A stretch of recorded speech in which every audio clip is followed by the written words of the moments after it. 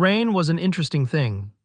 When cooshed by the warmth of a home, it was pleasant, a gentle and soothing rhythm for the soul. When unfettered, pelting from above and soaking its victims through, it was uncomfortable, bone-chilling, and relentless in its patient torture. Walking through the rain on this day, Thuron felt the same about it as he always did. It helped him feel. Every flash of lightning and clap of thunder was another song in his mind, his steps moving to their cadence and his heart beating to their rhythm. It was the perfect night, honestly. The perfect night to kill. Tonight he would complete a mission that had haunted the Bronze Assassins for many years. Thuron's black robes were already soaked through, his hood forming a wet layer over his dark hair, and yet his icy blue eyes stared forward unwavering. A change to the cadence of the rain caught his attention. He was too used to its delicate pitter-patter. The slightest shifts resonated in him like a stone dropping onto the surface of a calm lake. Watermancers like himself weren't known for their great combat strength, and most certainly couldn't pick out changes in the rain like Thuron, but control was their specialty. It was why he was so confident. Another assassin. Thuron's steps paused. With a light touch that didn't even disturb the puddle beneath his feet, he slipped into an alley. The target was a tycoon of a small city with a population of less than 20,000. Their estate was located at the core of the town and took precedent even over the mayor's mansion. Security was tight, but it could be said that the tycoon's greed was also his downfall. With how large the compound was, sneaking in hadn't been a problem for Thuron, and it clearly hadn't been a problem for this assassin as well. In the rain, it could be said that Thuron's concealment was unmatched. He slipped through buildings and slid through the shadows of trees and shrubbery, rounding the compound until he had sights on the back of his new target. As expected, it was another bronze assassin. Thuron didn't have eyes on his face, but he was highly adept at reading the posture and gait of people. Bronze assassin Lin. Thuron's interactions with other assassins were few and far between. That said, he had a deep Rolodex of knowledge regarding them nonetheless. At the very least, at the bronze assassin level, there was no one he didn't have information on. The second rule of the association. An assassin's greatest weapon was not their blade but their mind. Lin slid through the shadows, moving with a sharpness that belied his stupidity. Fool! Though impressive in movement, Lin's approach was too naive. He was approaching the estate from the west wing as it had the most lax security. But he couldn't see the obvious trap right before him. Thuron had analyzed every mission report. He had even been staying in this small town for the past month, listening to the stories of passers-by, tales of the assassins who didn't get the chance to return to report anything.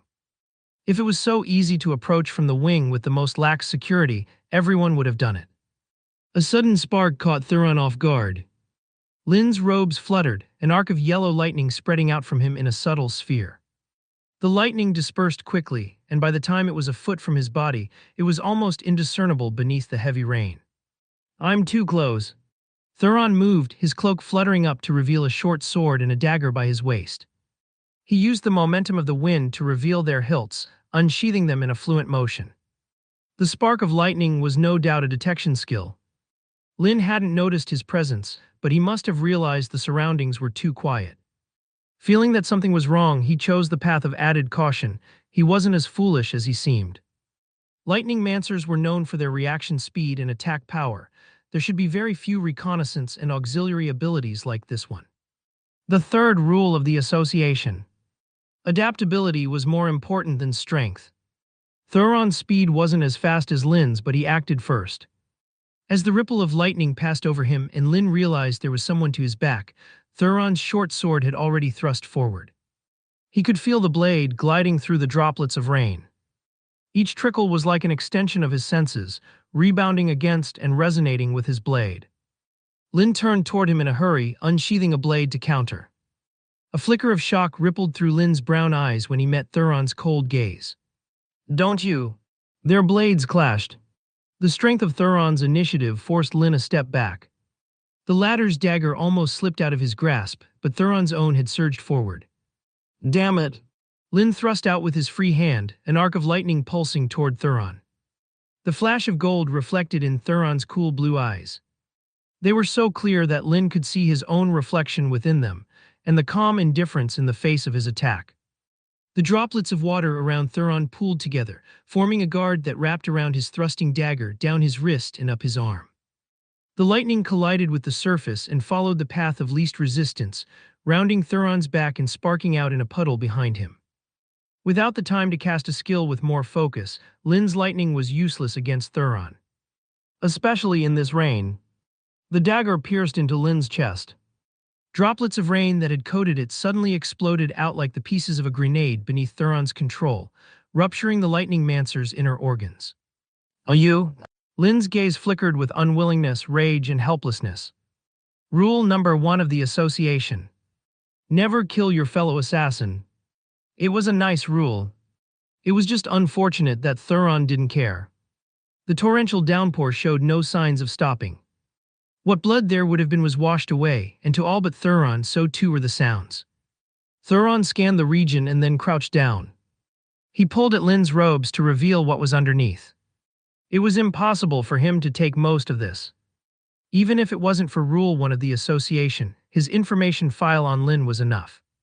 He hadn't confirmed it previously, but after their battle he was certain. Mancer abilities were hereditary and family members shared affinities. After seeing Lin's lightning mancy in person, he could confirm that he was Silver Assassin Raiden's younger brother. It was hard to confirm family relationships in the association because there were not only strict rules against killing, but there were also such rules against nepotism and things of the like. It could be said that Lin was more likely to be harmed by his elder brother than helped.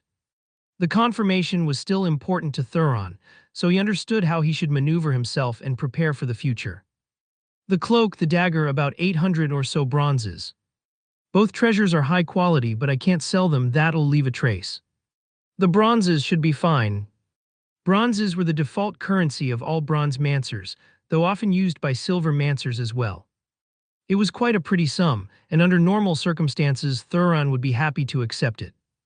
The trouble was that the reward for this mission was more than 10 times that, so it didn't taste as sweet. The dagger will still be useful for this mission, then I'll find a place to toss it. Thuron stood to his feet and returned to the eastern wing of the estate. His own dagger was a common item, forged by normal iron. His short sword was a bronze soul item, a carry-over from a life before this, one that was much warmer. A wall of green blocked Thuron's pass forward. Rather than steel, concrete, or bricks, the final defensive line of choice for the target was a well-trimmed line of bushes. Hidden behind a tree, Thuron stared at this line of defense for a long while. Until now, every step was practiced and perfect, following a plan he had outlined time and time again. This part was also well outlined, but it had unavoidable hiccups, ones that couldn't be erased without personal experience of what was inside. He didn't kill Lin because he was worried about the latter stealing his kill. As far as Thuron was concerned, there was no chance of that. He killed Lin for this step. Only without interference would this work. A heavy raindrop landed on Thuron's head. As though a gong in his mind, he rushed forward. His steps seemed to glide over the stretch of grass, not bending even a single blade. The rain became his domain, the reflection of several figures echoing in his mind. Every slight change to the rhythmic pitter-patter was as grating as a fork across metal in his ears. Akin to a soaring eagle, he launched himself over the well-trimmed bushes in a single bound. He appeared behind one of the figures, masking himself beneath the heavy downpour and drawing a blade across his neck. Before his first target even fell to the ground, he had vanished once again, appearing behind another. 1/1 kill. Most weren't even bronze mancers. Such experts were not cheap. This target might be a legend to the bronze assassins, but everything was relative. If he was so strong in both power and resources, this would be a mission for silver assassins. Smooth in his malice, Thuron might be described by most as moving like the wind. But in his mind, he was as fluid as water, as sharp as a droplet rebounding against the ground, as relentless as an endless stream. But the hiccup he knew was bound to come did exactly that. He had been thorough in his preparation, but it was impossible to consider every detail. So when he sensed two figures moving together, he was faced with two options. The first was to ignore them and go the other way, hoping they wouldn't run into the string of corpses he had left behind and alert the target. The second was to attack and hope that he could kill them before the commotion attracted others. Thuron took the second option. Pressing his back against a wall, Thuron waited as they approached. The echoes of the rain made their forms clearer and clearer in his mind, and just as they were barely 3 meters from him, a coil of water formed behind them, wrapping around one's ankle and pulling at just the right. The guard tripped and fell forward. Thuron burst into action.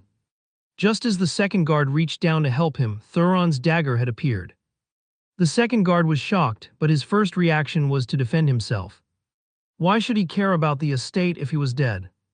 It was too late to draw a weapon, so he raised a hand, a sheen of earth appearing on his forearm.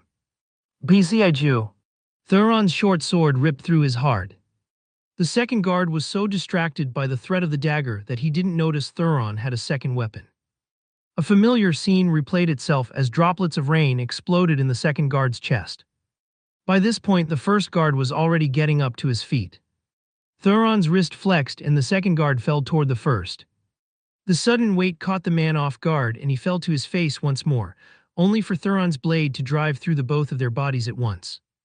There are more bronze mancers than I anticipated. I'm using up too much mana. Thuron looked up. If he didn't succeed today, it was hard to say when he'd get another chance. It wasn't often that it rained this hard for so long. After putting more than a month into this mission, backtracking now wasn't an option. Forward. Thuron took deep breaths. Checking his mana reserves, he realized he had no more than 10% left. It's enough. The core of the compound lay below him, and a string of corpses lay behind him. Ahead should be the location of the target. With light steps, Thuron slipped ahead. Without the rain, he had to be more cautious with his movements. Any unnecessary sound could alert the enemy. So using his watermancy, he expelled all the rain from his cloak and clothing, carrying it all in a small orb that floated behind him, silent but deadly. What Thuron didn't expect was for the target to be sitting on a plush reclining chair, looking right at him with an amused smile on his face. The target was known as Merchant Greycoat. He was a heavyset man, much like many others of his profession, but he lacked the bejeweled, blinged-out appearance to match. There wasn't a single speck of wealth on him that wasn't inlaid right into his green and gold robes. You assassins are all so amusing, coming here to die on your own. Don't you know how foolish you are? Merchant Greycoat slowly stood to his feet. There was a rush of wind, and green mist whirled around his body. The man was so relaxed that he was using his wind mancy to stand. There is no one on this compound capable of sneaking up on me. You know why I built such a large hollow hall outside? There's a clear rush of wind that runs across it. With my abilities, could you sneak up on me even if you wanted to? Merchant Greycoat smiled a sick, self-satisfied smile. Was it giggling his neck or was it his chin? It was hard to tell. You can die now. The merchant raised a hand and a rune flashed on his finger. A ring hidden in plain sight manifested and glowed with a green light. The wind around it swirled and a rotating arrow of wind took shape, exuding a jade color. The skill finished forming instantly, rushing toward Thuron in a whirlwind. Thuron's expression changed and he turned to run, the ball of water behind him becoming a shield. A hint of surprise formed on the merchant's face, but not enough to change anything. There was a huge gap between formless mana and one focused with a skill. As expected, the swirling arrow blew the shield of water apart.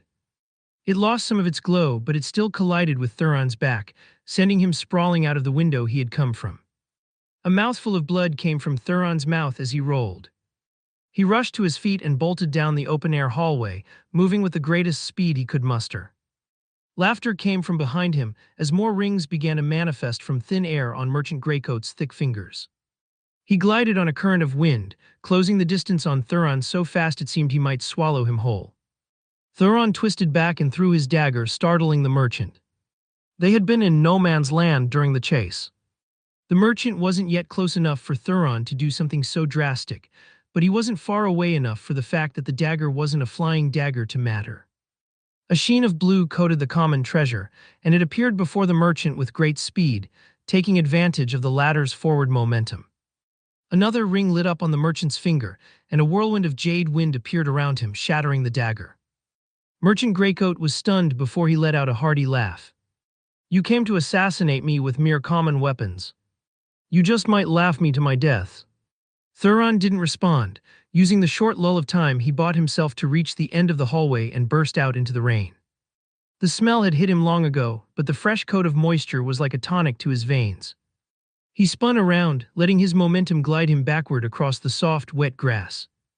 Locking onto the merchant, he began to gather up the last of his mana, an icy glow pulsing in his irises. Merchant Greycoat suddenly came to a stop at the end of the hall. He looked down at the sputtering line of moist concrete and shook his head with a chuckle. Do you know why you're especially foolish? I chased after you just for a bit of fun, but if you're asking me to get wet, you're asking for too much. I do not need to kill you personally. The merchant pulled at his sleeve and revealed a bracelet hidden underneath. With a swipe, a signal was launched into the air, ignoring the ceiling entirely. Then he stood there and waited in the warmth with a smile on his face. Time ticked by, and yet, even after several seconds, nothing came. Do you know why you're especially foolish? Thuron spoke for the first time. His voice was gentle. It was the kind one would expect from a scholar or professor, not from an assassin. Although it had the deep cadence of a man, it lacked any sort of forcefulness. You can't even realize you're being led by the nose. Your guards, they're all dead. Thuron's short sword slipped into his palm as he accelerated forward. A lance of water mana formed around it, and it seemed to contain everything Thuron had left. The merchant was shocked and moved to block, but he remembered too late that he had already used the shield cast on his right hand, and it was already too late to use the one on his left. Thuron's short sword drove into his chest, only to be met with substantial resistance. The blade bent into a crescent and could have snapped if it hadn't been a bronze soul treasure. Bang! The merchant's robes exploded, revealing a now damaged inner armor. Its runes flickered, some blinking out entirely. Ha. Merchant Greycoat chuckled in his shock. He had forgotten that he wore inner armor. He looked up, ready to bask in Thuron's despair, only to find a flash of gold instead. Thuron drove Lin's bronze soul dagger right through the blinking runes of the inner armor.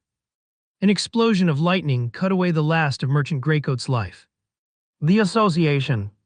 It was the name the assassins who joined it knew it by, but to the outside world they were known as the Daggers of the Night.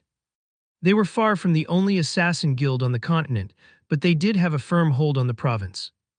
If one were to name the main centers of power in the Night Province, there was the Night Empire ruled by the Nightingale family, the Obsidian Eclipse sect, and finally the Daggers of the Night.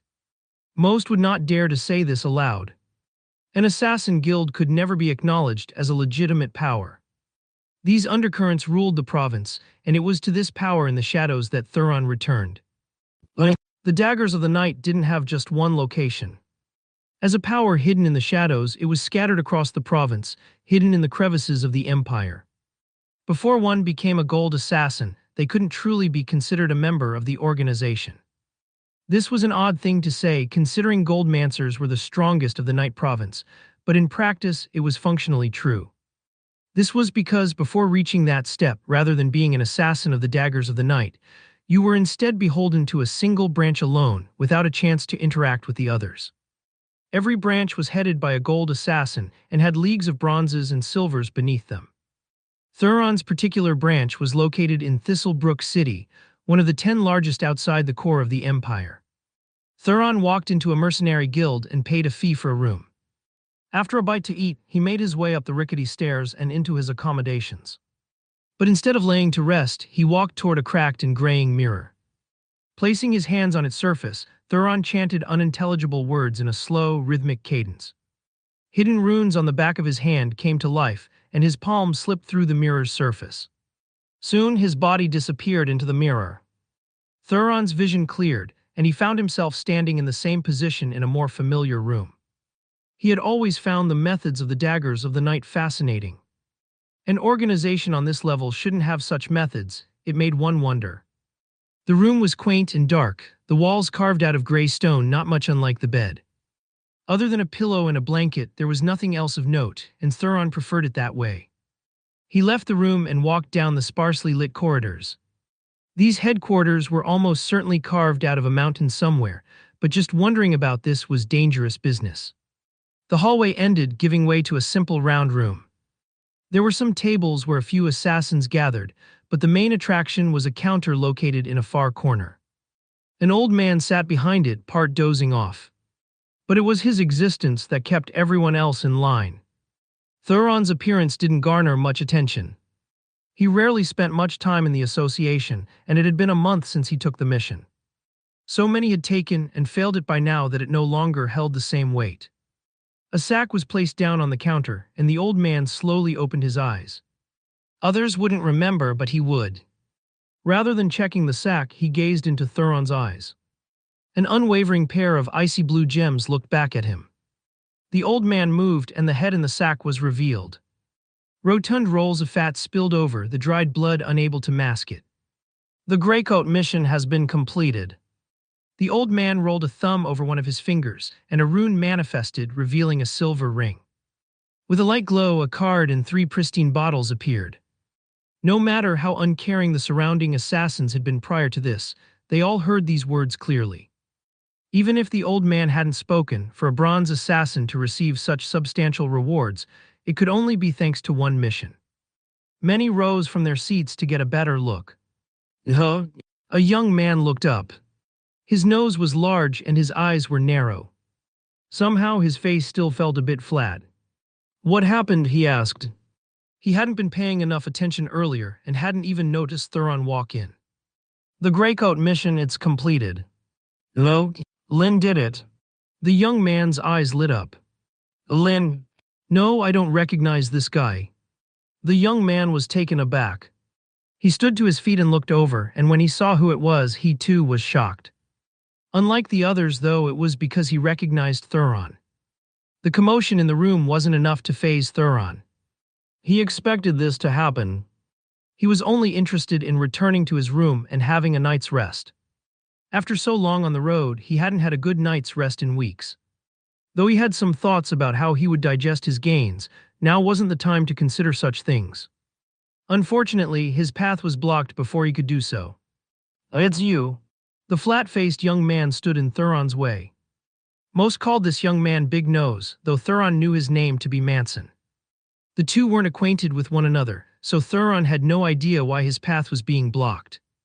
"How did you do it? Didn't Lynn take this mission? You completed it before him." The more questions Manson asked, the deeper Thuron's frown became. "Get out of my way. I'm not familiar with you." Thuron spoke coldly, a dangerous light flickering in his eyes. Manson couldn't react as Thuron brushed by him, moving down the dimly lit halls. When he recovered, he was livid. "If you think that mission is so easy to complete, you've got another thing coming, arrogant bastard." Thuron's steps paused for a moment before he continued walking. For some reason, he didn't believe Manson was lying. Manson's satisfaction only lasted for a moment. His heart skipped a beat the next moment, realizing he had said something he shouldn't have. The satisfaction was short-lived, but the price he might pay for it was steep. He gave a quick glance around and rushed away, hoping that no one would mind what he had said too much. What he didn't expect was to be called for a meeting just a few hours later, and by an even more unexpected person at that. Silver Assassin Raiden sat in a simple wooden chair, his clothing prim and formal as though preparing to attend a ball. He crossed one leg over the other as Manson walked in, looking up with a calm gaze. The accommodations for Silver Assassins were beyond that of bronze ones by a good measure, but Manson didn't dare to look around and confirm. The bronze assassin stared right at Raiden's feet, not looking up even once. "I've heard that the Greycoat mission has been completed." "Oh yes. Manson hurried to nod, almost feeling that he was answering too slowly. "And it's not by bronze assassin Lin. And no, it was another bronze assassin, a newbie. I'm not even sure what his name is." "A new recruit." Raiden raised an eyebrow. Even while sharing the same title of Bronze Mancer, not all such assassins were created equal. There were strong divisions and large gaps between them all. The association would only bring those who had yet to cultivate into the fold. It was the only way to weaken the possibility of spies. The largest demographic of new blood came from orphans. The last batch of new recruits was from 4 months ago or so. Assuming even his own speed of progression, this new recruit couldn't possibly have surpassed more than the third resonance. "Why yes, Silver Lord." Raiden chuckled at the ridiculous title but didn't pursue it. "How do you know this new recruit?" I don't know him well. I came across him as a new recruit and stole his welcome gift." Manson grit his teeth after explaining this. What he had done was against the rules and there were punishments for it, but he also didn't dare to lie to a silver assassin. Plus, although he used the word stole, there wasn't much resistance at all. Thuron hadn't fought back like the others, and had simply handed the quota of bronzes and pills over without a word. It was such a short interaction that Manson wouldn't have remembered it if not for how odd it was. Most would feel dissatisfaction, unwillingness, at least a hint of anger, but Thuron was like an icy well. He had fathomless depths and a frigid core. Even today, he made no attempt at revenge, as though he had truly not cared back then. I see, Raiden nodded. I also heard that you mentioned something you shouldn't have today. Manson froze, his shoulders trembling. He wanted to grip his fists, but fearing that it would be seen as a sign of aggression, his fingers splayed outward instead. It would have been a comical sight if not for already being drenched in sweat. I wonder, who would you have heard such a thing from? Raiden uncrossed his legs, recrossing them with the other on top. He leaned onto the wooden chair's armrest, staring at Manson like he was looking at a plaything. The answer was clear to them both. That day Lin took the mission, Raiden and Manson had been there. What others didn't know was that Raiden was the one who pushed his younger brother to take the mission. Back when Raiden was a bronze assassin, he had wanted to take this mission as well, but his master refused. When he asked why, he hadn't received an answer. Since then, Raiden had been somewhat obsessed with finding out more about this, so he sent his younger brother hoping to gain an inkling.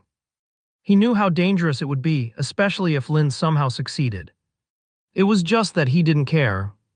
Brotherly affection was nowhere near the top of his list of priorities. That glory should have been his, but much like Manson didn't dare to slight him, he didn't dare to ignore his master's words. Now it seemed he might find out what was so special about that mission. It had just happened in unexpected fashion. Where is Lin? Raiden asked. Zai. Manson was so shaken by the earlier threat that he couldn't formulate his words. What made it worse was the fact Raiden didn't even try to hurry him, sitting there and staring with a smiling expression. He still hasn't come back. You may go. Manson scrambled away, feeling like he had just been pardoned. Neither knew just yet that Lin would never return, but Raiden had a suspicion. He was already wondering just who had killed his younger brother. Could he have failed the mission and left an easy path for Thuron? Lord, Raiden chuckled. If a new recruit was so bold, things might get interesting. Thuron had long fallen into the embrace of sleep. The lines of his face looked much gentler now, painting the image of a time long past. The cold sternness was washed away, replaced by the image of a 14-year-old boy with delicate yet-to-mature features and a natural state that was both gentle and playful. Unfortunately, even Thuron himself didn't know if that version of himself would ever return. His mind was haunted by images of that day, the flashes of lightning and the last moments of his family. He had read many books about the selfishness of humans, but it wasn't until that day that he truly understood the extent of it. To wipe out a family, a clan, a lineage, for no other reason than to further your strength. The most sickening part was that he should have died with them.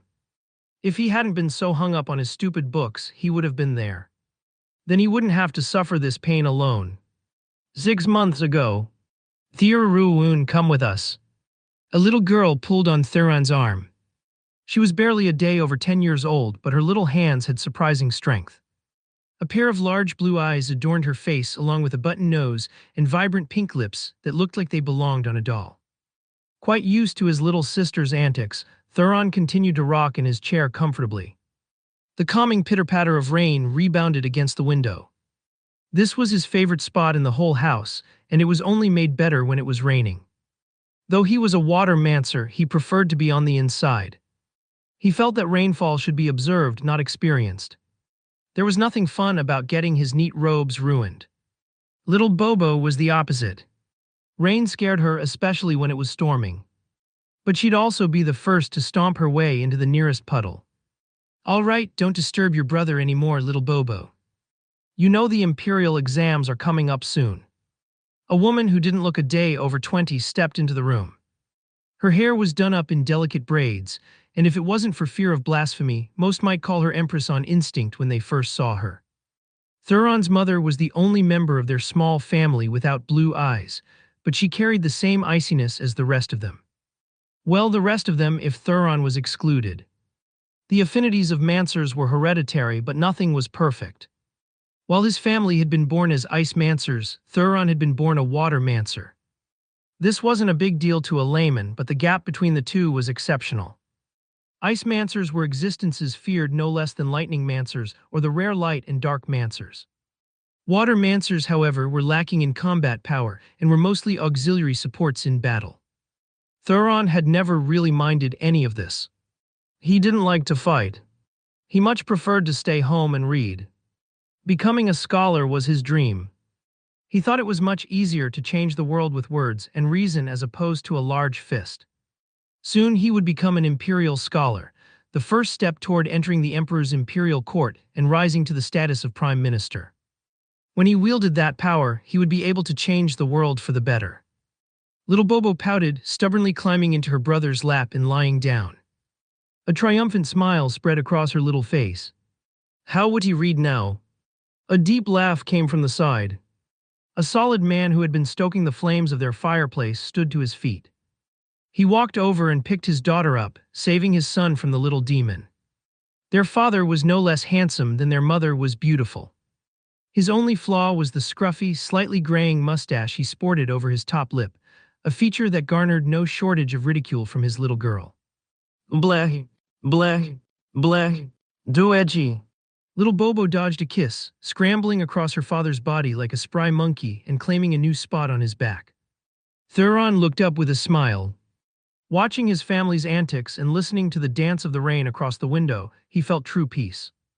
The thoughts that consumed him were far too mature for his age. What 13-year-old would be so clear-headed to enjoy such a moment?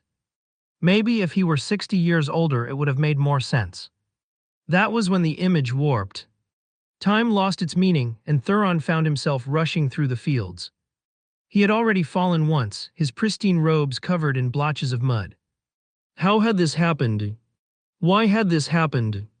The festival had taken place on a rainy day, but to a town filled with water mancers, this might as well have been a plus. Everything was perfect, so why was this happening? Peals of lightning stretched across the skies like a net, particularly large bolts weaving in and out almost like dragons bobbing through the heavens. The pang in his heart grew worse and worse. He couldn't hear the screams over the raging thunder, but he could feel their deaths. His senses had always been amplified in the rain. Maybe of everyone present, he was the first to realize that something was wrong. But there was still nothing he could do to change it. Haggard breaths came from his lips, his lungs threatening to tear themselves apart. His throat felt as though a flaming devil was clawing its way up from the pit of his stomach, and his heart hurt so much he almost lost sensation. Finally, he made it over the hill, and what he saw was a scene he would never forget. A man wearing fluttering golden robes stood high in the skies. Bolts of lightning fell one after another, most aimed toward him, but a few stray sparks made their way through. The citizens of their town couldn't withstand even these small wisps. Just being in proximity to them claimed their lives. Thuron could see his family below. His father shielded little Bobo and his mother behind him. His little sister had her eyes closed tight, her small arms wrapped around his neck. He felt the bolt before it even descended, and the man in the sky's reaction was even clearer. Standing in those fluttering golden robes, the man casually waved a palm and blocked only a portion of it. He could have blocked it all, Thuron was certain. He could feel it. Thuron's family was burnt to ash in a single strike. He felt his father's final struggle, but it was all for naught. Who could stand against heaven's fury? His gaze went white with grief and rage. Why his family? Why this town? Why here? Who would do this? The words he heard next were forever etched into his soul. Thuron lay in bed shirtless. A necklace hung from his neck, taking the shape of an inconspicuous sword. Every time he took a breath, a frosty energy would be sucked into it. Suddenly his eyes snapped open, a cold sweat forming a thin layer over him. I will let you live. Stoke that hatred. Become the fuel for my karma. Thuron sat up on his elbows, his core muscles softening and solidifying beneath his heavy breathing. His delicate skin reddened considerably, a spike of rage twisting his immature features. Every night the same dream again and again. It was certainly not natural. It acted as a reminder, a brand on his soul to stoke his hatred. There wouldn't be a moment of peace until one of them died. Mancers were separated into four categories: spirit mancers, soul mancers, flux mancers, and elemental mancers. Most were born with a strong affinity for one, though depending on your starting mancy, it was possible to transition to one of the others with time and effort. The man whose tribulation killed his family and most of his town was a spirit mancer. This path of mancy was most simply defined as the ability to use mana as a proxy to absorb the resultant mana of others. This was the textbook definition, vague and hard to understand for most. Only an Imperial scholar like Thuron would know it as such. Most others would know it in vague terms. If a layman were asked, they might say it was the rarest mancy, that it allowed one to read minds and control the soul or complete acts of divination. Or in Thuron's experience, it allowed one to absorb bad karma to strengthen themselves. The spirit mancer who killed his family had done so for no other reason than to use their resentment to pass his tribulation smoothly. He let Thuron live for no other reason than he believed it might help him with a breakthrough in the future. Thuron did not know his name, he didn't know who this person was, if he was close by or far away. He didn't even know what level of strength this person wielded. All he knew was that to enter the gold mancy level, there was no such tribulation. Either this man was far above gold mancers, or he practiced a technique that brought down heavenly judgment. Thuron hadn't even been a bronze mancer back then. He had no way of deciphering that man's strength, but his face was burned into his memory, as were the events of that day. Even if he wanted to forget, he couldn't. Thuron pulled himself out of bed. He hadn't slept in the hideout, but had instead chosen to stay in the inn. It was safer here. After washing up, he gathered his things and placed a palm on the mirror. Soon he was in his association accommodations. The stone bed was cold and hard, but Thuron didn't mind. The coolness helped him calm from this morning's events, and after a while of sitting on it in silence, he had adjusted himself enough to pull out his gains. He left the coins to the side and took out the 3 pills. They were the most common pills of improvement, bronze resonance pills. To become a mancer, one needed to form a bronze core. This core would take shape in one's danshan and act as the center of one's accumulation. Resonance pills helped to refine and rid one's core of impurities. These in particular were of mid-tier quality, making them perfect for Thuron's requirements. Raiden wasn't wrong. Thuron was indeed at the 3rd resonance. One needed to complete 9 resonances to attempt a breakthrough to Silver Mancy. Lin had been at the 7th resonance, and Merchant Greycoat had been at the 9th. It was just that Thuron's strength in the rain was probably a match for anyone beneath Silver Mancy. Well, if Merchant Greycoat had some actual combat skill to match his obscene wealth, he could have very well killed Thuron. But the man was ultimately a paper tiger who only had his cultivation thanks to said wealth. As one might expect, Thuron would use these mid-tier bronze resonance pills to enter the 4th resonance. After a final breath, he swallowed the first pill. His skin began to heat up, reddening beneath the strain. Deep within his body, the medicinal strength of the first pill rushed through his meridians. It split along the winding paths and suddenly converged on his bronze core all at once.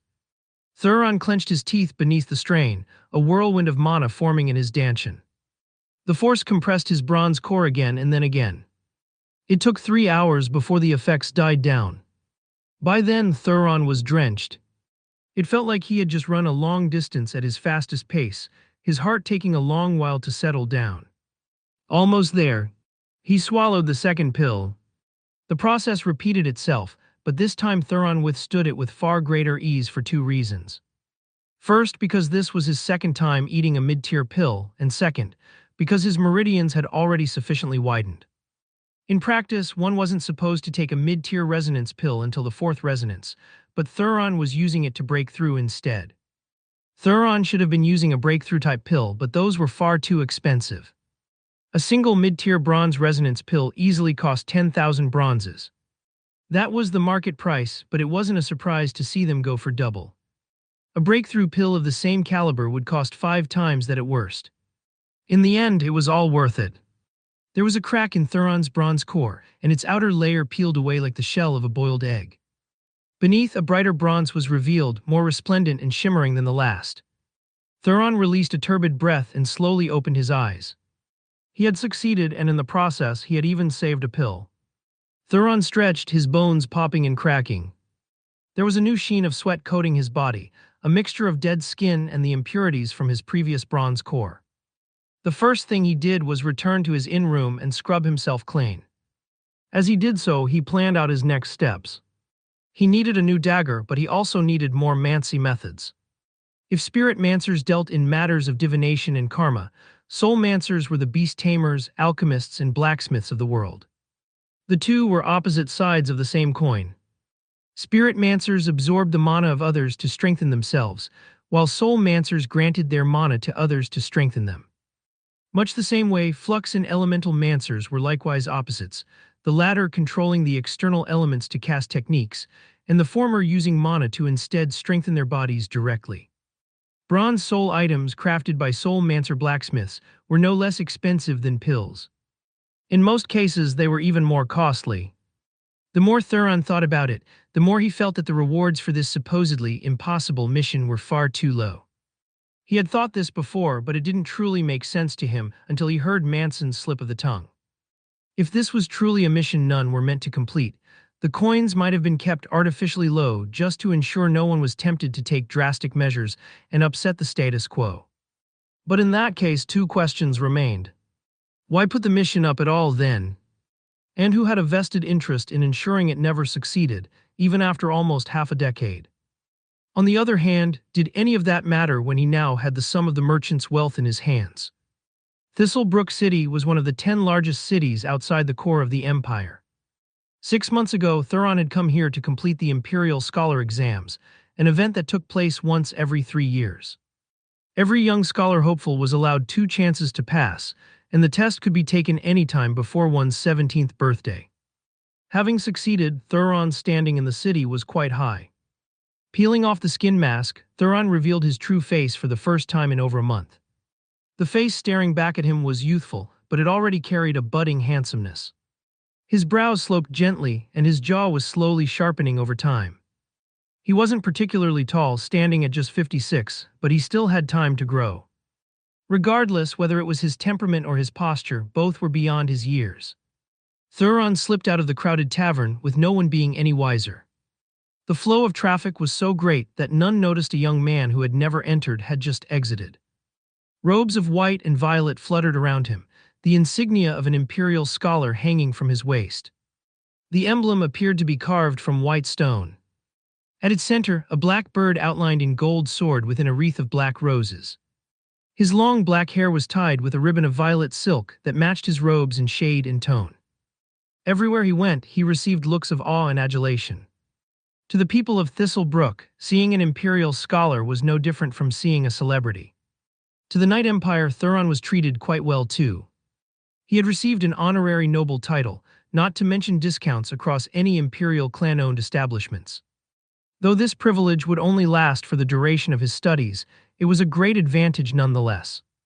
With his identity, Thuron walked into the tallest building in the city. The pagoda seemed to soar into the clouds, though this was mostly an illusion of grandeur. The establishment was known as the Nightingale Pagoda, or rather, it was a branch of it. There were many merchants, merchant guilds, and merchant families in the empire, but there was only one main exchange and trading hub. It was the imperial family's not-so-subtle method of keeping everything in check, but no one minded. It kept all the prices regulated, and the competition was good for consumers. The downside was that breaking into the market as a new merchant was almost impossible. And on Thuron's side of things, there was no black market for him to take advantage of. "Hello, young scholar. How might I help you today?" An attractive, middle-aged woman greeted Thuron with a bow.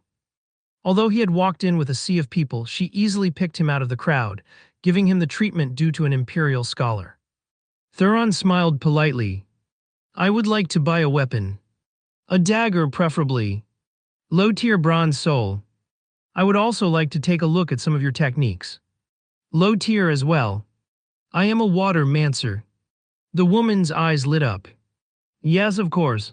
Please follow me, young master," her voice trailed off. Thuron, she continued quickly. "You can call me Stara.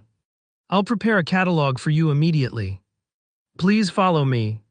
Thuron was escorted away beneath the envious gazes of many and led to a private room.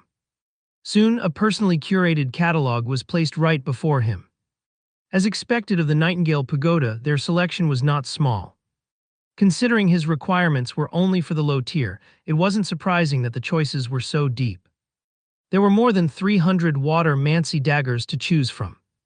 Techniques were rarer, but even then there were almost 100. Most are redundant. Of the selection of daggers, the majority were mass-produced goods with only small variations between them. As for the techniques, they were similar in that they mostly performed the same actions. The price of the daggers ranged from around 3,000 to 7,000 bronzes. As for the techniques, they were more expensive, going up to about double the upper end. Thuron quickly made his choices. Stera rushed in as though gliding on a cloud, handing Thuron a sleek white box. Inside there was a dagger with a 7-inch curved blade. The cool edge radiated a touch of blue light, and the handle was a dense black that contrasted well. Thuron picked up the dagger and balanced it in his palm. He resisted the urge to use any knife skills, cognizant of the fact that he was an Imperial Scholar right now, not an assassin.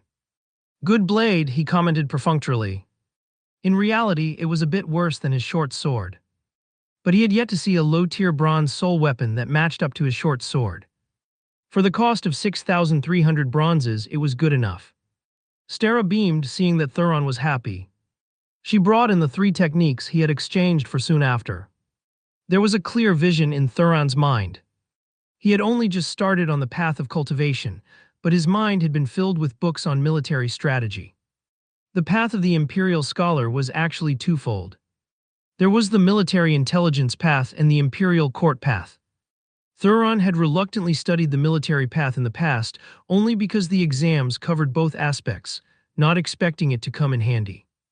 Compared to most, he was much sharper in the art of combat and how to secure victory. As such, his techniques of choice fell into 3 categories. First, defense. Second, ranged assault. And third, movement. The defensive technique he chose was the most powerful of the 3. Water mancy wasn't good at attack or speed and agility, but it was excellent in defense. Bursting water shield. This method was an oddly technical one. It had 4 stages of mastery like all techniques did, each one allowing for an elevated level of control. At the entry boundary, blocking was the greatest result one could expect. It functioned exactly like other shield skills, though the potential was far more limited than those formed by Earth Mancers, for example. Upon transcending to the proficient boundary, it was possible to trap and contain attacks, redirecting them under the right circumstances, or slowing down attacks too powerful for the technique to stop outright to allow the opportunity to dodge. Beyond was the adept boundary. This was the stage where one gained access to the moniker of the technique, burst. Burst was an added layer of complexity, allowing the user of the water shield to deconstruct and self-destruct the technique in a controlled fashion.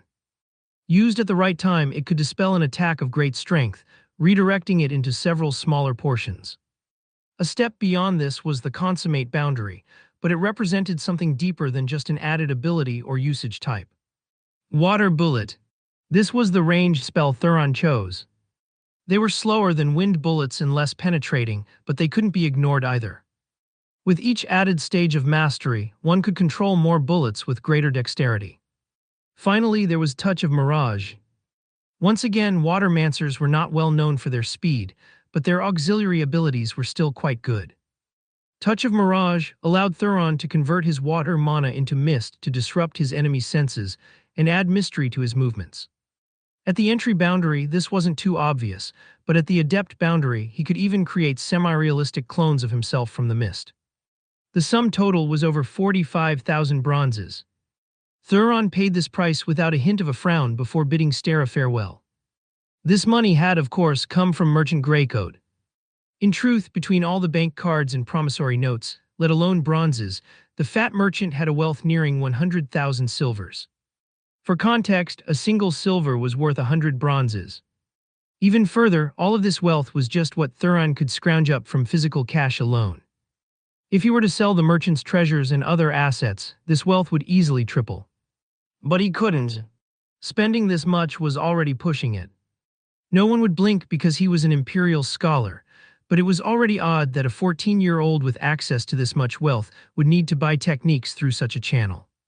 Shouldn't they be provided by his family? This didn't mention the fact he had yet to look into the mystery of what was so special about the merchant. He didn't have time to go through all of Greycoat's belongings, because it was only a matter of time before the signal flare he had sparked attracted others to the estate. Thuron walked out of the private room, the embroidered box that carried his dagger resting under an arm. The memory jades that held the techniques were already slotted away into a pouch on his waist. He had long since memorized them but kept them safe nonetheless. Thuron! A sweet voice drifted to Thuron's ears. Looking up, he found a group of 3 women and 2 men, walking toward the private rooms together. Thuron always did his homework, so he knew who these people were. 2 of them wore Imperial Scholar uniforms, including the young girl who had just spoken. The other 3, however, wore uniforms that were quite eye-catching. The uniforms of the young Imperial Scholars were white and violet, while the true nobles, those who graduated and went on to take up official positions in the army or government, wore black and violet. These 3 youths, though, wore black and gold. They were facing Thuron, so he couldn't see their backs, but he was sure that if they turned around, he would see a golden moon on their backs as well. The Obsidian Eclipse sect was the most powerful in the Empire, but that didn't mean it was the only one. These youths were from the Luminescent Moon sect, a powerhouse in the region. In fact, they held more influence than the Marquis Mansion. The young girl's eyes lit up when she confirmed that it was Thuron, running up with a happy smile. The young girl was maybe 12 or 13 years old. Her cheeks puffed out in an adorable sort of way, and her red hair was done up in a pair of pigtails. Freckles dotted her cheeks and little nose, a pair of bright green eyes standing out in contrast. Thuron couldn't help but smile when he saw this little girl. She probably wasn't a breath above 5 feet, but she seemed larger. It was impossible to believe that she knew any bad or evil existed in the world at all. Thuron, where'd you go? You just up and disappeared. Teacher Fern is very unhappy. Just handling something, Thuron replied, his voice soft and gentle. Classes were not mandatory. The structure of the Imperial Scholar's path was quite lax. Exams were taken when the student was ready, not at a set time, and so long as you were completing a certain number of credits within an allotted time, you wouldn't be bothered. There were some geniuses, groomed by powerful families, that only entered the academy for a few months, clearing the credit threshold quickly before graduating to jobs long prepared for them. Thuron was already on schedule, so it wasn't a problem even if he disappeared for another half year. That's what you always say. What could you possibly have to do? Teacher Fern is worried about you. The little girl seemed to realize that there were others around and blushed. Her gaze darted about, her instinct being to hide behind Thuron, but that would only make it worse. Among the girls that had followed her, one who looked to be 16 or 17 years old smiled at Thuron. She wore the robes of a Luminescent Moon sect disciple. Little Sadie, who's this? This is Thuron. He is in my class, Sadie recovered and explained. Thuron, this is Thessa. She's from the Luminescent Moon sect. She's my brother's. Just Thessa is fine, she said with a chuckle. Sadie blinked and then turned to everyone else. This is Soren and Tegan. Then there's Flora, who you already know. Soren and Tegan were the 2 boys of the group. They were both around Thessa's age and from the sect. Flora was a girl from another class under a teacher Bloom, if Thuron recalled correctly. He greeted them all with grace. All of his mannerisms seemed to come from an etiquette teacher's dream. There was nothing to pick at. Then I'll have to bid you all farewell, Thuron said after some small talk. He had training to do and couldn't waste time here. If you're all around in the future, I'm sure we'll have more time to get better acquainted. Soren smiled, giving Thuron a jovial pat on the shoulder. He was a bit handsy, but that also seemed to be his personality, so Thuron didn't mind it too much. Of course, we'll be around for a mission the next couple of weeks. Since little Sadie likes you so much, have dinner with us sometime. A not-so-subtle stomp to the foot made Soren wince, and the others laughed at his expense. Thuron bowed once more and slipped away. A gaze watched his back vanish into the crowd, a curious light in its depths. Nice kid, Soren chuckled, earning himself another stomp. Thuron frowned long after he left the pagoda. He walked with a brisk pace, heading toward the academy, but his thoughts were on the group he had just met. namely the three from the luminescent moon sect. Disciples taking missions wasn't out of the norm, but what mission allowed them to come into the city? Most sect missions would be related to training, killing beasts, finding herbs in dangerous locales, etc. But Soren said they would be in the city for 2 weeks. Why did it sound like they had come more for leisure than anything else? The sect was a place to grow warriors. Most weren't even allowed to leave without special cause. Why would they allow a group of three to meander about in the city for several weeks? What mission could be so lax? The Imperial Scholar Academy wasn't as grand as the pagoda. The gates were simple and unadorned, a rolling pair of large wooden doors that emitted a delicate floral scent. Inside, the rest of the academy was much the same. The principles of a scholar, whether on the path of imperial politics or military, were rife with reminders of humility and modesty. I will have to take them up on their offer of dinner and monitor this situation. This was the conclusion Thuron came to before he suddenly smiled bitterly. A familiar and sharp fragrance filled his nose, and he saw the person before he laid eyes on them. A heavy-set woman thundered forward. Though a bit chubby, her appearance was pleasing to the eyes, looking like a kind middle-aged housewife. Trouble was, this housewife seemed to have a bone to pick. "Teacher Fern," Thuron greeted with a bow. "Oh, so you still know to call me teacher. You haven't forgotten in the last month you've been gone." Thuron lowered his head and didn't reply. His answers were effective against Sadie, but not so much against this valiant woman. Don't think that just because you're ahead on credits that you can just up and leave whenever you feel like it. You have a good chance to become one of the few perfect credit students. Do you know how valuable that title is in the Empire? Don't waste your potential. Yes, teacher. Teacher Fern laid into Thuron for several more minutes. She had gotten used to punching at this airbag. The softer and less resistant Thuron went, the harder she had to go. The first time she lambasted this young man, it had fallen flat because he just accepted without a word. Now she knew not to fall for his tricks so easily. After a while, she was finally out of breath. Tomorrow, there'll be an exchange between our class and Teacher Bloom's. You will be there, or by the gods, I will rip you out of your bed by the ears. Are we clear? Yes, teacher. Thuron smiled bitterly. So that's what this was all about. On his way back to his dorm, Thuron passed by the only flashy ornament in the whole academy. It was a stele adorned with gold. This stele was the perfect credit stele. It listed the number of perfect credit students to pass from this branch of the Imperial Academy. In its many generations of existence, Thistlebrook's Imperial Academy had just 4 names of their own. 3 from the military stream and just 1 from the political stream. A so-called perfect credit graduate was a student that managed to pass all available classes in a stream with top marks. This top mark didn't refer to a perfect score but rather the S grade. There were a total of 99 available credits and a total of 33 classes.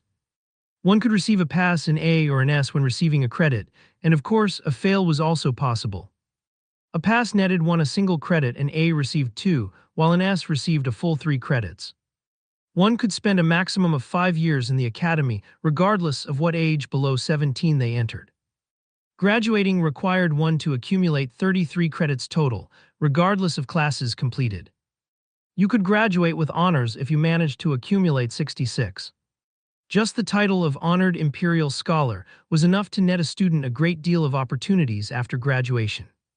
It was just that a perfect credit graduate was on another level. There were also benchmarks a student had to meet during their time here, or else one could be expelled early. Thuron had joined the academy almost 6 months ago now and accumulated 4 S grades and 12 credits in that time. The benchmark for the first year was only 5 credits total, while every subsequent year was 7. So Thuron certainly had quite some breathing room, but Teacher Fern had her eyes on a much bigger prize. 3 layers were working in conjunction here. First, there was Teacher Fern's enthusiasm. The second was the coming exchange with Teacher Bloom's class. But deeper than all of that was the stele of the glowing gold. 3 perfect credit graduates from the military stream and just 1 from the political stream.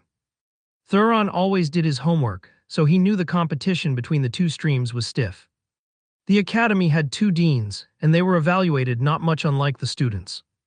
The teachers were likewise in the same boat. It couldn't be said that the perfect credit graduate was the end-all be-all. They were too rare after all. But it certainly helped. Thuron entered his room, or more accurately, his courtyard. He was treated much better as an Imperial Scholar than a bottom-feeding assassin. There was even a basement perfect for his training and resistant to his attacks. Without delay, Thuron descended to his training room and began a night of long practice, drilling and familiarizing himself with the 3 techniques he had just exchanged for. Early the next morning, Thuron walked into Teacher Fern's class, his white and violet robes as primly kept as always. With the number of points he had accumulated on his last mission, he wouldn't need to complete another for the next 3 months. That was the benefit of clearing a 3-star difficulty-rated mission. As for what would happen if he didn't, well, the mark left on the back of his hand would certainly have something to say about that. The association was a place where kind-hearted souls gathered. There was no shortage of untalented assassins who lost their lives not due to lack of trying, but lack of success. It was said the death the soul mark gave you was as excruciating as it was cruel, and Thuron had no intention of becoming a living example. Thuron, over here. Sadie waved from the front row. Thuron took a seat by her side with a smile. You left in such a hurry yesterday. I was worried that you'd disappear again. Teacher Fern would have your... Sadie hurriedly covered her mouth with both of her little hands as a familiar figure walked into the class.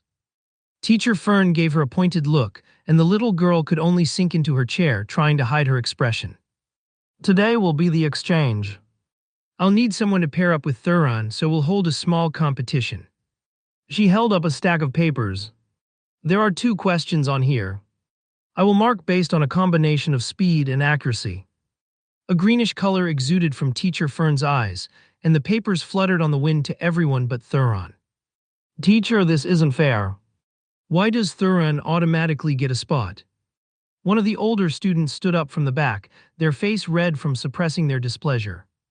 He wasn't the only one who felt this way, he was just the only one who dared to speak. The most powerful family in Thistlebrook was the family of the Marquise. This young man wasn't a member of their main branch, but he shared their last name, Thistle. He was probably one of the few who dared to directly refute a teacher of the Imperial Academy. The young man wasn't targeting Thuron without cause. There were only 2 exchanges a year and 1 yearly competition. Just participating granted one a single credit, and this was already enough for students to go wild. However, if you participated and performed well, you could earn as much as 3 whole credits. This was absolutely huge. Who would want to miss out on this? Thuron sighed inwardly. This should be yet another punishment. It seemed the valiant housewife hadn't had enough of scolding him. Now she wanted to turn the whole class against him. Things would have been fine if he just took the test as well, but with the order of operations flipped, there was no escaping some sort of fallout whether he won or lost. Yesterday, he didn't really mind the scolding. But this time he felt Teacher Fern had gone too far. Teacher Fern looked toward the Thistle descendant calmly. He was 18 years old this year and had been in the academy for 3 years. Among the students present, there were quite a number like him, students who no longer attended class as they focused on passing higher difficulty courses. To these students, the right to participate was huge. They were no longer as bright and doughy-eyed as the first years. Once you had cleared all of the basic courses, gathering more credits after 20 or so was a monumental task. These sorts of opportunities for extra credit had value that couldn't be understated. I chose Thuron because he is the best option, she replied. Under what metric? I have more experience than him and double his credits. There are any number of seniors here that can say the same. The more he thought about it, the more enraged the Thistle became. This was ridiculous. Many of them had never even seen this Thuron before, and they didn't know what he looked like. It wasn't until the Thistle mentioned these facts that the majority grew more incensed. What do you think, Thuron? Teacher Fern asked. There was no immediate response. Thuron looked down toward the long desk before him, an almost rhythmic set of thoughts going through his mind. It was the same cycle he went through every time he wanted to refocus himself, to remind himself of why he did the things he did, why he acted the way he should rather than the way he wanted to. I believe that the seniors have earned the right to compete for both spots. I am far too young and inexperienced to take on this burden. His voice was gentle, not in a timid sort of way, but a soothing one. It was the kind of voice that made it difficult to gather any ire for. Even those who had not personally met Thuron before couldn't help but soften their stance. Teacher Fern frowned, not liking the answer.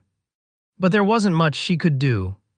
Listening to the wishes of her students, she passed an exam paper to Thuron as well. Please begin.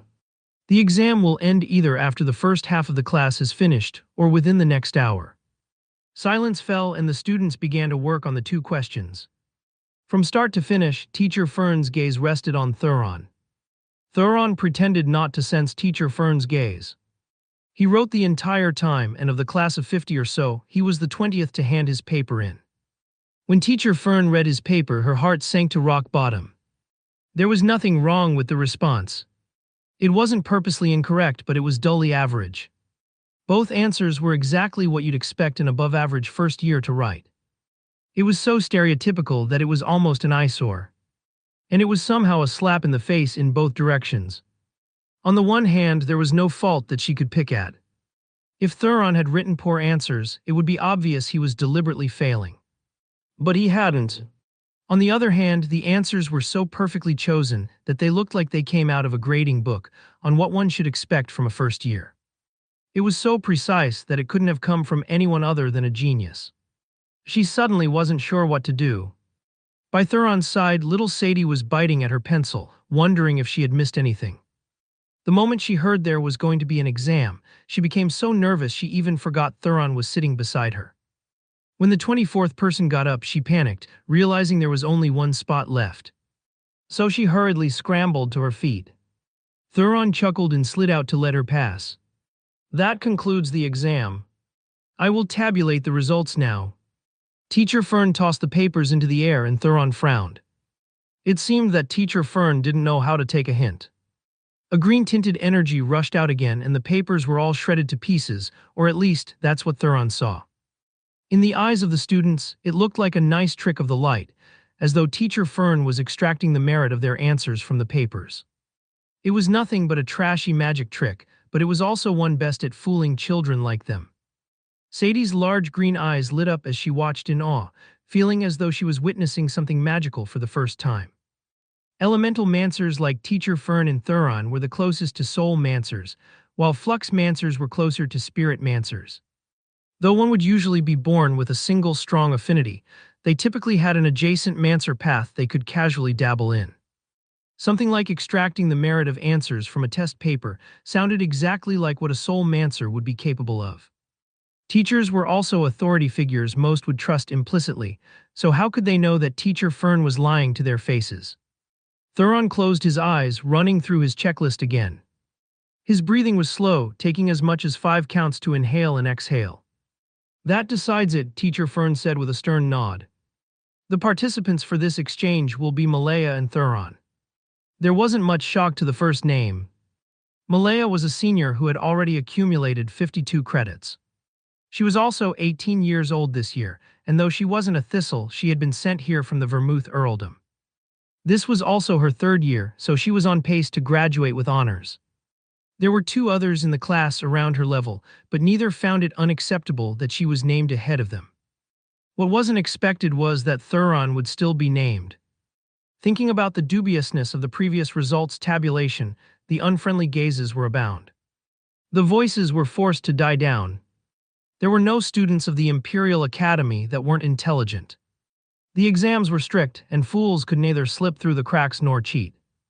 If Teacher Fern was going so far as to push Thuron to the forefront, then she already had blinders on. There was no amount of dust they could kick up that would change things. Much the same way there were no useless students in the academy, there were likewise no useless teachers. In the case that Thuron truly was worthy of this placement, there was even less reason for them to complain. None of this changed the fact that many were unhappy with how Teacher Fern had gone about doing things, and that unhappiness was naturally transferred to the youth. Many of them didn't know rather than the powerful Gold Mancer none of them could offend. Throughout the process, Thuron remained silent. Teacher Fern had expected to see some sort of reaction, but he sat there just the same. The class was brought to the exchange room. This place was little more than a theatrical court of sorts, designed with the imperial capital in mind. It was designed not much unlike a theater, if said theater's stage was surrounded by seating in all directions. The stage itself was a circular platform that followed the layout of the room, and the spectators' area was divided into four, opening up four paths for entry. By the time many of the seats were filled, Thuron stood behind a wide podium with Malaya, waiting for their opponents to arrive. Malaya was a frail girl. Her build was slender and her face was lovable.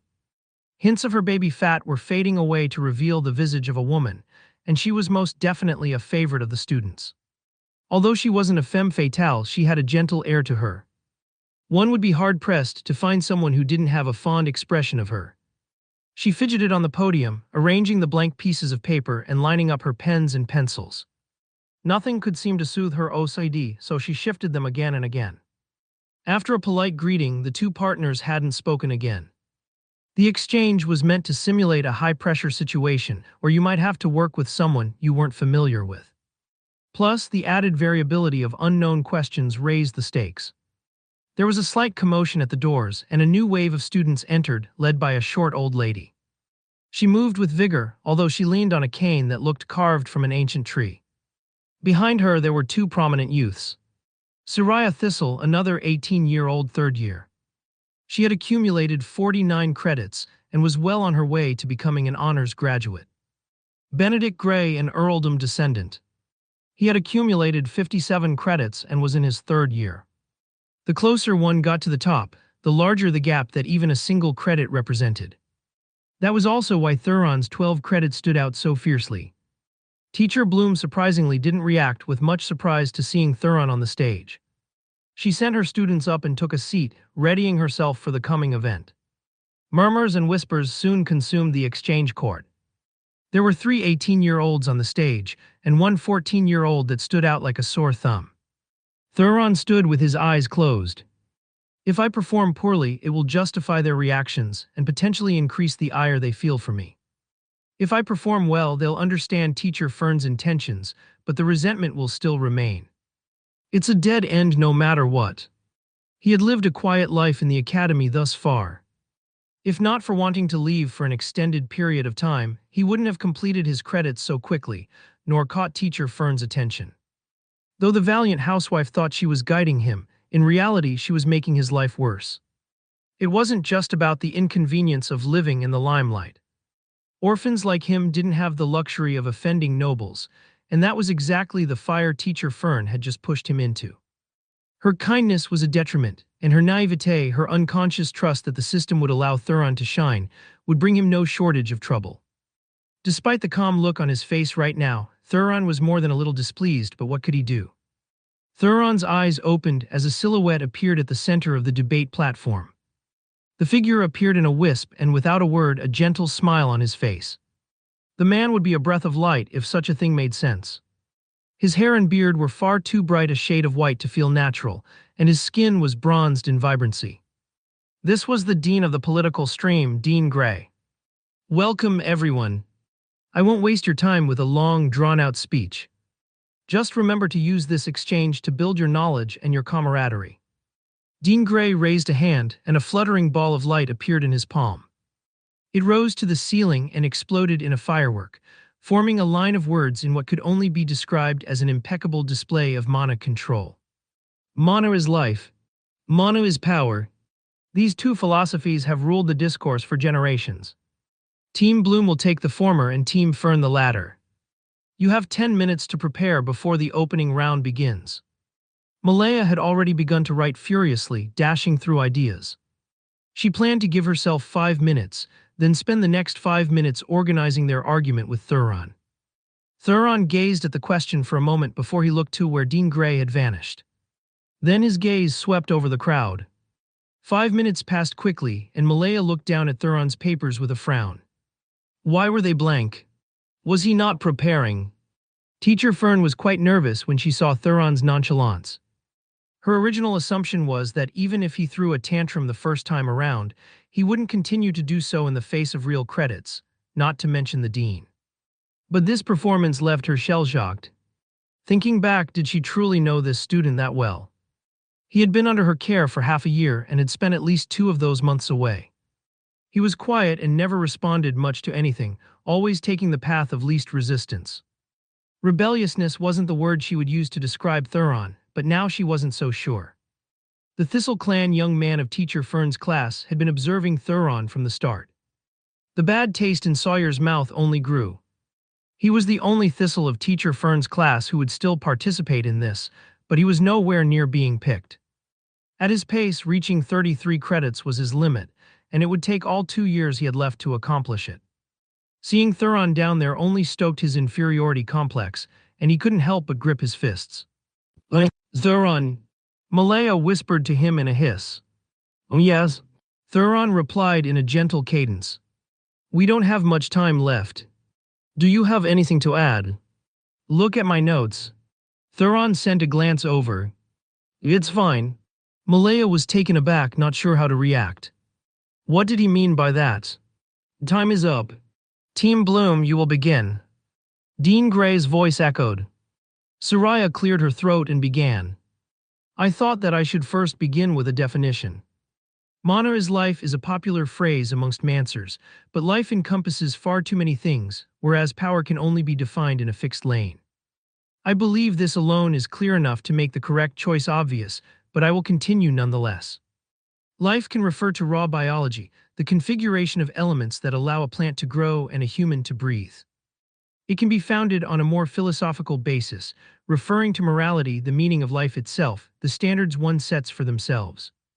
It can refer even to something far more abstract, hinting at the impetus of creation itself. We would argue today that only one word could possibly encompass the true meaning of mana. She gave the crowd a smile as she finished. Malaya was in a state of panic. She had spent too much time trying to catch Thuron's attention and not enough consolidating her ideas. What she didn't expect was that Thuron would speak without her input. A definition is a good place to start, he began in a gentle voice, but what we define is more important. The definitions of life and power are less important than the definition of mana. Many frowned when they heard these words. Wasn't the point of life and power to act as definitions? Wasn't this circular logic? What was the point in trying to define mana if they were precisely trying to define that in the first place? Malaya almost fainted. It was inappropriate to interrupt or inject her opinion here. Refuting her partner would only make the situation worse, but that didn't stop her from feeling like an ant in a frying pan. Mana exists in two states. There is mana all around us, and there is mana in ourselves. The reason no one has decided on which definition is true, life or power, is because no one has agreed on what question is being asked in the first place. We would argue that the question has no meaning if it does not refer to the mana in ourselves. Mana otherwise is an energy of the heavens, a force of nature beyond us. What is the point of deliberating on mana in this form? The question then obviously refers to mana in relation to ourselves, humans. And in this case, it can only refer to a single thing. Power. Silence fell. It was a well-thought-out answer, short and succinct, and seemed to leave no room for rebuttal. It cut to the core of the question and made many second-guess themselves. The answer Soraya gave was excellent, but why did Thuron's feel like it was on another level? It was like Thuron had taken a highly complex issue and distilled it down to its barest parts, and his opening statement became something that couldn't be ignored.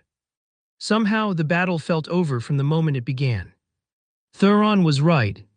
What was the point in arguing about such an abstract concept of mana when they were just students? Even if they had dreams of grandeur, shouldn't they start by understanding mana in its simpler form? That was how their academy's curriculum was built. Often teachers would tell lies to dumb subjects down, only to reveal the truths later on. What was even more potent was Thuron's closing statement. He spent the entire time arguing that the definition of power was the simpler one and the only one they should acknowledge, until he flipped it on its head, forcing Soraya and Benedict to scrap their original closing statement. We have spoken a lot today about the importance of power as a defining characteristic of mana, but our position shouldn't be mistaken as power being the inferior definition, only useful to us all. Ultimately, power is more profound than it is given credit for. It's the most basic law of survival, the foundation of evolution and life itself. The reason it is so profound is because it is so simple. An ant does not need to understand life or even power, but it does know that it must survive, it must gather food. It must have the strength to protect itself and pass on its lineage so that its children may thrive in the coming generations. Power is the simplest and most profound truth of the world. It doesn't need to be debated upon, it just is. From the most insignificant creature to the mightiest warrior, it rules their life. If you want to one day philosophize over the meaning of life and its relation to mana, wait until you can look down on the heavens themselves. And even then, you'll only be able to because you had the power to do so. Thuron, you were amazing. Sadie's little head bobbed up and down. Her eyes lit up like lanterns as she grabbed onto Thuron's sleeve, waving it about. The reply was the same gentle smile. Sadie reminded Thuron a lot of his little sister, so lively and full of joy. The little girl didn't realize how much trouble Thuron had gotten himself into today, and it was probably for the best that she didn't know. That's right, I almost forgot. Sadie pressed a palm against her forehead. Big sis Thessa wanted me to invite you to have food with us because we let out early today. Yes, Flora is coming too. Flora and Sadie were usually attached at the hip, though Flora was the much quieter of the two. It was almost comical how opposing the two were. Sadie had red hair, Flora had black. Sadie was lively and Flora was practically a mute. Sadie had a twin pair of pigtails and Flora had just one ponytail. Thuron made it his business to learn as much about the people around him as he could, but he didn't know much about Sadie. What was interesting was what she had said about her relation to Thessa, though. Maybe he would learn more about that today. Okay, I'll go with you. Really? Sadie's eyes went wide. Thuron almost always said no, save for a few times. This was unexpected. Thuron smiled. Let's go. The trio headed toward the exit, Thuron seemingly oblivious to the number of eyes on him. Thuron, a teacher Fern's voice called out, but Thuron had already turned to her and gave her a polite bow. Apologies, Teacher Fern. I have an engagement with Sadie and Flora that's a bit time-sensitive. Maybe another day. Teacher Fern was a bit stunned, but she didn't get the chance to say anything else. Between the sea of students trying to exit and Thuron's swift departure, there wasn't another chance at all. Where is he? Dean Gray looked up from his desk to find Teacher Fern standing without the student he had asked to see. Exhaling, Teacher Fern shook her head.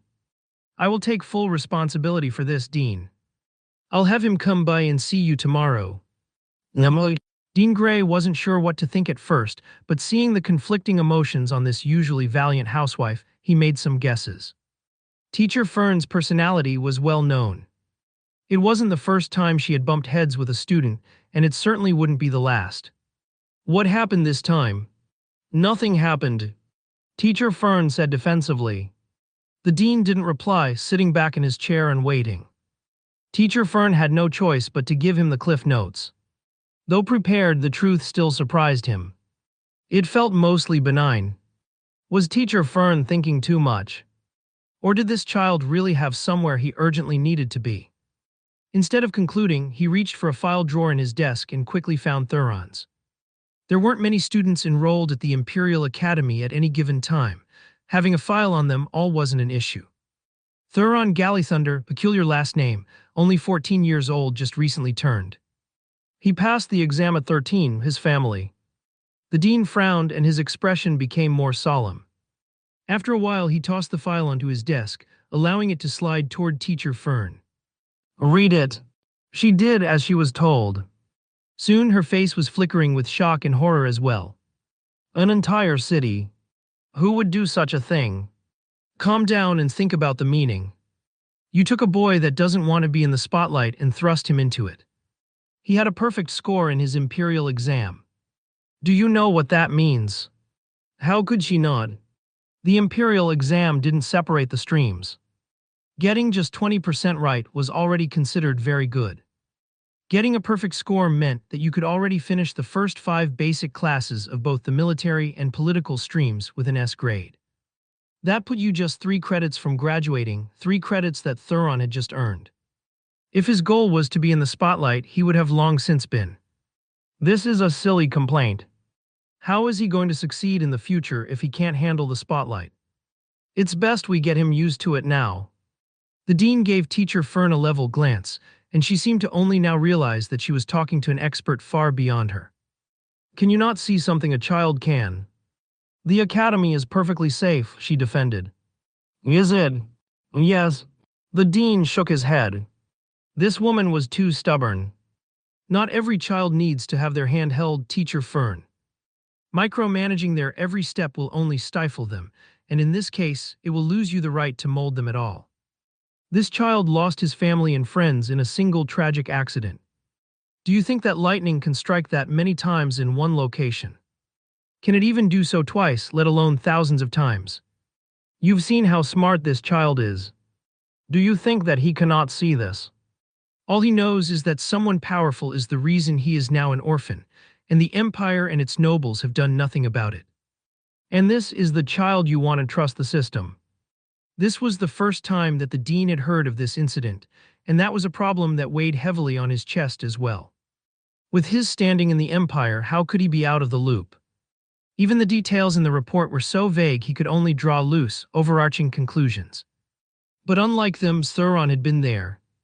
No obfuscation was going to make him forget. And from what the dean had heard in today's exchange, he was smart enough to draw even sharper conclusions.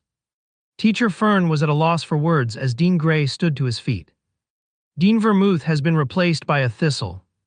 The words seemed to have nothing to do with his first tirade, but they were still enough to make Teacher Fern react as though she had been struck by lightning.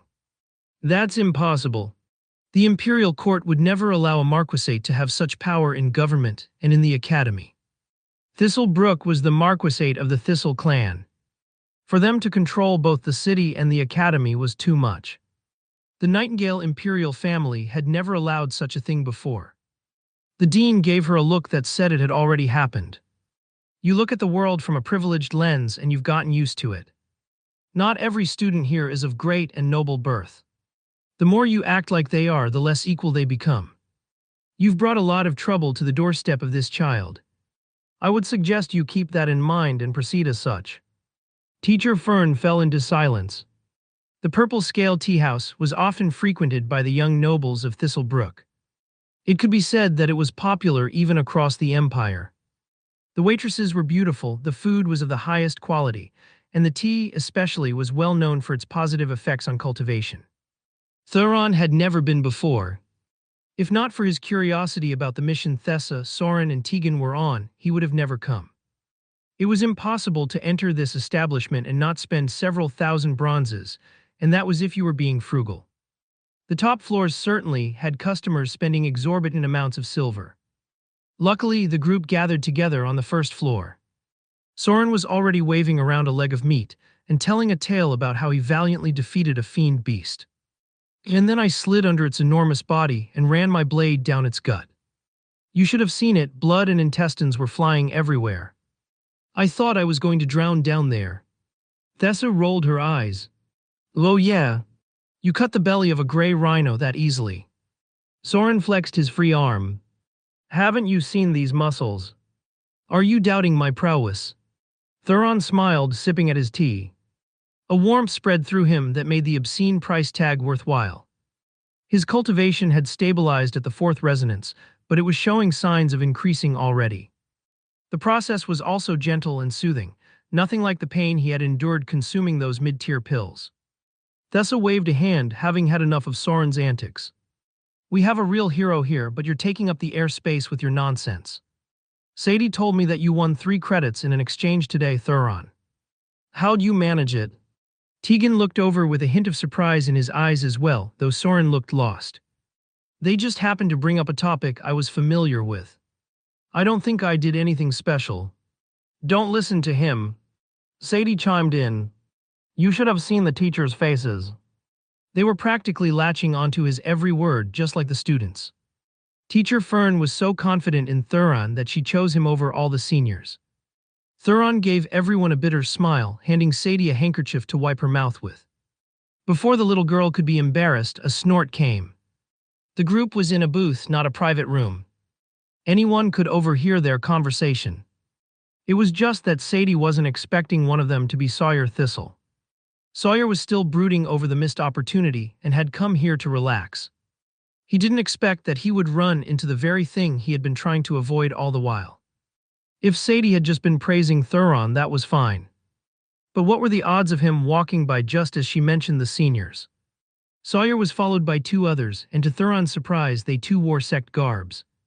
Since when did so many sect members frequent the city? Watch your mouth, brat, Sawyer snarled. The happy atmosphere deflated like a balloon. Hey? Tegan pulled Soren back before his mouth got him into trouble. Soren wasn't one to pay attention to details, but Tegan and Thessa both had already noticed that while the Academy's insignia was on Sawyer's right hip, on his left there was the emblem of the Thistle Marquisate. It was a hint of green and brown that stood in stark contrast to the white and violet. The image of a vine of thorns restraining a heart was as clear as day. Branch bloodline or not, the influence the Thistle clan had in their marquisate was too high. Sadie shrank back, hiding behind Thessa's shoulder. Sawyer snorted again, about to walk away when he caught a glimpse of Thuron. There was something about the young boy's calmness that truly pissed him off. He flicked a finger and a brownish energy cracked against Thuron's cup, sending the expensive tea flying everywhere. The green-tinted liquid dripped down onto Thuron's lap, soaking his robes through. He looked down at himself, his expression unreadable. Slowly he closed his eyes. A familiar cycle of remembrance ran through his mind. He focused his intention and will, soothing himself. Seeing that he wasn't going to get another reaction, Sawyer finally swaggered off. Most wouldn't dare to attack at all in the tea house, but most weren't thistles. Are you all right, Thuron? Thessa asked with concern. I'm sorry that happened. Thuron opened his eyes and smiled. No, it's fine. Not a big deal. His mana circulated and the tea that soaked his lap was pulled up, streaming into his mouth. It was a nice party trick that lightened the mood, but Thessa's eyes couldn't help but light up. Your cultivation is low, but your mana control is so impressive. It's the best path for me, Thuron explained. Watermancers aren't very powerful in combat, so I've always focused on other things. Thessa nodded. I try to tell this one all the time, she pinched at Sadie's cheeks. Power isn't everything. Maybe she'll take it better hearing it from you. Bleh. Zoran scoffed. If it's not related to power, it's boring. I can't believe this, days and no action at all. I'd rather return to the sect. I'm sorry, Thuron, but I think I'd rather die than be a Watermancer. How would I have defeated the Grey Rhino otherwise? Days and no action. Thuron probed instead of refuting. Yeah, we told you we were on this super annoying mission, right? But it doesn't feel like that at all. We're just lounging around all day. I did think that was a bit weird. Thuron nodded. I thought that sect disciples couldn't leave. This was common knowledge, so Thuron wasn't afraid to mention it. In fact, doing so would help him steer the conversation a bit better. Normally that's true, Soren confirmed, but this time there were a bunch of weird missions the sect handed out. We're not even the only ones. Weird missions. Thuron smiled. Like saving cats from trees. Thessa laughed. The mighty Rhino Slayer reduced to catching house pets. Now that would be a grand tale. Soren seemed to realize that Thuron was making fun of him, and he looked at the young boy in shock. No way. You're not allowed to make fun of me too, Thuron. I thought we were on the same side. Am I safe from no one? You're an easy target, Sadie chimed in, finally recovering from the earlier conflict. Oh gods, even the little girl is getting involved. Save me some face, will you? We aren't saving cats from trees, damn it. This is real official business. The conversation continued, and Thuron didn't manage to steer it back toward the topic of missions. That said, he still had come up with a faint inkling now. If he was correct, the mission itself wasn't important at all. Rather, for some reason, the sect wanted a large number of its disciples stationed in the city for the time being. The real question was why. Thuron pressed his hand against a familiar dirty mirror. With a flash, he appeared within a room of stone. It looked no different from the way he had left it. However, he hadn't come here for this. He left his room, walking down the long corridors to the common area. I would like to take a look at any newly available missions, please, Thuron spoke in his gentle voice to the man behind the counter. The old man gave Thuron an additional look, surprised to see him back so soon. Now that he thought about it, Thuron wasn't particularly injured after returning, which didn't make much sense. Of course, he didn't know that Thuron spent much of his newly acquired funds on healing himself. If he came back with the wound Merchant Greycoat had left on his back, he would never hear the end of it from Teacher Fern, not to mention potentially exposing himself. The old man nodded and pulled out a jade, sliding it forward. He had seen youths like Thuron before, workaholics that insisted on grinding themselves to an early grave. It wasn't his place to say much. This time, though, he had misunderstood Thuron. Originally, the young Watermancer hadn't had any intention of returning for at least 2 months, but the oddities surrounding the sect had caught his attention. If he was correct, there might already be new missions related to this matter. The last time Thuron had checked the missions was before he left Thistlebrook to kill Merchant Greycoat. As expected, he found something that caught his eye quickly. 3-star bronze mission, kill Yanowai Thistle. Reward: 22,000 bronzes. With the title, there was a flash of an image and a brief description of the target's cultivation. This Yanowai was in the 8th resonance. His cultivation might as well have been the last thing Thuron cared about. The first thing that jumped out was his last name. It wasn't that the daggers of the night never targeted nobles, but it was very rare. The second was the reward. It was surprisingly low considering the risk. The only explanation was that there was a good opportunity in the near future that lowered the difficulty. The reward was set based on a coordination between the client and the association. If the client was doing some of the legwork as well, then the price could be negotiated down. Well, this was just speculation on Thuron's part from observing the descriptions of thousands of missions in his short tenure. The third was probably the most shocking even still, and that was the fact he recognized this person. Thuron's memory was excellent, and he forced himself to have an attention to detail most wouldn't. He knew that he was walking a fine line of life and death just by being associated with this assassin's guild, so he had no other choice. For exactly that reason, he was certain that this Yanowai was one of the two who entered the tea house with Sawyer earlier today. Thuron forced himself to look around for longer, checking through the other missions one by one.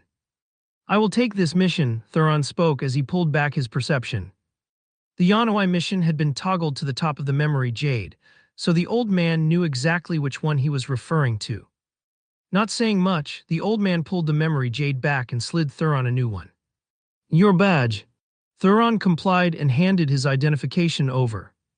Missions couldn't be accepted casually. There were penalties for failing, and in the most egregious cases there was a death penalty. This latter case would only happen if you failed 3 missions in a row, though. 3-star bronze mission, kill Yanowai Thistle. Reward: 22,000 bronzes. Details: the target is in the 8th resonance, specializing in woodmancy. His strongest abilities are his restraint skill, Thorny Fields, and his defensive skill, Thistled Bark. The weakness of the latter is that it restricts movement speed a great deal, which is why it is such a good pairing with Thorny Fields. If you can find a way to limit or eliminate Thorny Fields entirely, using a speed advantage to win should not be a problem. Fire Mancers are the best option. The intricacies of Thistled Bark allow it to. Thorny Fields is. The target will be inebriated every Friday evening at the Purple Scale Tea House of Thistlebrook City for the next month. These nights will be the best times to act. The wave of information came in torrents, but once again it wasn't the information itself that shocked Thuron so much. This detailed breakdown of Thorny Fields and Thistled Bark. Was there anyone but another Thistle who could give such detailed information? This is why I joined this association. In the Empire, the best information network on the surface was Nightingale Pavilion. Not only did they sell treasures and techniques, but they were a strong information center as well. But how could the Nightingale Pavilion ever provide any information that would be detrimental to the nobles and the Imperial clan? Daggers in the Night was different. Over the years, how many tidbits of information exactly like this had the association accumulated? If on the surface Nightingale Pavilion was the best information network, then in the dark it was this very Assassin's Guild. Even with all this information, it still ranked as a 3-star. 3-star missions were the highest rank per given level. The Merchant Greycoat mission was a 4-star difficulty, but this was because of the number of times it had failed. This fourth star was reserved for missions that had been taken up and failed at least 10 times. For a new mission, 3-star was the absolute highest. Now that Thuron had the information he wanted, though, he had no intention of completing the mission. The risk was too high. What he had really wanted was the chance to see the information on the other side. That, and now he had an extra piece to the puzzle. The sect had suddenly sent so many disciples here, and now one of them was a target for assassination. There was definitely a storm brewing. Thuron walked back to the academy with large strides the following morning, his thoughts churning. After killing Merchant Greycoat, he had left in a hurry. Had he known that there was such a conspiracy behind the consecutive failures that preceded him, he would have definitely been more thorough. Now, before he had even dealt with this problem, Teacher Fern had thrust another into his lap with her impulsiveness, and beneath all of that, there seemed to be yet another storm brewing related to the sect. Yanuai's mission was the only one he had gotten the full details of, but there were several other eyebrow-raising missions in the recent selections. The real question was, how could he best take advantage of this? There was always opportunity in chaos, and Thuron's top priority was raising his cultivation realm as quickly as possible. But there seemed to be enough danger to put him in the eye of a storm he might want to get out of. The fact the association was so quiet about Merchant Greycoat's death, even though this would supposedly bring trouble to him, was the more concerning. Thuron's steps came to a sudden stop. He looked up to find Sawyer blocking his path, and he couldn't help but frown inwardly. Was this Thistle really so insistent on continuing to bother him? Was this bullying? These sorts of childish games were the kind Thuron had no time for. In fact, he was beginning to resent Sawyer for being so carefree. He took a breath, tuning out what Sawyer was likely saying and recalling the same reminders again and again. Look at me when I'm speaking to you. Sawyer's voice cut through with a wave of mana that forced Thuron out of his trance. The young man was already close to Silver Mancy. Comparatively speaking, Thuron was far too weak before him. A hand reached out and grabbed Thuron's collar. The forcefulness made Thuron's inner organs quake, the air being sapped from his lungs as he was almost lifted from his feet. Sawyer was much older and thus much taller than Thuron. However, they looked eye to eye right this moment, Thuron's toes barely grazing the ground. It was rare for such a confrontation to happen in the Imperial Academy. The fact it was happening right at the gates only made it all the more eye-catching. You think you can just walk by without greeting your seniors? Who do you think you are? Thuron's icy blue eyes met Sawyer's. At the moment, they were as tranquil as the calm surface of a lake. Despite the pain racking his body, what fury there might have been had long been buried. He could still remember the last look in each one of their eyes, imprinting themselves like droplets of rain soaking his soul. He was not living for himself, for his vanity, for his pride. He was living for a purpose much higher than that. When his goals were achieved, he could return and raise the Thistle clan to the ground if that was what he so desired. But right now, he had no desires. How dare you? A furious voice echoed like thunder. It rang like a bell, and one could almost see the phantom image of a rolling pin waving in the air. Teacher Fern stormed over and the ground rumbled. Unhand him. No. Blood began to leak from Sawyer's ears. It was clear that as loud as her voice was, it was targeted and focused nonetheless. Sawyer released on instinct. As close as he was to Silver Mancy, he was no match for a true Gold Mancy cultivator. Thuron landed steadily and took a step back. Do you know how hallowed this ground is? Do you have no respect for your own face as a senior, bullying your own junior? Do you have no thought for the rules of this academy? Sawyer shook, feeling one part disarmed, another fearful, and yet another humiliated. Teacher, this. You dare to speak back to me. I'm stripping you of 3 credits. What? Sawyer's eyes practically bulged out of his sockets. Silence. The suppressive aura of a gold mancer pressed down on Sawyer so fiercely he almost kneeled. If not for her last bit of rationality, Teacher Fern truly would have gone so far. 3 credits and your rights to become an honors graduate have been stricken. You'll be under house arrest for the next week. Go. Sawyer's body trembled and he clenched his fists. But unable to do anything, he could only walk away. He had never been close to graduating with honors to begin with. He was in his 3rd year, but he only had 25 credits. That had just become 22. This was the largest blow by far. For one's first year, you had to accumulate 5 credits to stay on track. But for the subsequent years, the bare minimum was 7. 3 credits was almost half of what most would be able to accumulate in a year. The worst part was that even though Sawyer was well ahead of this pace, the speed of accumulating credits plummeted the more you gathered. The classes became harder and the grading became stricter. Losing 3 credits suddenly only put his 3 credits ahead of the minimum 19 he would need to pass the third year. And half the year was already finished. The loss of these 3 credits might not harm him for the third year, but it might be the reason he failed the 4th year or maybe his 5th year. "This is the Imperial Academy," Teacher Fern growled, scanning the students. "This isn't your personal backyard, and it's a place where your own merits weigh the most heavily. You are the future of the Empire's government and military. If you act like this now, how will the people trust you with their lives in the future?" Teacher Fern swept a glance over Thuron that made his own flicker. He sensed several things in that gaze. Guilt was the main one, but there was a surprising hint of helplessness and resignation.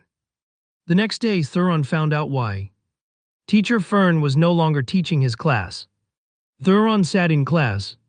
He was silent, but then again, so was everyone else. In this place, no matter how unruly you were as a student, there was only one person allowed to speak. Which of these youths would willingly get on the bad side of a gold mancer? Much less a thistle. The old man at the helm of the classroom looked as though he had a foot in the grave. His manner of speaking was mind-numbingly slow and labored, and unlike the vigorous Teacher Fern, he didn't use the board much at all, seemingly too weak to walk around as often as he would need to. Teacher Burn Thistle, he had introduced himself as. But ever since he had spoken those words, Thuron had heard nothing else but blaring warning signs. He was in danger. While he hadn't been an assassin for long, Thuron had always had a rigorous attention to detail. Teacher Fern was gone, only to be suddenly replaced by a thistle. He had already noticed that there were large movements within the Imperial Academy. Before, he wasn't sure why. But now, someone big has been replaced. For Teacher Fern to lose her job when she had long secured tenure requires someone with heavy influence. In all likelihood, one of the deans has been replaced. More accurately, one of the deans has been replaced with a thistle. The sects were moving, and now there was such a large change in the Imperial Academy of all places. On top of that, a bounty had been placed on the head of a thistle. Even the Imperial clan wouldn't lightly target a marquisate. And now, thanks to Teacher Fern, Thuron had likely been thrust right into the middle of this spotlight. The sects sent their disciples, and now the thistles are in the Imperial Academy. Both are related to a high concentration of young talent. This matter must be related to something that only the youth can accomplish. A secret realm is the most likely scenario, but that answer feels too cheap. Something is off about it. Thuron continued to stare at Teacher Burn Thistle. He looked no different from a studious student. If it really was a secret realm, why would the Thistles feel the need to take control of the Imperial Academy? Why not just keep the information close to their vests and act accordingly? This has to be something happening on a larger scale. A secret realm is too acute.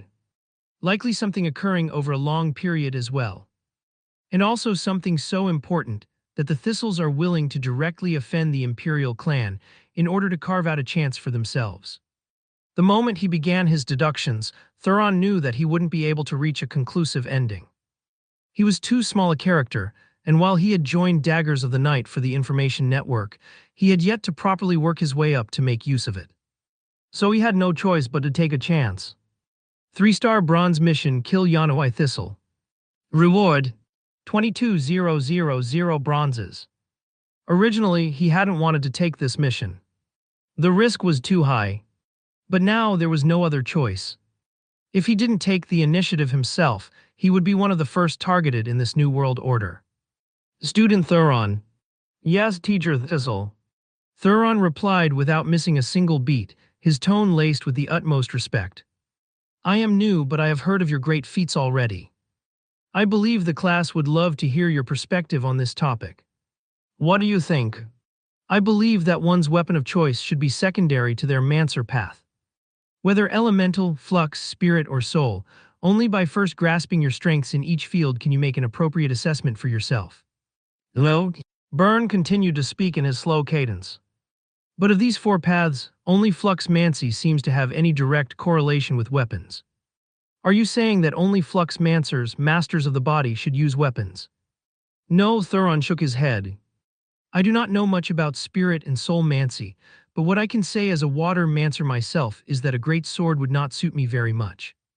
That being said, it might be an excellent weapon for an earth mancer who tends to stay more stationary in combat and would better take advantage of a bulkier weapon. A fascinating perspective indeed. Taking into account the kind of battle style most suited to your mancy path and choosing your weapon. Would anyone else like to contribute their thoughts? A coincidence. Thuron thought to himself. No, this man is a spirit mancer. He read the intentions of my mind and felt that I wasn't giving the lesson my full and undivided attention. There was a rage that threatened to build in Thuron's chest. This was the first time since that day that he was running into a spirit mancer. His emotions, ones he usually controlled so well, showed signs of slipping from his grasp. But just like always, he slowly closed his eyes. The same thoughts and memories he always ran through came in one after another. I'm not living for myself. Those simple 5 words were his creed, and he would live by them. Thuron opened his eyes to find a smiling pair looking right at him. He could practically see Teacher Burn Thistle's amusement dancing in his green irises, his old features twisted by age and wrinkles. There was only a calm tranquility in Thuron's own, as the rest of the class seemed like a blur to him. When he stepped out, his strides long, his every step carried a rhythmic cadence that aligned his movements with his heart. It was a state he felt he could only enter when there was heavy rain, but today, he felt filled with purpose. He was going to kill a thistle. Malaya stood on the corner of a cobblestone path, fidgeting with her dress. She wrung her small hands again and again, her anxiety practically spilling out of her like water from a spout. Her hand reached into her purse, pulling out a small handkerchief and dabbing at her nose and forehead. She never wore makeup, but today she had foolishly gone and tried it.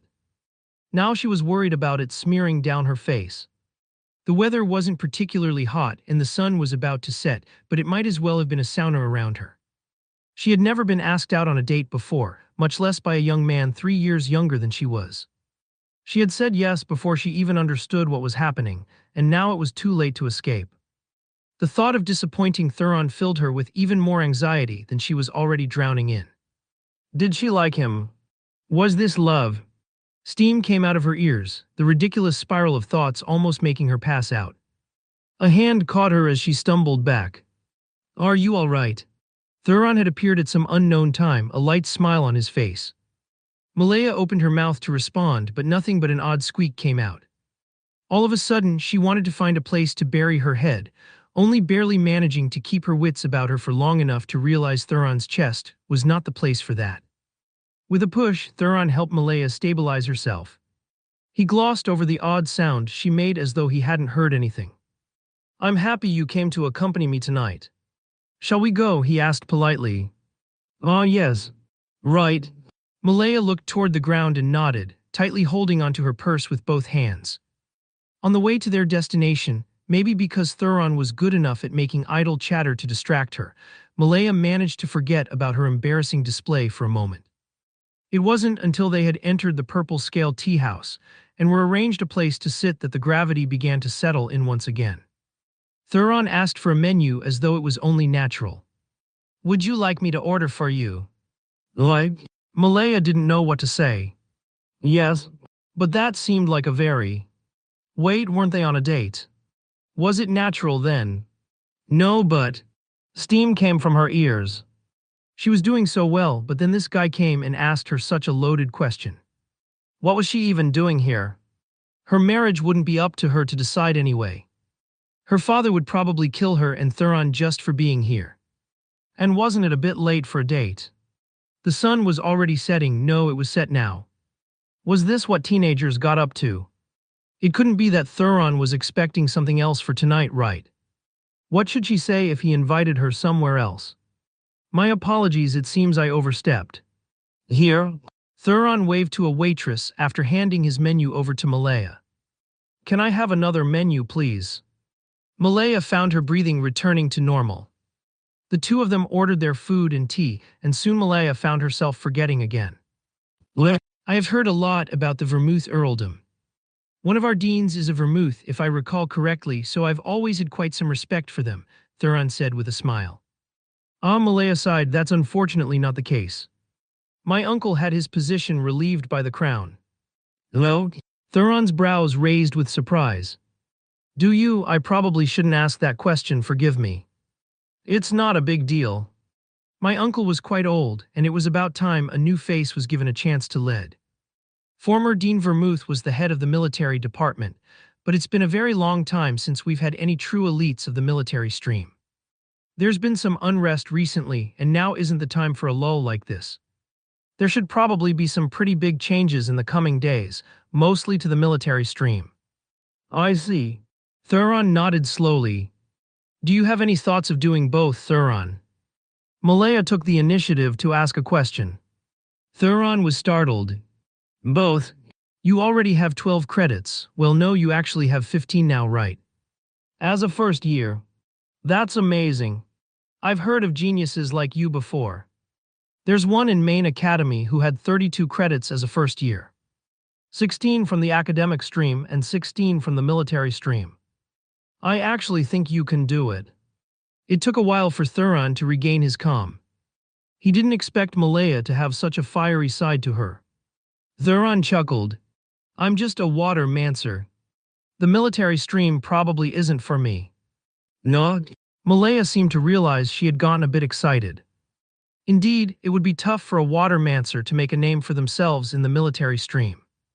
Is that a dream of yours? Thuron asked. On this?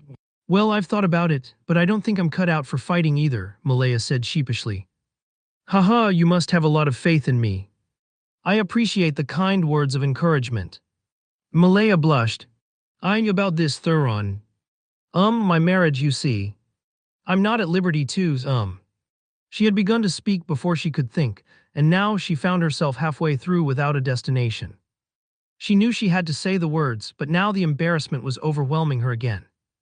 As she was stumbling over herself, there was a rustling at the door, a bell at the top of the frame releasing a delicate chime as a group walked in. Usually such a thing would be left to a shoddy establishment, but in the purple-scale tea house it felt like their souls were being tickled. Sawyer and Yanawai Thistle had appeared. Malaya looked over subconsciously and then lowered her head, the food on her plate suddenly becoming quite interesting. She hadn't eaten very much before, and yet now she was enamored enough to take 2 bites back to back.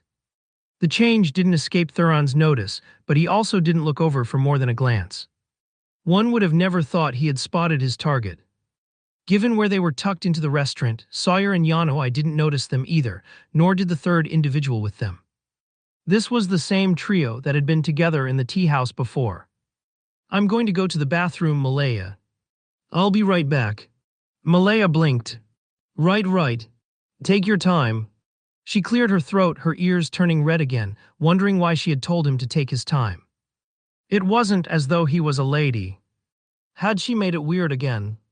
Thuron slipped into the bathroom, his kind, amiable smile giving way to an indifferent placidity. The plumbing situation in high-ranking cities like this one was excellent, as was the ventilation. Private rooms upstairs all had their own bathrooms, while on the bottom floor here everyone shared a communal bathroom. Or rather, 2 of them. One male, the other female. All of them had the same flaw to exploit, they shared a ventilation channel. Going from one bathroom to the next through the ducts was actually quite easy. Thuron went to the private stall and opened the door.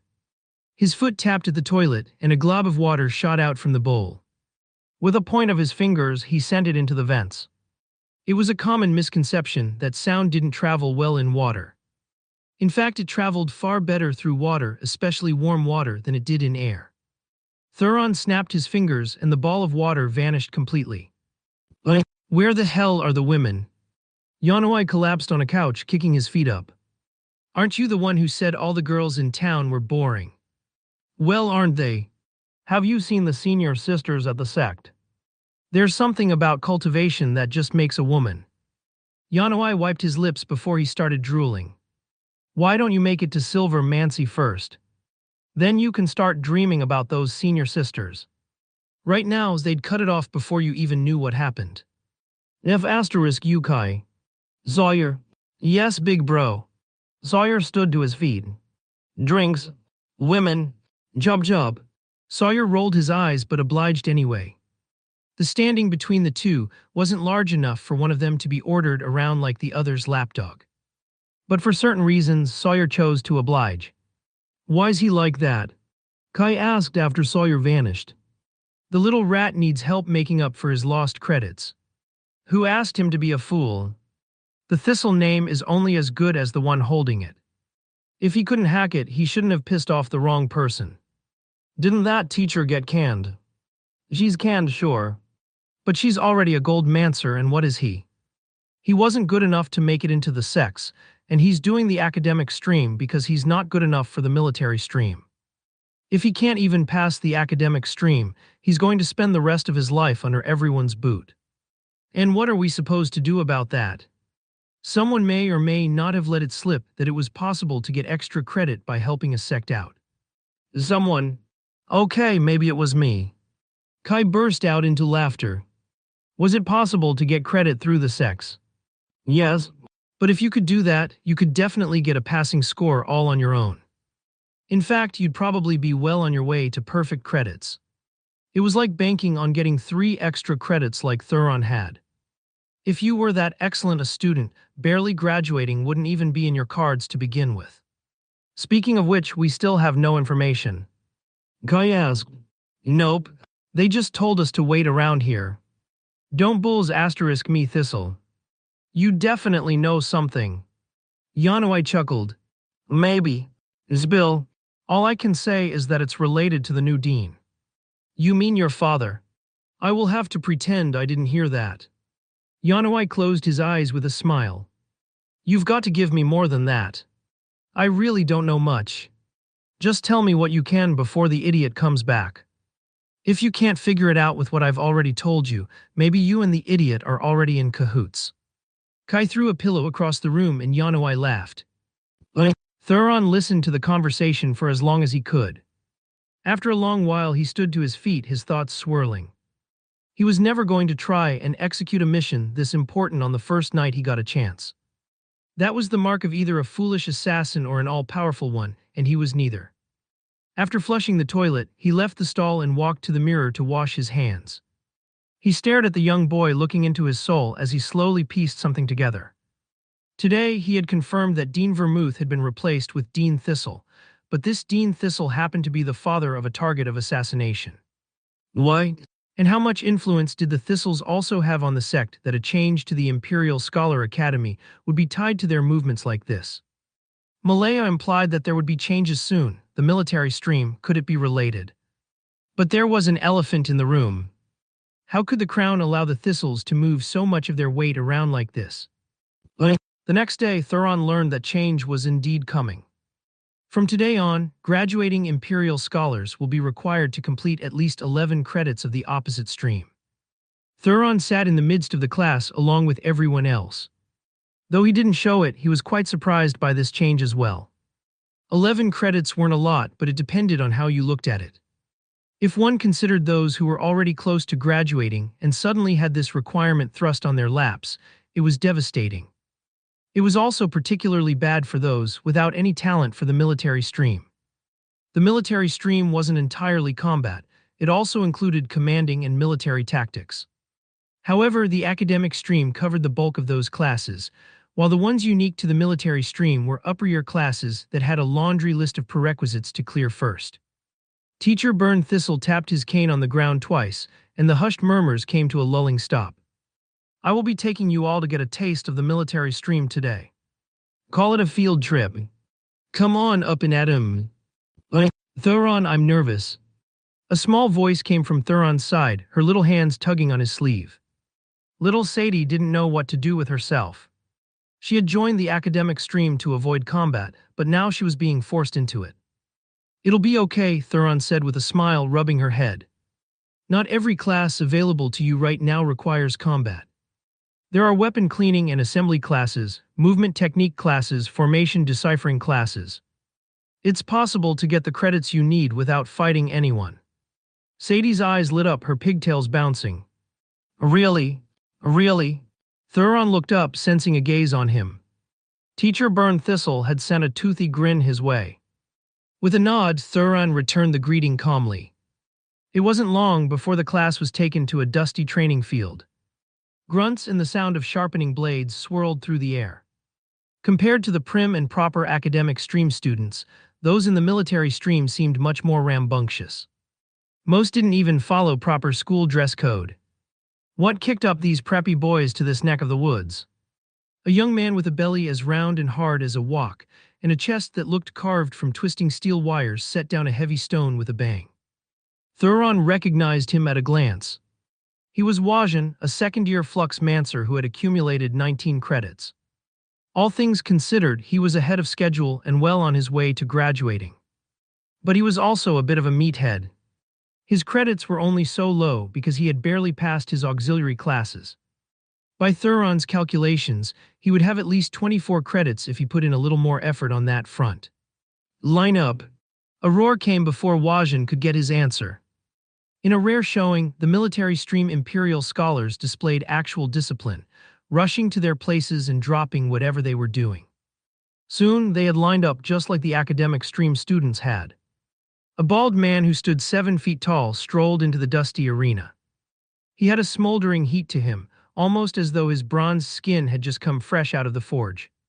His gaze was no less intense, and Thuron was fairly certain he saw some of the military stream students trembling in terror. In one moment they were carefree and full of life, and in the next, they didn't dare to breathe too loudly. Sergeant Dulco. It was said that he didn't like being called teacher at all. When you were under his tutelage, you were already in the military.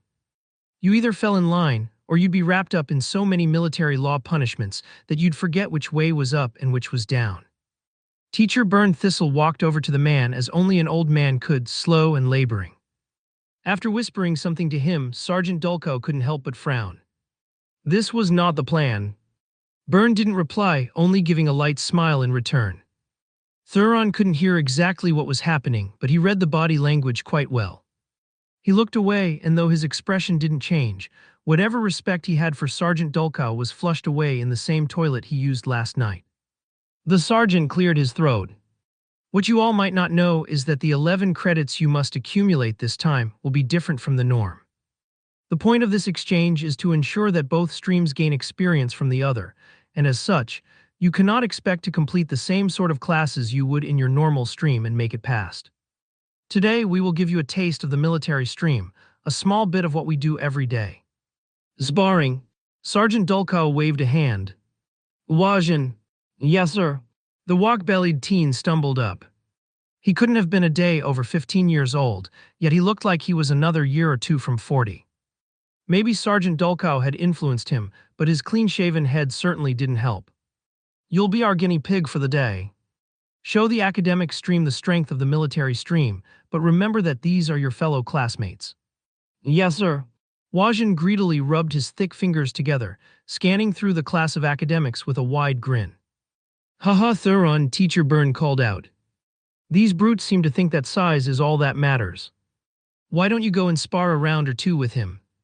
Okay, Thuron said calmly. He felt a strong tug at his arm. The last thing little Sadie wanted to do was let go of his hand.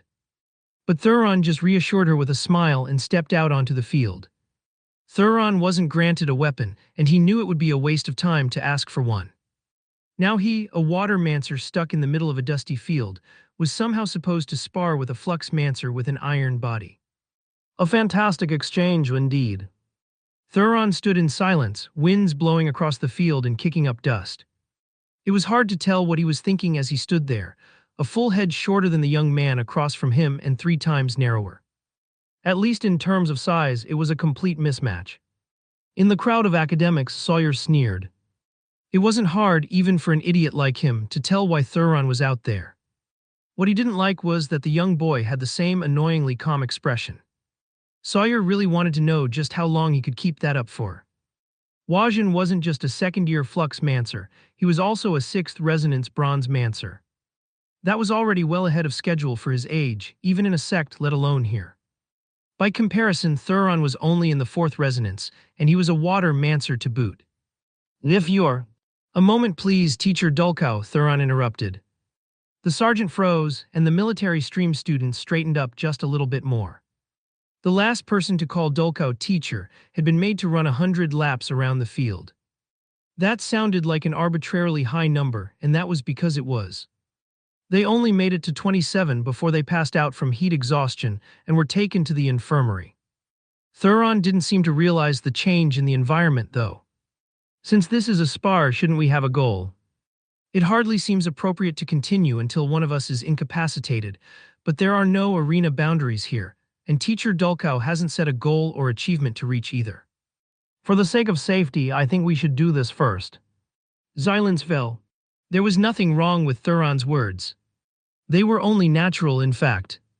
But they all couldn't help but look toward the sergeant nonetheless. After a moment, Dolkau raised a foot and stomped down. There was a rush of mana, and a perfect square appeared around the two, dug right into the ground. A step out is considered a loss. If that's... Sorry, Teacher Dolkau. Just one more matter. According to the student handbook, demonstrations such as this one, especially in the case of a teacher requiring a student to risk life and harm, should come with adequate compensation as well. In this case, it's a first year being made to battle against a second, and it should be qualified for the maximal benefits. Thuron raised his fingers. 3 military stream credits. Sergeant Dolkau's eyes bulged, smoke billowing from his head. Once again, there was nothing that Thuron had said that was wrong. It was inappropriate for a first year to be asked to spar with a second, let alone one from a completely different stream. Dolkau had sent out a second year because it didn't make sense to send out a first year for a demonstration to begin with. He never thought that Byrne would send out a first year. After a long while, the sergeant nodded. No credit for a loss. 1 credit for lasting 3 minutes. 2 credits for landing a significant blow. 3 credits for a victory. Hey, I don't get any credits. Wajin asked. Sergeant Dolkau looked over with a gaze that could kill, and Wajin immediately shut up, not daring to say another word. Is that satisfactory? The sergeant asked. Yes, Thuron nodded. Good. On my signal, you will begin. Dolkau raised a hand, and everyone seemed to hold their breath. With a flap of his robes, it descended.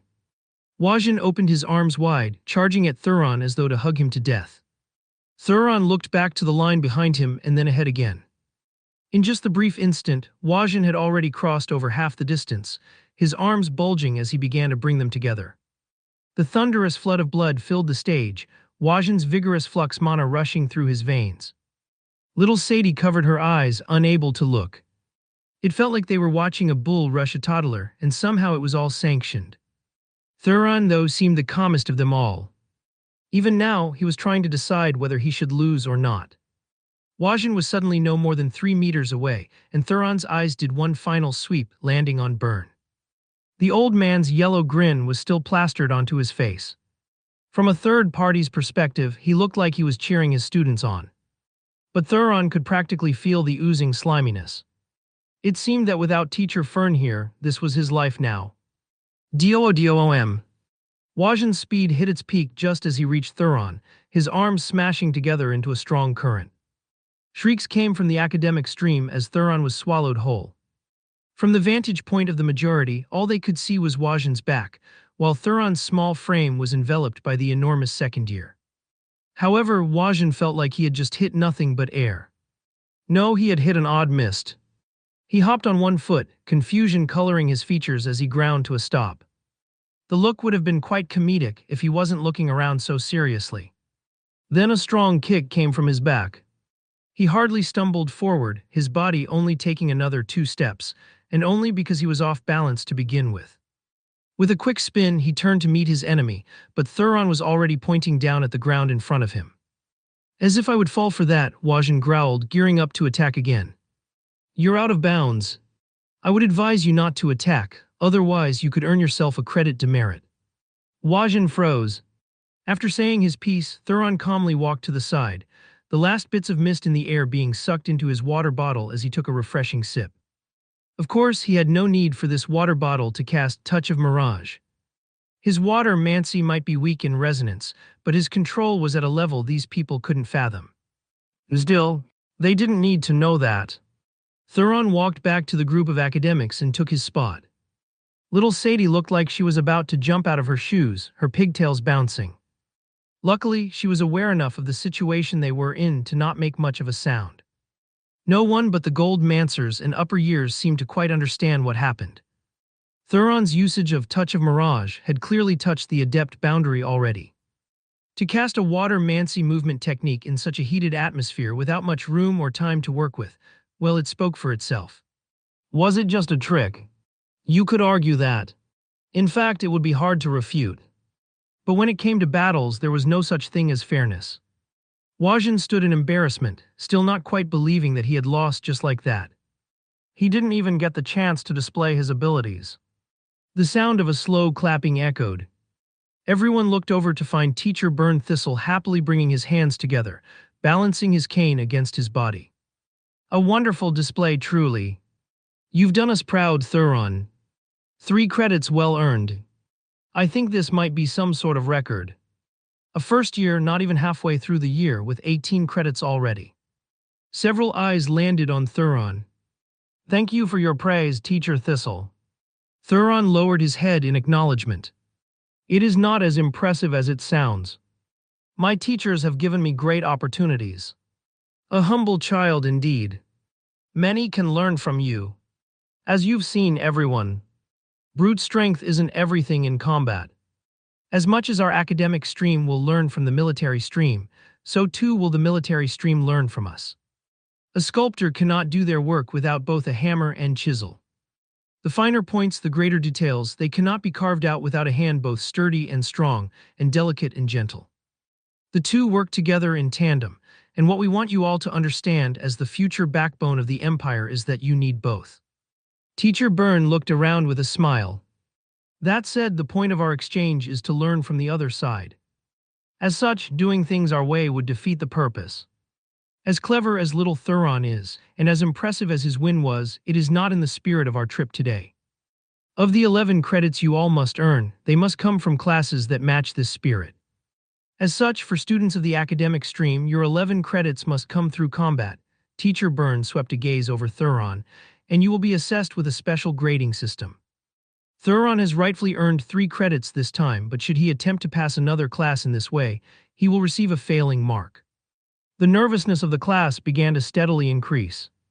It seemed that their dreams of taking non-combative classes to meet the new requirements were being dashed before their eyes. There's no need to feel so down. This is an Imperial Academy after all. You all are here to learn, so learn you will. Your weaknesses, it is the job of us teachers to help you to fill them. Today will be just the first day. Twice a week we will join the military stream, and twice a week they will join us. The remaining day, of course not including the weekend, will be spent individually. Teacher Byrne clapped his hands together once more. Now I leave it up to you, Sergeant Dulco. Whip these academics into shape for me. I only have one request. Every session should end in a spar. What is the military stream if not a place to learn combat? The old man's laughter made it hard to hate him, and there was little to pick out of his words, if anything at all. Thuron watched these proceedings in silence, trying to gain an inkling about what was really going on here. But no matter how he turned it over in his mind, something wasn't adding up. The only thing that made sense for now was that someone was playing a very, very long con. But could they get away with keeping the disciples of the sects away from their headquarters for so long? The movements pointed to this matter being acute. But there were many actions that directly contradicted that at the same time. All right. I'm so old and muddle-headed that I almost forgot. In a month from now, the luminescent moon sect will arrive for an exchange as well. If some of you show talent substantial enough, maybe you can leave the world of military and politics to enter the world of cultivation. Warning signs blared in Thuron's mind. A dog whistle. Until now, the words that Teacher Byrne had spoken were nothing short of perfect. There was nothing to pick at. However, if a member of the Imperial clan was here right now, those words alone were enough to have him beheaded on the spot. To speak of the sects as though they were somehow superior to the crown, and the path the latter could provide was worse than a taboo. It was punishable by death if the right person heard you. Thuron's senses subtly spread out, and as expected they were too young. No one seemed to pick up on the blasphemy in Teacher Burns' words. They had sounded innocent enough, and most of the academics who would have been more prone to picking up on it were so nervous about the idea of real combat that it had gone in through one ear and out through the other. Finally, Thuron understood what was going on here. Maybe there was some secret realm waiting to be entered, but even if there was, it wasn't what was most important here. This was a rebellion, and he was caught right in the middle of a struggle against the crown. Thuron felt that very same crooked, toothy grin bearing to the depths of his soul. Thuron returned to his abode. The fatigue that had been on his brows moments before vanished, leaving him breathing evenly as though he hadn't just gone through a rigorous workout. They had really put them through the paces. But compared to his training as an assassin, it was little more than a joke. Right now, he had more pressing matters to deal with. How should he handle the next few years? Should he transfer Imperial academies? But how would he handle the Assassin's Guild situation if he did so? Should he even bother still killing Yanoi considering the danger? He had originally only wanted to use this as a method to relieve himself of some pressure and gather more information. What he didn't expect was for Teacher Byrne to have such a mask-off moment today. Of course, it was incredibly subtle, and most didn't even understand what they had heard. But the fact Thuron understood was enough. Spirit Mancers were incredibly sensitive to the changes in others' emotions. Thuron might be good at hiding his intentions, but there was a reason Byrne kept looking at him. His control wasn't to the point where he could hide from a gold Mancer. Byrne could all but read his mind like an open book. It wasn't that exaggerated, but there was no doubt that Byrne would keep an eye on him whenever he could manage it. Is it my fault? The thought came out of nowhere, but Thuron was finding it hard to believe that it was a coincidence. The death of Merchant Greycoat obviously had many implications and strings attached to it that he wasn't aware of before. And now, all of these dominoes were falling one after another. This time it was little more than intuition, but he was being tugged in that direction nonetheless. There was also a reason the mission to kill Yanoi had been at the guild. The same reason Merchant Greycoat's mission kept popping up despite the fact there was a tacit agreement to not complete it. He had been caught in the middle of the storm before he even understood that he was in danger to begin with. If that's the case, then there's only one course of action to take. Thuron looked to the blank gray walls around him. With a smooth motion, he picked up the short sword and dagger sheathed to the wall. It was time for his training. Tonight he would kill. He had taken Malaya out on a Friday. Since then, a weekend had passed. Today was a Monday. According to the mission requirements, the best time to kill Yanoi was a Friday while he was inebriated at the Purple Scale Tea House. So of course, he would kill him on a Tuesday. That night Thuron left the academy with slow strides. By the gates, a fidgeting Malaya was waiting for him. Somehow this time she was even more nervous than before. Thuron hadn't even called out to her before sunset this time. She could practically already see the sliver of the moon above them. Was it really all right for them to be going out so late? Especially in the middle of the week like this. But she just couldn't say no. Last time after Thuron spent so long in the bathroom, he admitted that he had gotten very nervous and had some trouble. After he was so open with her, Malaya, forever the people pleaser, didn't want to be the reason his day was ruined. Now she stupidly found herself agreeing to yet another date when she knew that she should have said no.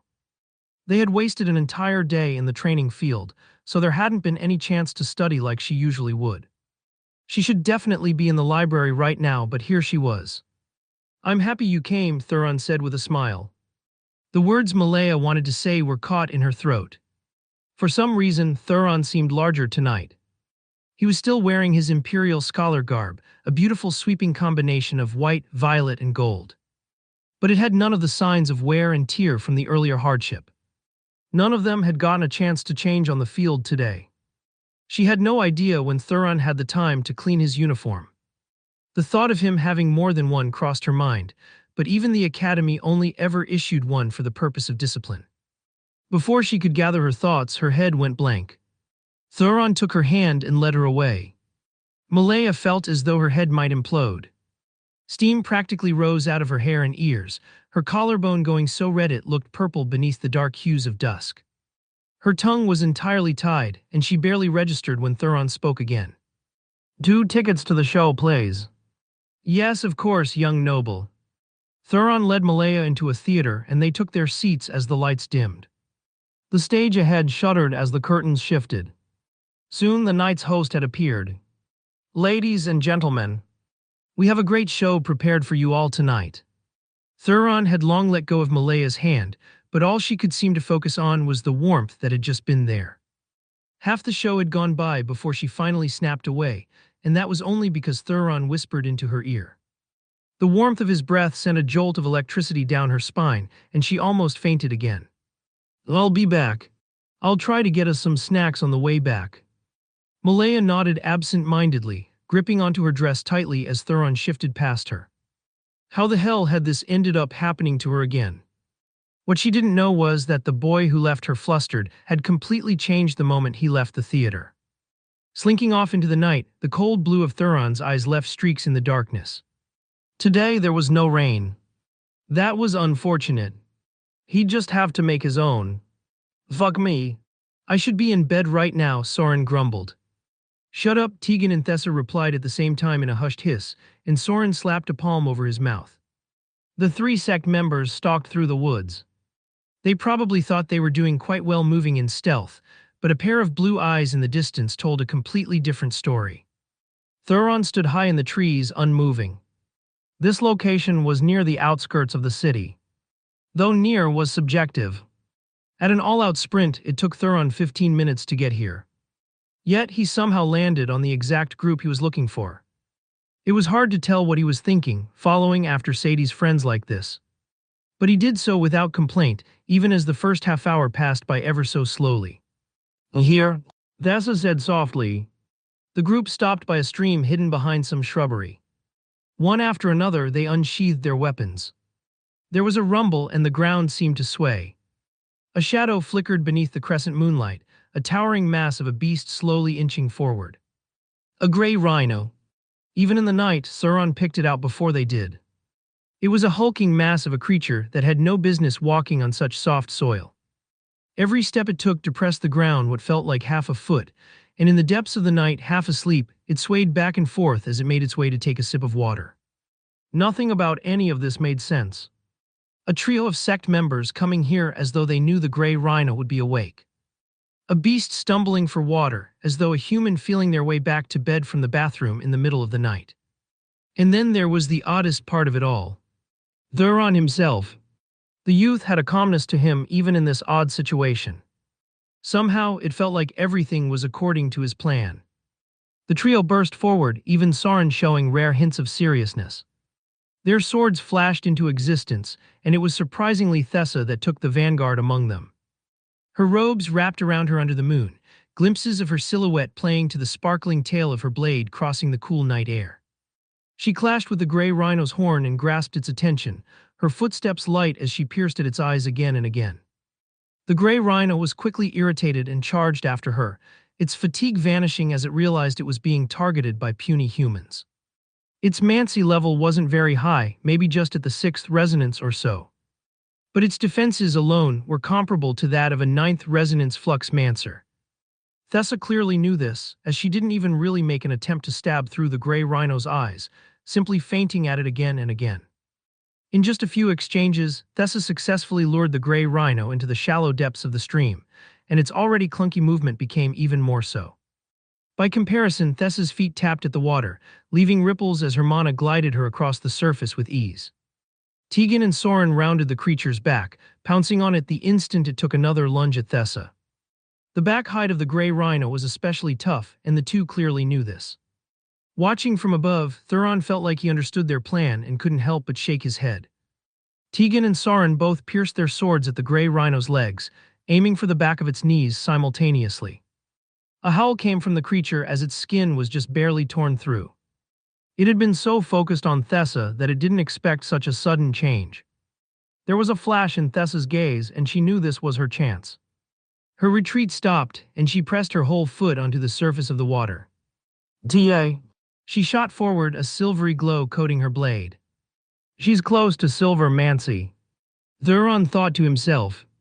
"Very close. Just not close enough." Puchi. Thessa's blade tore through the gray rhino's eye, half a foot of its edge sinking into its socket. Blood dyed the air for a brief moment as the gray rhino screamed out in pain. Thessa's eyes opened wide as she realized something was wrong. Her blade didn't go in nearly deep enough, and now it was stuck. She made a quick decision, hurriedly retreating and abandoning her blade. Wrong decision, Thuron calmly analyzed. The gray rhino bucked. By now, Tegan and Soren had both retreated away from the range of its fury, slipping out and extending the distance. They thought Thessa would end it, but when their vision was obscured by the sudden rise of the water, they knew that something had gone wrong. The gray rhino howled and charged after Thessa. Thessa found herself flustered and her mana control faltered. Her foot slipped into the water for a moment, and though she managed to restabilize herself quickly enough, the gray rhino was upon her, its horn lowered to skewer her right through the abdomen. Without a choice, Thessa could only send out a palm strike, her mana churning into a flaming palm. If she had such a strong offensive mana affinity, why didn't she use it before? Thuron questioned. Thessa had been insistent on using the luminescent moon sex martial arts for some reason, ignoring her fire mancy. Thuron didn't have an answer, so he simply calmly slotted it away. Thessa's flaming palm obscured the vision of the gray rhino's one good eye, and she rounded to its side, grabbing the hilt of the sword she left in its other. Her mana erupted, and the blade became a searing hot iron. Before the gray rhino could react, the sword was buried another half-foot into its skull. This time it froze. The forward momentum of the beast sent Thessa flailing, the horn ripping a deep gash along her side before sending her sprawling into the waters. The currents of the stream swallowed her up. "They're coming," Thuron thought to himself. Rather than tensing, his body became frighteningly relaxed. If one analyzed him now, he would look no different from a young man in a deep slumber. Except for the sharpness of his eyes. "Thessa, are you okay? Thessa?" Tegan and Soren both rushed Thessa out of the water, their panic evident as their palms quickly became coated in blood. Pushing down the anxiousness in their hearts, they hurried to bring her to the shore, almost forgetting about their mission. Even now, none of the three understood why they were given a sudden mission in the dead of night like this. But they were told before they left the sect that this was a training exercise for the real world. They had no right to refuse. In times of war, missions came at all hours of the day, and they had to be ready for them no matter what. "Thessa, wake up. The first aid kit, you idiot." Tegan rarely lost his cool, but watching Soren yell at Thessa as though that was going to fix, something was really starting to vex him. Soren had a million quippy replies to that, but he eventually decided that Tegan was actually in the right. "Damn it, what do we do? We can't take off her clothes, right? She'll kill us." "Who said anything about taking off her clothes? Just give me the first aid kit." Tegan pushed the idiot out of the way. "Hold her up, the wound is on her side.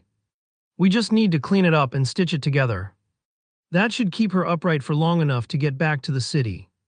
"All right." Soren rushed out a bottle of water and poured it across Thessa's gaping wound. They cleaned up the wound as best they could, but the blood made it a continuous struggle. Luckily, the sect had their own classes, and first aid like this was among the first. They might have been flustered, but they half knew what they were doing. Soon, they were patching her up with the on-the-go stitches they had. They were basically glorified bandages that squeezed folds of skin together. However, they didn't expect that the moment they stood up, they would hear clapping. "Not bad, not bad. I mean, it is kind of pathetic to almost die to a feral beast, but I guess you can't expect much from outer sect disciples anyway." The voice was muffled and hard to make out, but the insults in it were clear. The expressions of Tegan and Soren changed. They hurried to stand, pulling out their swords once again and focusing on the direction of the sound, only to realize they weren't sure exactly where it came from. Feral beasts were unranked creatures. They weren't considered true mancy beasts, and by extension they often had simple colloquial names. All things considered, gray rhinos were among the toughest of them to deal with, but they were still nothing special. Tegan and Soren were already feeling quite horrible that they didn't do enough to distract the gray rhino, and this person's words were just like salt in their open wounds. "No need to look. With your skill, you'll never find me. I can give you a choice, though. Obediently put down the girl and scurry off. If you're fast enough, you just might be able to live. Or I guess you can fight and die here along with her. That works too." The two tensed. Just what was going on here? They both looked at each other and then at Thessa. There was a storminess in their eyes as though they grasped an inkling. It seemed that they had truly gotten themselves caught in a mess this time. You know, well, I'm not a patient person. I'll give you 3 seconds. Do? The timer started and the two reacted at the same time. Soren took Thessa and dashed to the right. Tegan released her and dashed to the left. They had hardly made it very far when both of them tripped. No matter how clumsy they were, with their cultivation, it was impossible for the two of them to make such a mistake at the same time. They both looked down at their ankles and their eyes filled with despair. "Ah, it seems you've figured it out. This is a little bit of a shame. I don't know what I should do about that, except to kill all three of you. What can I say? It's out of my hands." Greg. The wooden branches wrapped around the legs of the duo squeezed down, shattering their ankles. They yelped in pain, trying to hold back their cries but failing to do so in the end. The feeling of having your bones give way beneath pressure was worse than words could describe, and it was only made worse by the shards of your own skeleton digging into the soft bits of your body. Deep in the forest, Yanoi stood with a sinister glint in his eye, so focused he almost didn't notice a streak of blue appear at his back. Almost. Thuron's short sword and dagger glinted in the night, slashing out at the back of Yanoi's neck. He had no intention of acting for the sake of saving those three. But for the next steps of his plan to work, he needed them to live. He didn't expect to get caught in a political game so quickly, but since this was the dance they were going to have, he was going to have to show the world who Thuron Gallithunder was far earlier than he wanted.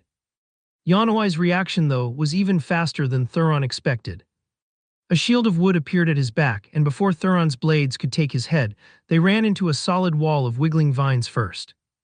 The defenses felt both solid and flexible at the same time, half like he had just sunk his blade into a net of roots, and half like he had just smashed against a wooden board.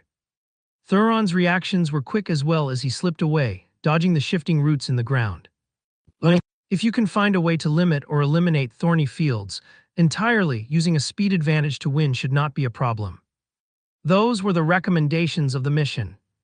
But Thuron had stepped directly into an arena Yanoi had long prepared. This entire bank was his domain. This entire bank was thorny fields. Roots shot up from the ground, assaulting Thuron from all sides. And yet, those steely blue eyes glittered in the dark with the calmness of a killer. Thuron's blades glided through the night air. He sidestepped and parried, his head shifting as sharp roots passed over his shoulder. Every time he tapped a foot, he seemed to land in an unmoved location, his calculations precise and sharp. It was clear that he was moving much slower than the roots were, but somehow he reacted first. The moisture content in this region by the stream was high. He could feel the changes to the ground hardly a moment after Yanoi had the intention to launch a sneak attack. There was also a very clear weakness to this form of combat. If Yanoi was too eager, Thuron ducked beneath a net of roots, and the series of vines suddenly tugged against one another, caught in a knot of their own making. With another tap of his foot, Thuron actually expanded the distance between himself and Yanoi. He wasn't a fool. He was only in the 4th resonance, while Yanoi wasn't just in the 9th, but he was also exceptionally powerful within his resonance. If not, he wouldn't have been able to take out a pair of 8th resonances like Soren and Tegan with such ease, preparation or not. Yanoi was also a bit taken aback. He had never seen anyone deal with his thorny fields skills so easily. The fact that he didn't know who Thuron was only made him more apprehensive. This caused him to hesitate a beat, allowing Thuron to expand the distance even further and slip closer to the shore. Maybe it was the sway of water or the way the silvery line beamed through the foliage, but Yanoi finally snapped awake. No matter what, he had to kill this man quickly. Soren and Tegan had already noticed that there was a change to the situation and had slipped out of the vines that entrapped them. Although they were heavily injured, they were still cultivators, and Yanoi wasn't exactly a tracking expert. He had found them so easily this time because he knew where they would be. If he allowed them to slip too far away, it might ruin everything, and then he wouldn't have another chance come so easily. The fact that Thuron was here in the first place already made him very apprehensive. It felt like someone had seen through their plans, and if that was the case, it was even more important that he tighten up. A flare of mana came from Yanoi's dantian. The ground flexed beneath his feet, and he was launched forward by a whipping line of vines. His legs extended from the ground, roots wrapping around his calves and making him look far taller and more imposing. Thistled bark activated on his lower extremities, and he kicked out toward Thuron. The range must have increased by at least an extra 2 meters, and there was nowhere for Thuron to go but the water to his back. When had he ever feared water, though? Thuron took that light step, his blades crossing in front of him as he arched his back. A reverberating impact shook his arms, and he clenched his jaw to not make a sound. Telling the cultivation of someone wasn't an exact science, especially when that person had as much mana control as Thuron did. Right now, it was supremely important to him that Yanoi didn't know his exact cultivation level. So he suffered in silence, feeling the power nearly render his arms useless as he glided backward. His back hit the waters, and Yanoi pressed his advantage. 10 out of 10 times, this would mean that the battle was over. It was possible to fight on the water, but it required deft control, and a single slip-up could mean the end. Walking on water was easy enough, but coating one's back in a controlled enough stream of mana to not fall into the water and lose all semblance of control was something even most Silvermancers couldn't do. Thuron didn't even try.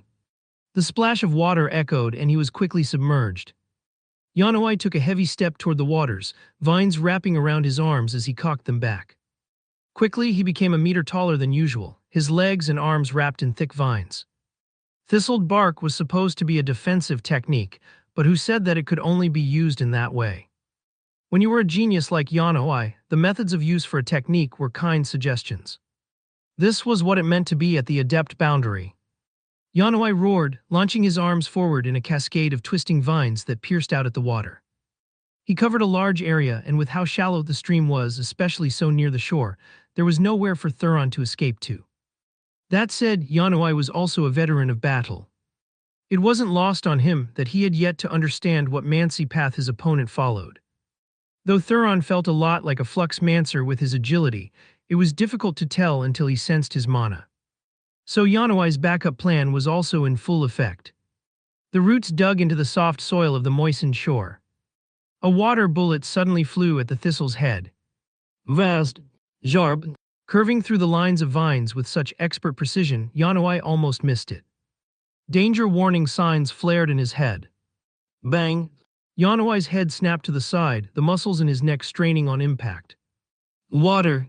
Yanoi was processing things as fast as he could, but he didn't have the time to register why it was a point-blank hit like that only stung instead of taking his head off his shoulders. But it was hard to think straight when your vision was suddenly swimming. What Yanoi didn't realize until it was too late was that this wasn't because he had a concussion. It was because a large wall of mist had appeared around him the moment he slammed into the water with the full force of his wooden vines. Shing. The sharp echo of a blade was the last thing Yanoi heard before his head flew into the air. Thuron landed on the ground lightly, his blue eyes frighteningly cold in the depths of the night. He looked down at his hand, a searing pain creeping up his spine. The sword he was holding now wasn't his at all. It was Thassa's. The strength he would need to employ to cut off the head of a 9th Resonance Bronze Mancer would definitely expose the fact it was a Water Mancer that acted here, and he couldn't afford that. Luckily for him, Thessa had poured a large amount of fire mana into her blade to deal with the Grey Rhino. Unluckily for him, he was suffering severe burns to his hand now. Hiding this until it healed would be a problem. Thuron quickly moved to the stream and began to use Water Mancy to pull the heat out of his hand. Dealing with 9th Resonance fire mana, even with a type advantage, was extraordinarily difficult. But he had also come prepared for this. Once he was finished, he began to clean up the battlefield. It was only after he was satisfied that he turned to leave. Tonight seemed simple, but it was all a matter of preparation. As for where it stemmed from, it was a result of a simple sleep-up on little Sadie's part. When Thuron first met Thessa and the others, Sadie had tried to introduce Thessa, only to be cut off by the young woman. But Thuron had heard more than enough. Back then, little Sadie had tried to introduce Thessa as her brothers, something. Thuron never learned exactly what that was, but it wasn't hard to guess. What was more interesting was why Thessa wouldn't want others to know. Obviously, her relationship with the family wasn't bad. Otherwise, she wouldn't be hanging out with her little sister-in-law to be in her free time. She had no obligation to do so, and if she wasn't a fan of the coming marriage, spending time with her family-to-be would be at the bottom of her priority list. Then there was the next oddity. Thessa was a half-step into Silver Mancy already. Thuron had already sensed this before tonight, and her actions tonight only further proved that. So why was she in a team with two weaklings like Sauron and Tegan? Thuron prided himself on knowing information about practically everyone he interacted with. But he knew absolutely nothing about Sadie's family. If he could figure out so much about so many people, and yet be stonewalled by this quite frankly naive little girl with loose lips, it only meant one of two things. Either her family was supremely powerful or supremely secretive.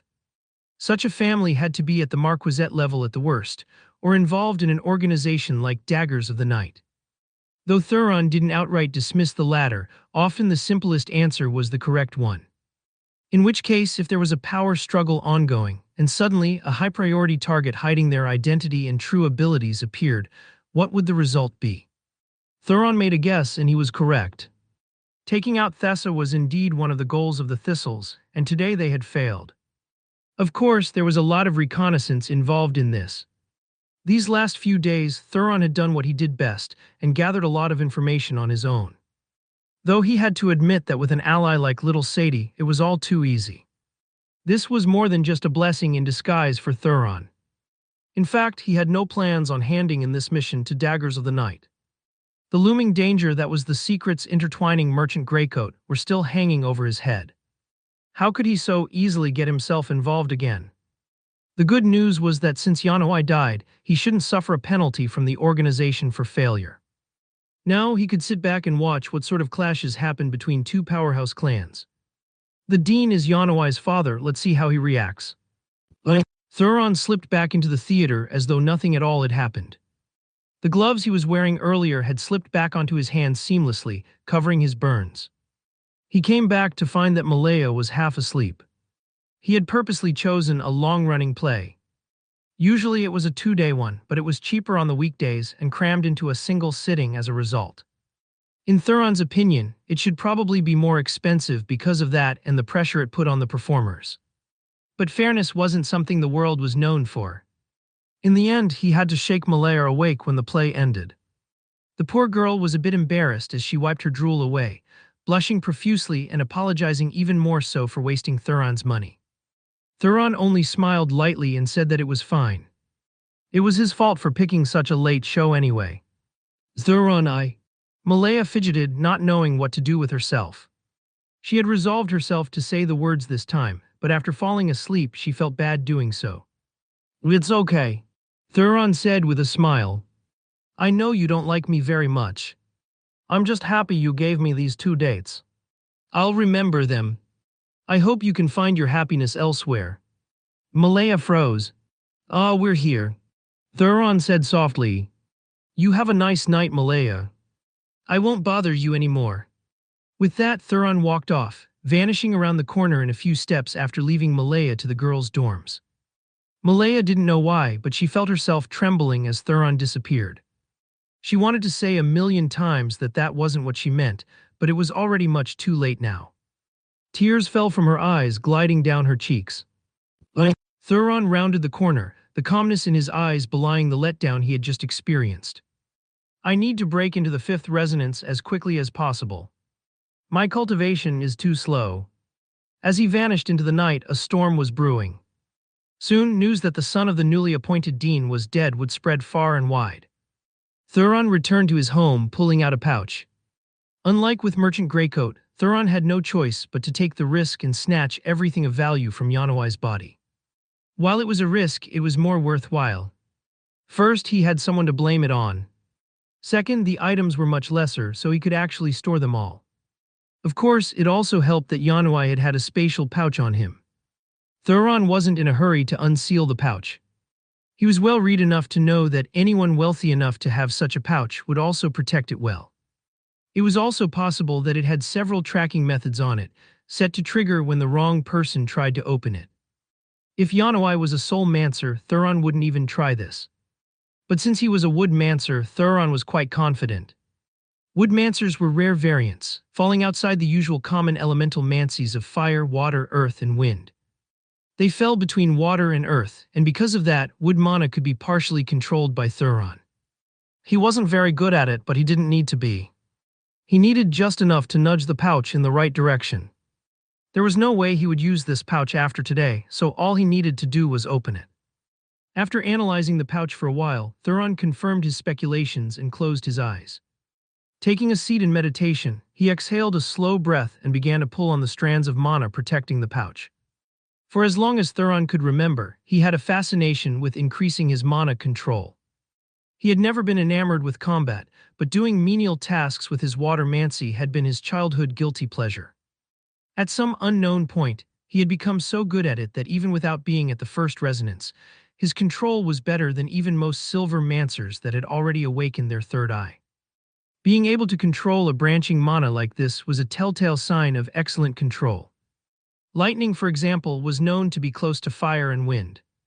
Though more so to fire, it was rare but possible for fire mancers to gain secondary lightning mancy abilities as they grew into gold mancy and beyond. However, doing something like this in bronze mancy, especially at the mere fourth resonance, was unheard of. Granted, Thuron was only controlling already existing wood mana and not manifesting it. But it would be enough to draw countless breaths of shock nonetheless. There was a shift in the pouch and Thuron's eyes snapped open. He flipped the pouch over and poured out its contents quickly before allowing it to naturally snap shut as though a rubber band. He knew that he didn't have much time, and he didn't want to force the pouch to stay open. So the best he could hope for was that there wasn't anything too fragile inside. Out tumbled 3 pill bottles, a booklet, and what looked like a wooden tablet. Without a third eye, Thuron couldn't confirm if there was anything else in the pouch. But even if he had had third eye, he wouldn't dare take the risk. He had made use of residual wood mana Yano-I had left behind, but it had been mostly used up now. Trying again would be playing with fire. High-tier bronze resonance pills, a silver resonance breakthrough pill, and Thuron paused on the third bottle, not recognizing it immediately. The first 2 were about what he would expect. Despite the sheer value of the pills, he was quite calm when coming across them. But this last one, I see, this should be an echo pill, though I'm not sure of the quality. It shouldn't be too bad considering Yano-I's standing. An echo. It was the dream of many, and yet Thuron's reaction was still quite muted. Upon reaching silver mancy, one's core would not only become more refined, but it would likewise gain new abilities. At this point, some geniuses would be able to gain an echo. Echoes came from beasts above the feral stage, true mancer beasts. Of course, there were many stages of mancy beasts as well, and depending on the grade of the creature, the echo pill necessary to integrate it would likewise be more substantial. Thuron had once read an ancient script that told of cultivators of an ancient past that were capable of integrating echoes through special techniques or their sheer talent. But these days, scholars believed that these methods were primitive and came with too high a risk. Unfortunately, Thuron didn't have the experience to guess at what level of integration Yano-I was aiming for. And unlike the other pills here, the fact there was an echo pill was more odd than not. This was because more would only dare to attempt to integrate an echo when their foundation was stable. The most common choice was the third silver resonance. It was either Yano-I was overconfident, his family had too much money to waste, or he was more of a genius than Thuron had given him credit for. There is a fourth possibility. Thuron looked at the pill bottle. It was a lot different from the others, it definitely came from a different source. The material, this jade pattern, hasn't been common in several hundred years. There was a flicker in Thuron's eyes as he grabbed at the wooden tablet that had clanked to the ground. The back was smooth and unblemished, but on the other side there were engravings he could feel with his fingers but not see with his eyes. Thuron raised the piece of wood up to his nose and sniffed. Then he turned to the jade bottle and sniffed once more. Indeed, they come from the same source. Yano-I likely picked this echo pill up from an unexpected source. Thuron spun the tablet on his finger. While it looked very much like wood, there was a reason he said it came from the same source. Suddenly he flicked out his finger and the tablet shattered to pieces. Shards flew in all directions, but Thuron hardly spared them a glance as he snatched out at the carnage. Slowly he opened his palm, a familiar-looking piece of jade reflecting back up at him. As expected, the jade used to house the echo pill had a very particular fragrance to it. This sort of jade was known as verdant bloomstone, and it had a unique floral scent. This scent was actually a product of its ability to suppress and restrict the aura of what was on the inside. It was used to preserve pills for this very reason, as it was very good at stopping medicinal effects from leaking out. However, this jade fell out of favor for two main reasons. First, it took time for this floral scent to build up and for the verdant bloomstone to thus gain its suppressive effects. And secondly, it was found that over a sufficiently long period of time, the floral scent that built up over time would actually begin to influence and change what was stored on the inside. As such, in modern times, more neutral jades were chosen as the superior storing items. This ability of verdant bloomstone was important for another reason, though. There were special coating methods that could be hidden within the jade. By layering various pills, herbs, or plants of the like, it could store unique patterns in a very distinctive smell that could be deciphered by those skilled enough to do so. This was all to say that if Thuron's nose was sharp enough to decipher the pattern used to layer the particular unique scent of this verdant bloomstone, then he had a feeling that there was an interesting secret waiting for him here. It's hard to tell how long this echo pill has been suppressed within this bottle. It's possible that it's already lost much of its effectiveness. But the wooden tablet was clearly something that Yanoi didn't understand, otherwise he would have exposed its secrets long ago. The reason one side was smooth and the other was rough was a telltale sign that this jade had been inscribed with a secret coded scent. The wood was like a control method. Using it as a filter, it was possible to layer the scents very precisely, allowing greater precision and more detailed information to be noted down. Ultimately, the main question that remained was, what was the secret? Unfortunately, Thuron didn't have that answer. He had all the background knowledge necessary to unearth this, but what he didn't have was the hands-on experience. He could probably name tens of thousands, maybe hundreds of thousands of herbs, pills, and the like. But just like how he didn't recognize the echo pill immediately because he had never seen it personally, there was no way for him to easily decipher the scents used here. I've remembered it. I will just have to find an opportunity to make use of it. I also don't believe that it is a coincidence the jade bottle shares the same scent. This verdant bloomstone must have been cut out of the same piece, and the secrets are definitely linked with one another. After coming to this conclusion, Thuron made a series of plans for the future before carefully hiding both the jade piece and jade bottle in a hidden compartment of his living abode. In the same space, he hid away the silver resonance breakthrough pill and the booklet. The booklet housed a wood mancy technique, and it wasn't of any use to Thuron. Even if it was, he likely wouldn't use it in public due to the risk regardless. That said, he still studied it. That was because this technique was neither of the two denoted in the guild's information. It was likely that this was a more powerful technique of the thistles. It definitely wouldn't hurt him to prepare for it in advance in case he came across an opponent that could use it in the future. Thuron was under no illusions that he was capable of battling a ninth resonance genius. He had defeated Yanoi because he knew his techniques like the back of his hand and had prepared the region ahead of time. If he wanted to continue protecting his life, he would need to stay on top of things. And that meant entering the fifth resonance. Thuron sat in silent meditation. He had allowed his meridians enough time to acclimate to the fourth resonance. It was about time he make another push. After adjusting himself, he took out the one remaining mid-tier bronze resonance pill he had left over from his merchant greycoat mission reward and swallowed it. The process was smooth. He felt the natural expansion of his meridians and the polishing of his core. Absorbing a resonance pill was actually quite involved. This was because attributed resonance pills were shockingly expensive, so most, like Thuron and even Yanoi, used neutral resonance pills which had a mix of mana within it. Everyone could control neutral mana, but it obviously wasn't as comfortable as one's attributed mana. So the focus needed was quite exceptional.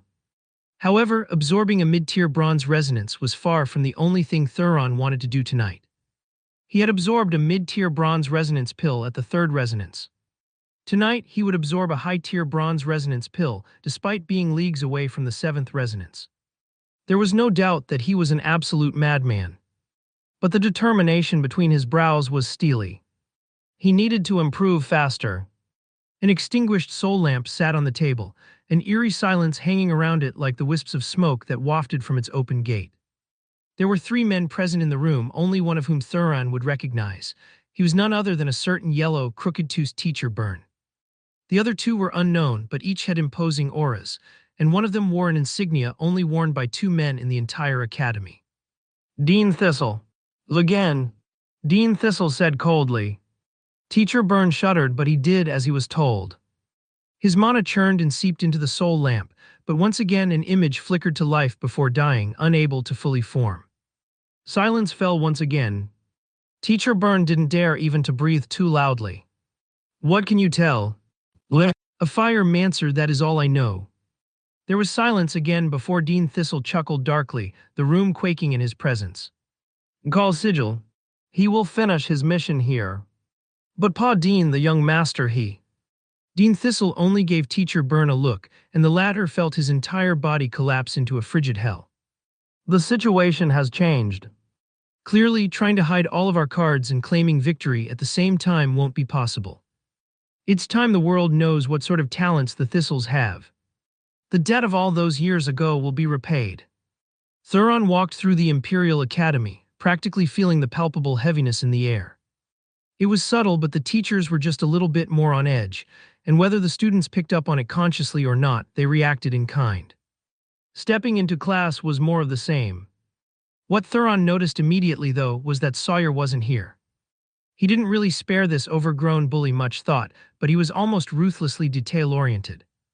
When he noticed a Thistle missing, it was hard for alarm bells to not ring in his ears. When he noticed that Sadie also wasn't present, that settled things. They knew.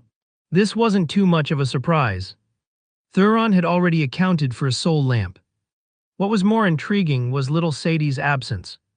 This meant that things were much more serious. Even extended parties were getting involved. Good. Thuron took his seat as though he didn't feel like anything was wrong. Soon, Teacher Byrne Thistle stepped into the classroom. His murky, old eyes scanned over the room and landed on Thuron.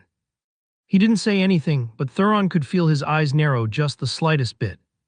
All the while, Thuron's expression never changed. Class went on much the same. However, midway through, Thuron felt his heart skip a beat. A burning sensation came from his chest, and he couldn't help but narrow his eyes. Why was Daggers of the Night summoning him now? Unceremoniously and without so much as a word, Thuron stood to his feet and directly left the class. The students and Byrne were so stunned that no one quite knew how to react. By the time anyone thought to say anything, Thuron had already vanished. A flare of rage sparked in Byrne's eyes, but even he couldn't have expected that Thuron would do something like this. Thuron had truly vanished. He accounted for every variable when he did things, and though the possibility of Daggers of the Night calling him when he was in the middle of class like that was low, he was ready for it. It seemed unplanned to walk out so abruptly, but he was leaning on his poor relationship with Byrne to execute it. Even with how oblivious the student seemed half the time, even a fool could tell that Byrne had targeted him time and time again. For Thuron to suddenly have enough of it wasn't too much of a surprise, no matter how abrupt. Of course, that was just one part of his plan. The rest required a large amount of water mana. Thuron returned to his dorm, but no one saw him leave it. Soon he had already entered a familiar hotel room, his face having completely changed. He slipped inside of the mirror and awoke in a stone room. Thuron moved quickly, the burning at his chest only increasing. Soon he had made it to a gathering room, the very same location he usually handed in his missions. A cloak adorned his body as he moved, taking his place amongst the sea of cloaks that looked just like his own. Murmurs were already spreading through the group of bronze assassins. As far as Thuron could tell, only they had been summoned, and their discipline was clearly lacking. An oppressive pressure fell, encompassing the entire room. At some unknown time, a cloaked figure had appeared before them all, nothing more than a pair of burning red eyes visible within the darkness. The murmurs came to an abrupt stop. The first rule. The voice echoed akin to frigid wind, their spines forcefully straightening as goosebumps crawled along their skin. Never kill your fellow assassin. They roared in unison as though puppet strings had been tugged through the depths of their very hearts. The second rule. An assassin's greatest weapon is their mind. The third rule. Adaptability is more important than strength. The fourth rule. By the guild. For the guild. Every time they spoke out these words, the searing pain in their chests grew more feverish. It felt like a spear was thrusting through them, pumping them full of fire mana and burning their blood to ash. Thuron spoke along with the others, his voice projecting and melding into the crowd seamlessly. Today, many of you will be facing your first crisis. The branch has called upon you to complete your duty. Protect the guild with your lives. The words had hardly echoed when the ground rumbled. Thuron's pupils constricted. He knew that whatever was happening had to be big, but he didn't expect it to be this big. He had severely underestimated the situation. But there was also nothing that he could do. In his current position, he had no choice but to listen to the orders of the guild. He needed them because they would give him access to information he would only otherwise have as a noble. Without status, there would be too much out of his control. It was only because he was part of the guild that he was in the thick of an event revolving around marquisettes. Without them, he would be another leaf blowing in the wind. But with that benefit came its risks. And they had come to collect. Why did they only call bronze assassins for something like this? Thuron's heart skipped a beat as the answer came to him in a flash. A culling. When an organization like Daggers of the Night faced a crisis, the biggest issue they might face would be internal struggles. Bronze assassins had yet to prove themselves as trustworthy and were the greatest liability. But just how bad is the situation that a hideout of the guild has been exposed? There were too many questions in Thuron's mind, but he could only bury them deep. He hadn't even figured out how he would hide the burn to his hand, but he could very well come out of today with injuries even more difficult to hide. If he survived at all. Thuron became calm. Eerily so. His ears twitched and his breathing slowed. He could feel the shift and changes in all those around him, the fidgeting hands, the agitated hearts, the slight trickle of cold sweat that increased the humidity of the room by just the slightest hint. He felt it all. There was a hollowness in his ears as the ground trembled again, and his breathing, as slow and controlled as it was, felt almost too loud to him. He needed to be calmer, more controlled. Unless he was, there would be no chance. Then he heard it, the circulation of his own blood. When he joined Daggers of the Night, they spoke of this state. A state where you were so focused, so driven, so silent that only the rhythm of your heart and the lifeblood pumping through your veins could be heard by you. They called it veinsong. Thuron's fists unclenched and relaxed, his short sword and dagger slipping into his palms with a soft pat. He was the first to move. There was a flicker in the hovering red eyes, but nothing at all was said. Thuron was already down a hallway before the other bronze assassins reacted. His fifth resonance cultivation thrummed like a calm building of steam in his body, his steps moving in a flash as every muscle worked in perfect unison. Thuron knew portions of the layout of the hideout like the back of his hand. It was nothing but a series of winding tunnels and arched ways of stone. The vast majority was made up of living quarters, while only about 20% was forged for training purposes. The unfortunate part was that the portions he was so familiar with were only the bronze assassin living quarters. He had no way of knowing where the higher realm assassins resided or how deep things really went. And the only way he knew in and out was through his own room. For obvious reasons, that route couldn't be used. In fact, if he was correct, the teleportation options had almost certainly been cut out. The only way out of here was the old-fashioned way. Realizing this, Thuron knew that there were probably 3 potential ways out, and all 3 had to be in regions he had never been. The fourth option was that the exit was in a place hidden in plain sight, and that was the worst of the options. However, there was a better choice than hoping he chose the correct path. Go right toward the danger. Wherever the rumbling was, there was highly likely to be an exit. It was just a matter of making it through. Was it smart to be the first to go? Under normal circumstances, no, however, because he went first. The sound of rapid footsteps following him echoed in Thuron's ears as he moved. Good. He had already expected this. Assassins or not, humans were pattern-following creatures. When they saw one person confidently step out and move, the likelihood they would follow was exceptionally high. Thuron rounded a corner, stepping on a wall to avoid slowing down and bursting forth. Speed wasn't his strong suit, he knew that well. But with his mana control around these sharp bends and corners, his agility was on full display. His skill in starting, stopping, and changing direction was as good as it could be without relying on a dexterity-specific movement method. Because of that, he was able to stay ahead with great ease. There were most definitely 8th and even 9th resonance experts amongst the bronze assassins, but if these people had chosen to follow him, they wouldn't overtake him even if they could. And therein lied the risk. Thuron felt the shift in the wind before he saw it. A thin veil of mist was stretched out before him, every little twitch and noise reverberating back to his ears. Finding the location of the rumbling in these tunnels was far easier than it sounded. You might think you were running in the right direction, only to slam right into a dead end. Somehow Thuron had avoided all of that. And just as inexplicably, his back arched, his knees sliding across the ground with a rough tearing sound as a blade passed over his nose. The blade turned out to be a boomerang, rounding a corner and beheading a bronze assassin before they could even react. Metal Mancer.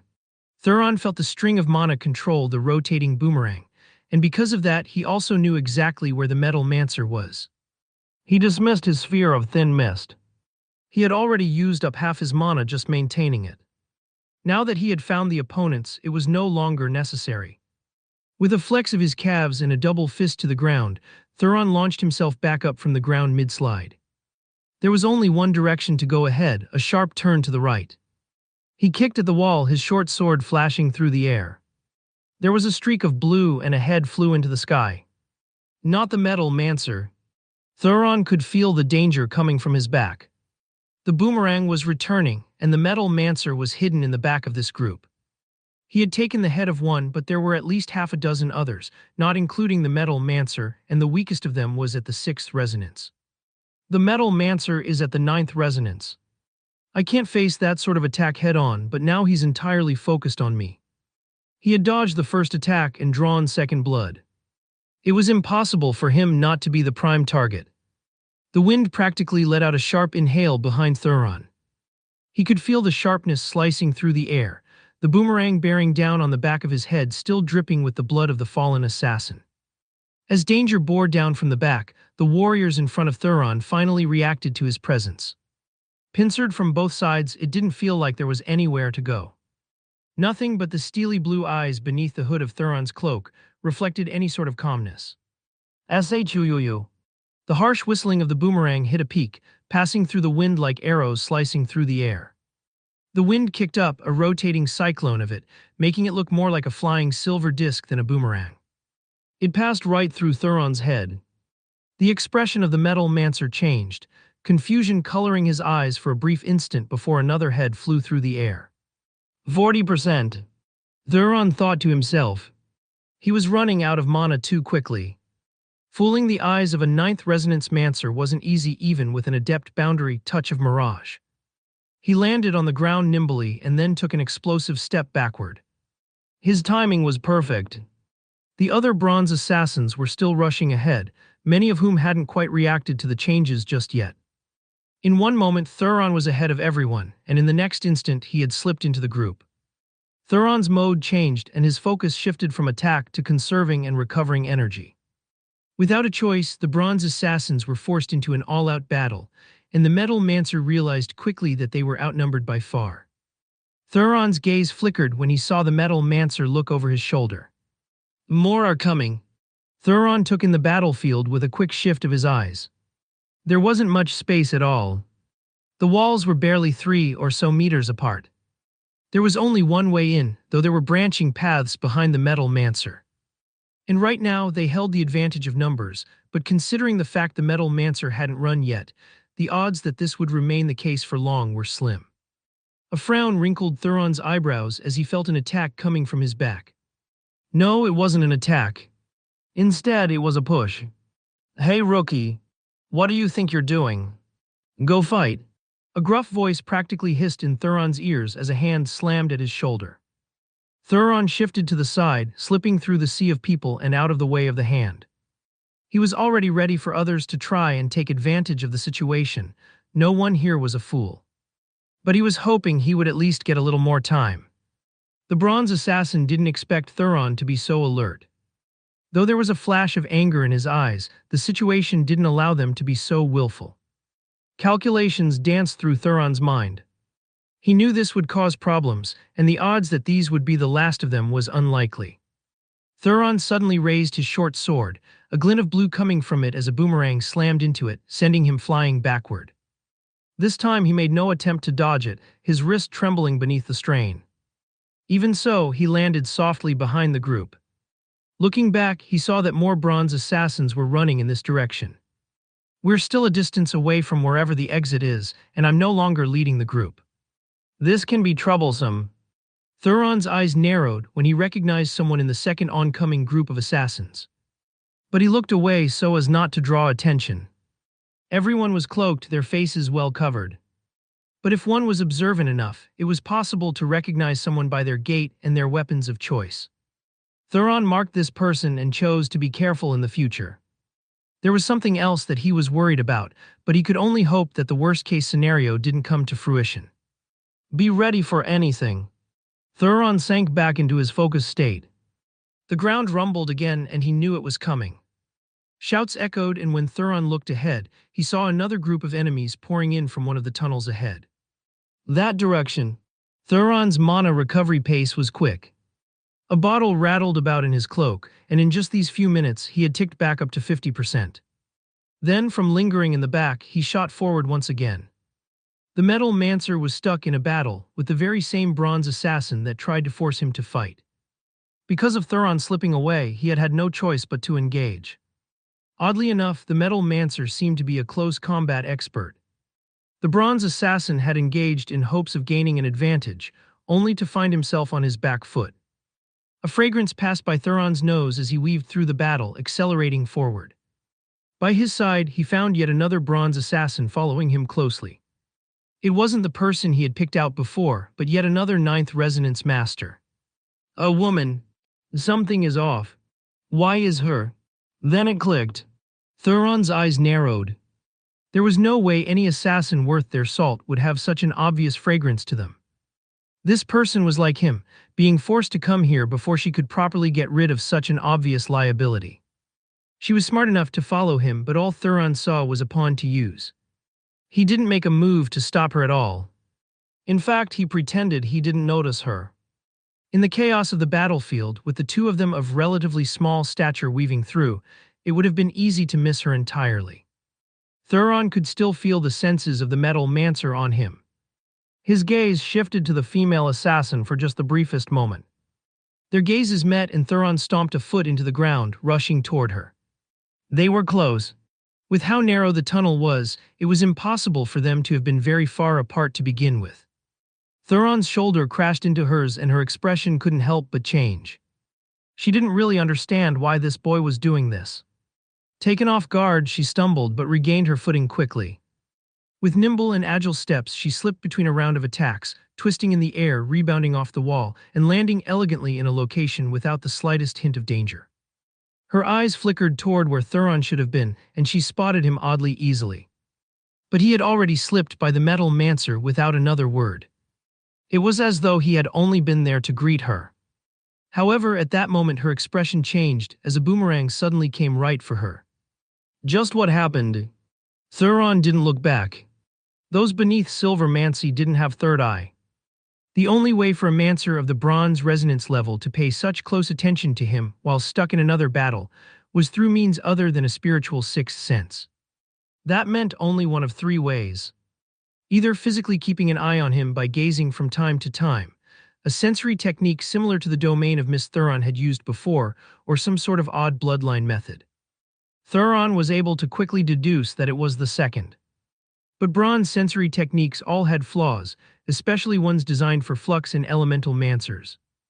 It was either the metal mancer tethered him with a line of mana, or he was relying on another sense. In Thuron's estimation, the odds that that other sense was sent were especially high. When he reached that conclusion and smelled the fragrance of the female assassin, the plan formed in his head in an instant. He dashed right by the metal mancer without a word, and the latter didn't even glance at him as though he wasn't recognized. Enhancing senses like smell was definitely a flux mancy technique. An elemental mancer couldn't possibly have progressed it to a high enough barrier to see through Thuron's little trick. The end result bore that out. Waves of enemies were still ahead of Thuron, but there were none like the metal mancer. A casual casting of Touch of Mirage pulled the wool over their eyes. In the chaos, most didn't even detect the fluctuations in the air. Thuron's mana was quickly draining again, but his nose twitched in that moment. I'm close. He could smell fresh air that was separate from the mustiness of the damp underground tunnels. He shot around a corner and saw a sea of enemies rushing through a hole blasted through the ceiling. Even now, they were still making more holes to rush in.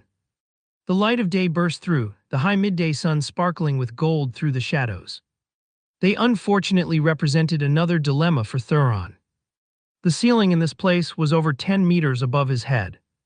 It was easy for the enemies to pour in, not so easy for him to leap up and make it through, especially not with so many coming.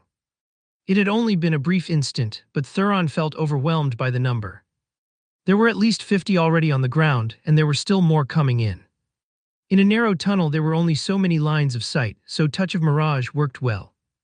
But here, in a much vaster open space, he couldn't trick the eyes of so many people. He didn't even bother, dismissing it after hitting a 30% threshold to his mana. Gil, a thunderous voice echoed as Thuron was revealed. The sound of his heartbeat thrummed in Thuron's ears like thunder.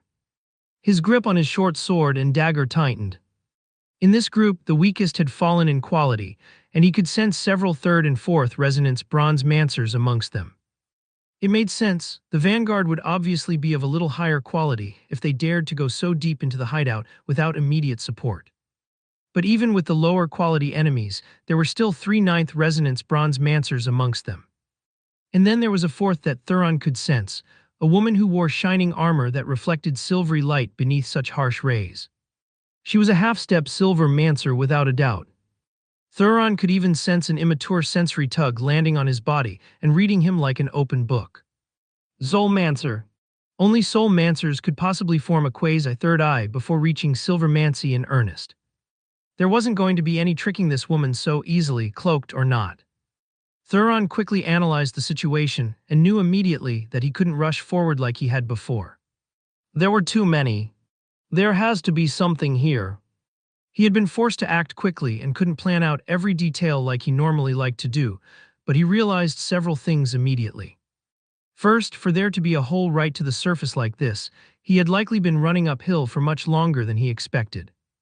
Second, from what he could see from the outside, they were in the wilderness somewhere. But the trees were of the same species as what was around Thistlebrook City, meaning they were still very much in said region. This explained the mustiness of the underground space. There was a high water content in this region, and groundwater was likely very common here. Thanks to this, the water mana content in the air was quite high, allowing him to replenish faster than he otherwise would. Third, this space was open, too open. The only choke points were behind him down the tunnel he had just come from, and other tunnels that came in from different regions he wasn't familiar with. Taking them wasn't an option due to the variables, and going back the way he came made no sense, not with enemies waiting for him there. Everything pointed to a single option. The one option he felt wasn't possible. Forward. It was impossible to make it out of here without taking risks. Thuron took a deep breath, and the sound of his heart became so loud in his ears that he almost tuned it out entirely. Like a whining, continuous white noise, it became part of him, a rhythmic cadence that was to be accepted, not pointed out. All of these thoughts swirled in his mind in the briefest of instances before he cast Water Bullet, not once but thrice. They curled through the air, piercing through the eyes of 3/4 resonance cultivators. Not a single sound was made as they collapsed, and Thuron rushed by them. Touch of Mirage was worthless against the quasi-silver Soul Mancer. But Soul Mancers also weren't known for their direct combat skills either. Zo. Thuron charged right toward her, his blades flashing.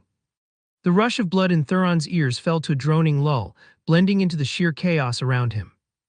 Every step he took on the ground seemed to take his whole body, propelling him forward in such a controlled fashion that not even a layer of dust was disturbed. His eyes darted around, his blade leaving streaks in the air every time he passed by an enemy.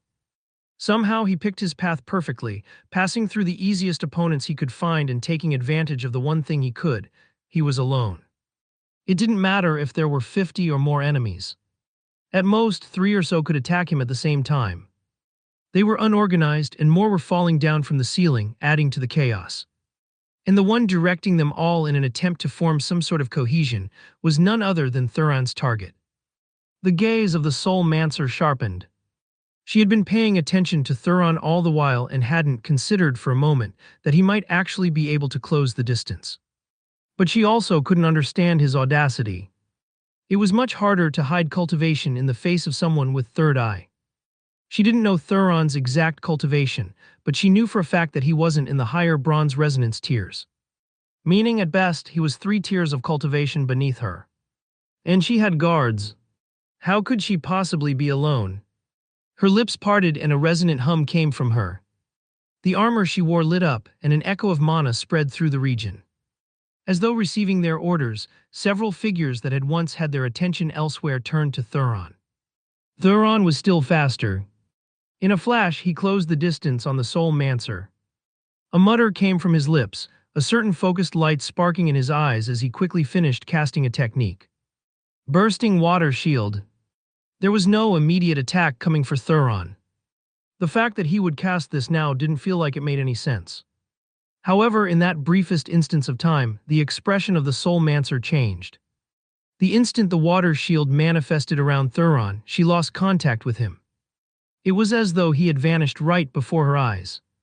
She reached out with her senses, but they fell into the shield as though it were an endless abyss. Impossible. Her quasi third eye almost felt like she was trying to catch a fish in the water, but the light refracted and danced around far more wildly. By the time she realized Thuron had done it on purpose, the bursting water shield did what it did best and burst apart. A rain of water fell in all directions, and everyone hurriedly retreated. They had no idea what the technique was. Only a fool would casually allow themselves to be touched by a water mancer's water. Unfortunately, they miscalculated. It was nothing more than a facade. Touch of Mirage activated one final time as Thuron's mana fell beneath 10%. The Soul Mancer jumped, dodging out of the way of a water bullet she sensed at the final instant. But she had no idea that that would be her final action in this life. A short sword flashed, a surge of pressure slicing against her neck. Her armor couldn't even react in time, not without a command from her voice. Her head flew into the skies. Bang! Bang! Thuron's foot stepped on the shoulder of the Soul Mancer's headless corpse before her head even fell to the ground, his quads flexing as he leapt into the air. He soared through the rays of the sun, landing outside with a deft agility. Water. I need water. This thought consumed every fiber of Thuron's being. His mana was running dangerously low. That last maneuver took everything he had. His body was already starting to show signs of mana deprivation. And yet there was still danger all around. The good news was that in the chaos, the oddity of Thuron didn't stand out that greatly. From the start, Thuron hadn't been able to pinpoint exactly who their enemies were because they wore no identifying markings. If not for this, he would have already realized just what they were up against. Thuron had already gotten rid of his black cloak on the leap upward, but he also knew that running in the opposite direction of everyone else was bound to make him stick out like a sore thumb. He took deep breaths, his chest heaving. There was no other choice. He just had to go for it. Thuron bolted, running with whatever speed he could muster with his mana at an all-time low. He didn't know exactly where he was, but he just ran in the direction of water mana as fast as his legs could carry him. He was hoping for a stream, a river, a lake, anything. The sun was too bright and the skies were too clear to hope for rain. This was his best chance. A determination remained in his steely blue eyes. As pale as his face was, and as much as his sweat was making his simple linen clothing stick to his body, his blood continued to pump. Ever since the start, Vainsong hadn't faded away. In fact, he only fell deeper into the state. It was said that Vainsong could only last in short bursts, small measures of enlightenment like rays of the sun at dawn. But it had already been over a quarter hour, and Thuron was only falling deeper. Hey! A roar came from the side. Deserter! Another roar came. Thuron's mind trembled. Silver Mancer. The projection of the voice, the feeling of oppression that landed on his shoulders.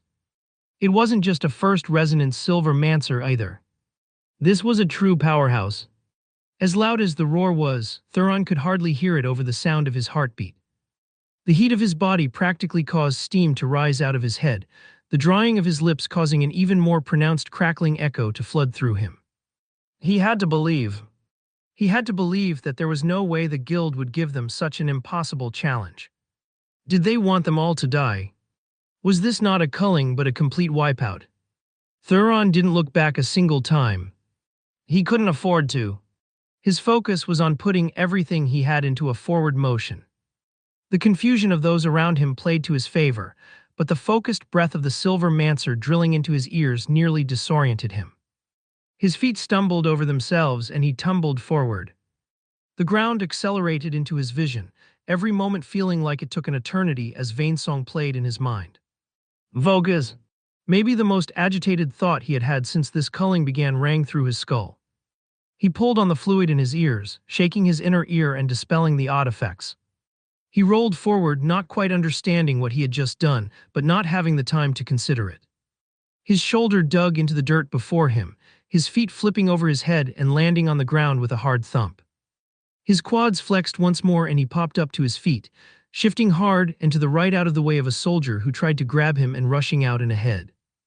With the density of the forest, there was no real organization out here either, and Thuron quickly realized that the trees would be his best chance. He slammed a palm into a trunk, dodging out the way of another grab, his body practically moving on its own. In what felt like an eternity to his mind, his foot finally landed on an opposing tree. His toes flexed through his shoes and he gripped at whatever he could, shooting himself upward. He landed on a branch with deft dexterity, leaping to the next tree. His blades flashed, slashing at the branches he used. Not enough to cut them clean, but enough that anyone who came after him wouldn't be able to trust their footing. Every motion he made seemed to be 3 steps ahead, rumbling thoughts pooling through his mind faster and faster. It almost felt as though the more tired he became, the sharper his brain was. However, that looming aura was still there. Every hair on his body stood at attention, goosebumps erupting across his skin. The adrenaline rushed through him. The dance of life and death had never felt clearer to him than in this moment right here. This is not part of the plan. On a distant mountain, a pair watched Thuron struggle.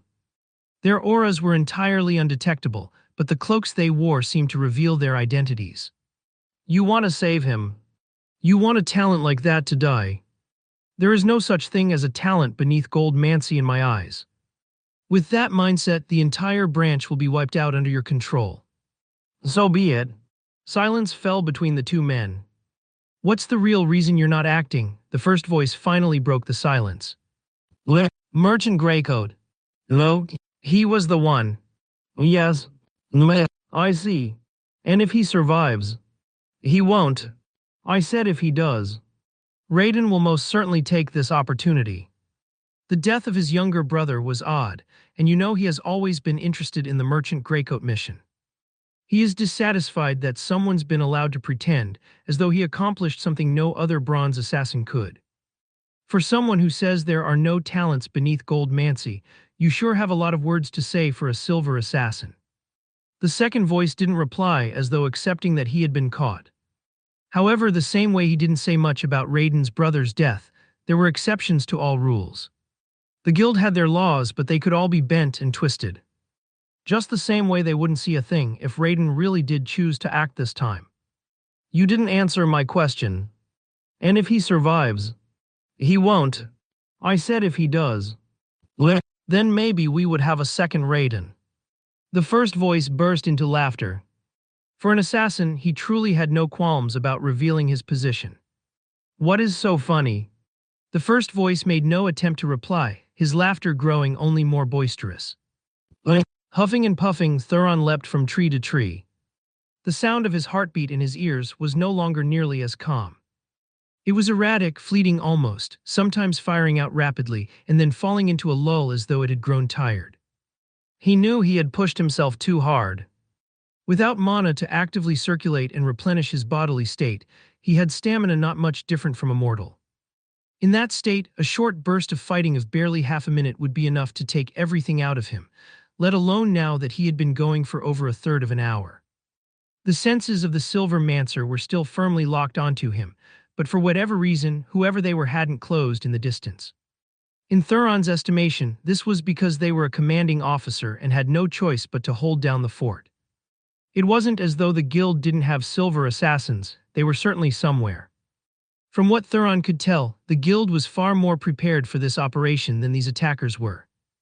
It was odd to think this when it was their secret base being raided, but Thuron trusted his intuition and his deductive reasoning skills. If they were more prepared, it likely meant that the attackers had no idea that the silver and above assassins had most likely already vanished. In which case, this is indeed a culling, but it's also a trap. They're using us as nothing more than a distraction to deal a blow to their enemies at the opportune time. Thuron's ears twitched. Water. He knew it was close, but there was something about finally hearing it that filled his body with spirit. He could make it. He could definitely make it. A screeching wind whistled through the sound of Thuron's heartbeat. Thuron's heart hit rock bottom. Metal Mancer. How had he gotten here? Thuron looked beneath his feet and the answer came to him. He had just picked the direction he sensed the most water mana in, but he didn't consider how the land above ground mapped to the tunnels beneath it. Now he knew why the Metal Mancer was sent forward as part of the vanguard. Using an Earth variant Mancer to open up more passageways into the core of the guild's hideout only made sense. Thuron's body had slowed considerably, but his thoughts were still churning. There was something to take advantage of here, he knew it. Then it clicked. Thuron's foot slipped, his body falling from the tree as the metal boomerang flew overhead. The ground felt unstable beneath his feet, but he used it to his advantage. He didn't have the mana to cushion the fall, so the instability in the earth was what he relied on the most. Rolling forward, he stumbled to his feet. He could feel his vision blurring, but he bit his tongue hard. When mana fell beneath 10%, it was already at a point of deprivation. Even those without cultivation needed to rely on mana in some shape or form. Although Thuron had disagreed, those that argued that mana was life weren't entirely wrong either. It was exceptionally dangerous to be at this level, no different from suffering severe blood loss. Using mana in this state was like trying to sip up the last droplets of juice through a straw.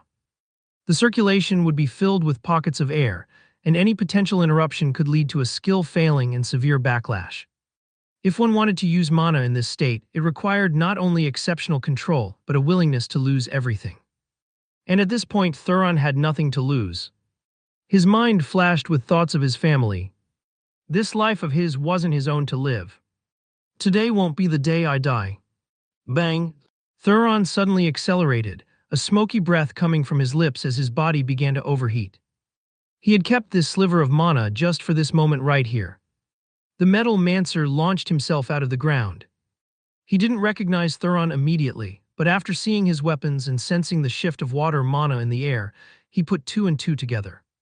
He had no idea how Thuron had made it so far, but after suffering at the hands of the female assassin and realizing she wasn't Thuron, he was truly pissed off. Bang! The metal boomerang slammed into a tree, shaking violently on impact. The Metal Mancer reached out with his mana, yanking it out of the tree. The boomerang flew back toward him and then wrapped around his body like some sort of slingshot, jetting out even faster than it came. Thuron timed his steps perfectly. The moment the boomerang got close, he sidestepped behind another tree, continuing to run forward. The boomerang wrapped around, trying to curve toward his head, but the angle was too tight. Bang! It ended up stuck in yet another tree. Frustration boiled over for the Metal Mancer and he stomped his foot, the earth beneath him shaking as he rocketed forward. Metal Mancers weren't known for their speed, but neither were Water Mancers. With a gap of 4 tiers between their cultivation, it wasn't a surprise that the Metal Mancer was quickly gaining on Thuron. The Metal Mancer ripped the boomerang out of the tree as he passed by. His arm rocketed back, his body arching in an odd pose. He reached so far back it almost looked like he was trying to touch the boomerang to the ground behind him. And then he suddenly shot up. His torso flexed, mana pouring into the boomerang as he threw it with all his might right at Thuron. This time it wouldn't matter even if Thuron hid behind a tree.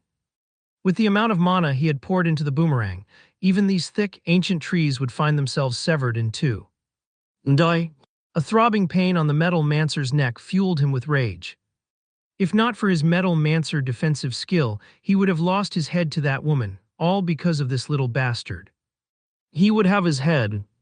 Thuron felt the sharpness before it even approached him. There might have been 15 to 20 meters at most separating him and the Metal Mancer. Thrown at that speed, there was hardly a second to react. Beaten and broken, his body on the verge of failing him, there was a sharp determination in Thuron's eyes. There was no dodging this.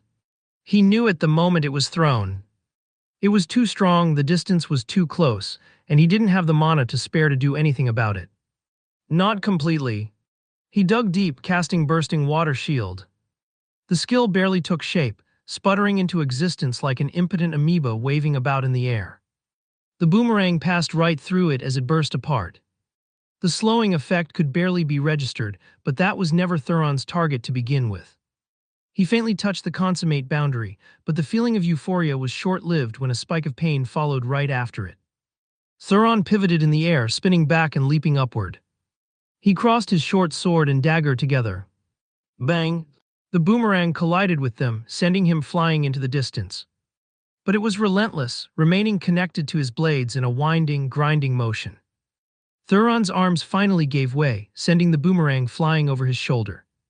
It ripped up the side of his collarbone, nearly tearing his left arm from his body as it soared past. Blood flew and Thuron collapsed with a splash in a pulsing river of water. When he sensed that there was no metal mana rampaging through his body, he knew he had succeeded in cutting off the metal mancer's connection to the boomerang, his true intent with Bursting Water Shield.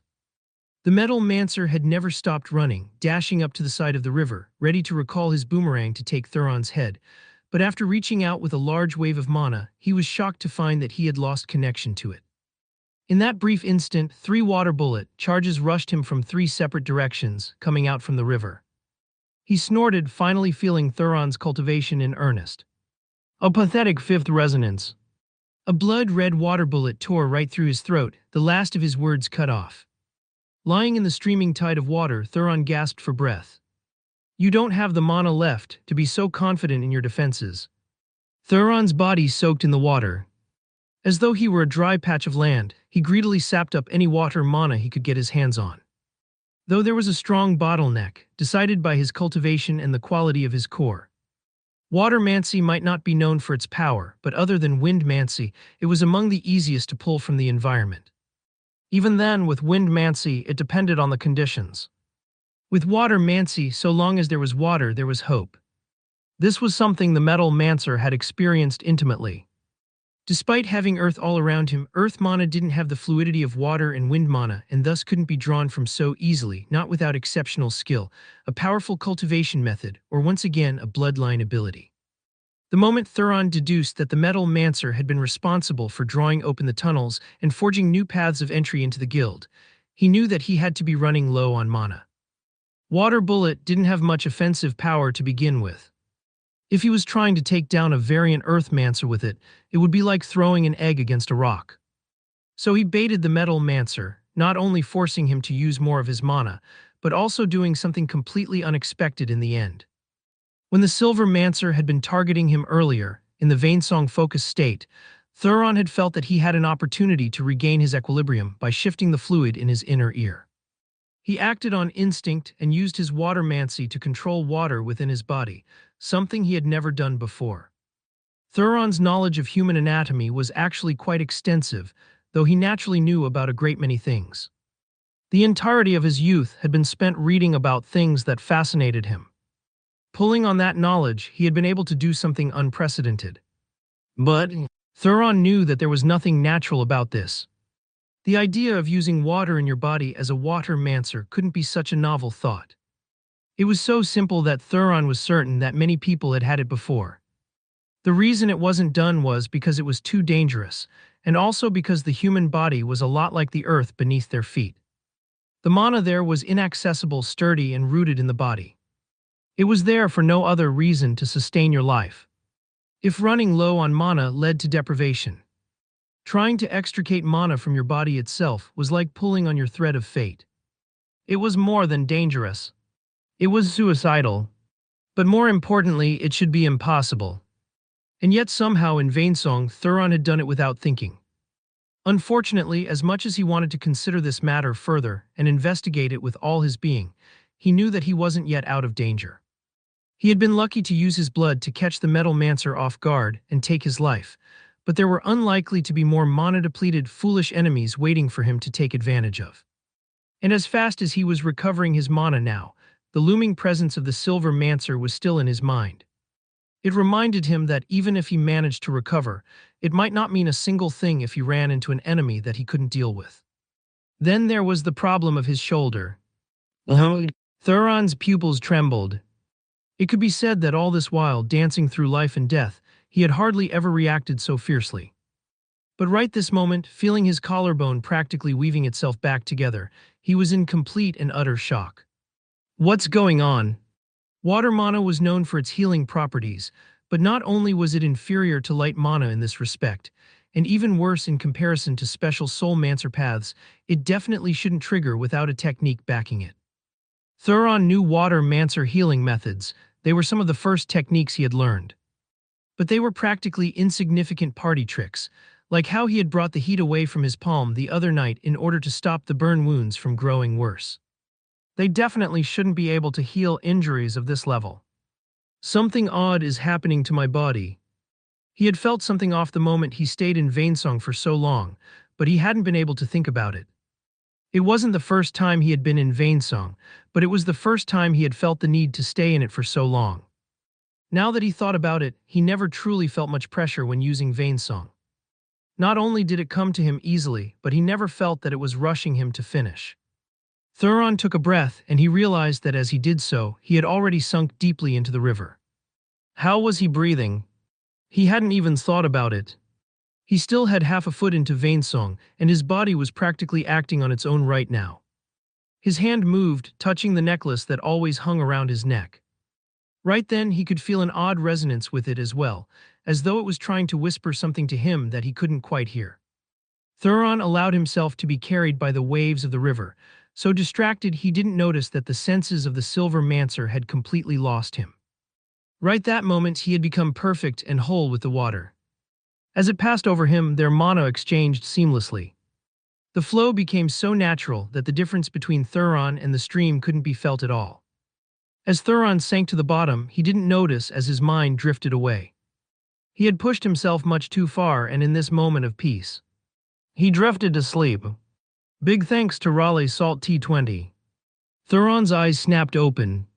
His heart jolted and he hacked, water spluttering from his lips. Quickly, he closed his mouth and stopped breathing. He forced himself to press down the panic, still not quite understanding what was happening. There was nothing but darkness all around him, but he could feel that he was submerged in water. Well, if almost choking to death didn't make that obvious enough. He had thoughts of how he had managed to survive down here for so long, but that wasn't his top priority, not when he had water in his lungs. Water mana spun around him and he was quickly propelled to the surface. Sixth resonance. The moment he began to use his mana, Thuron sensed the difference. He had inexplicably jumped up another tier in cultivation. Thuron's cultivation had always been fast, ever since he started to take it seriously, that is. Not even half a year ago, he wasn't even at the first resonance, but in that span he had reached the fifth.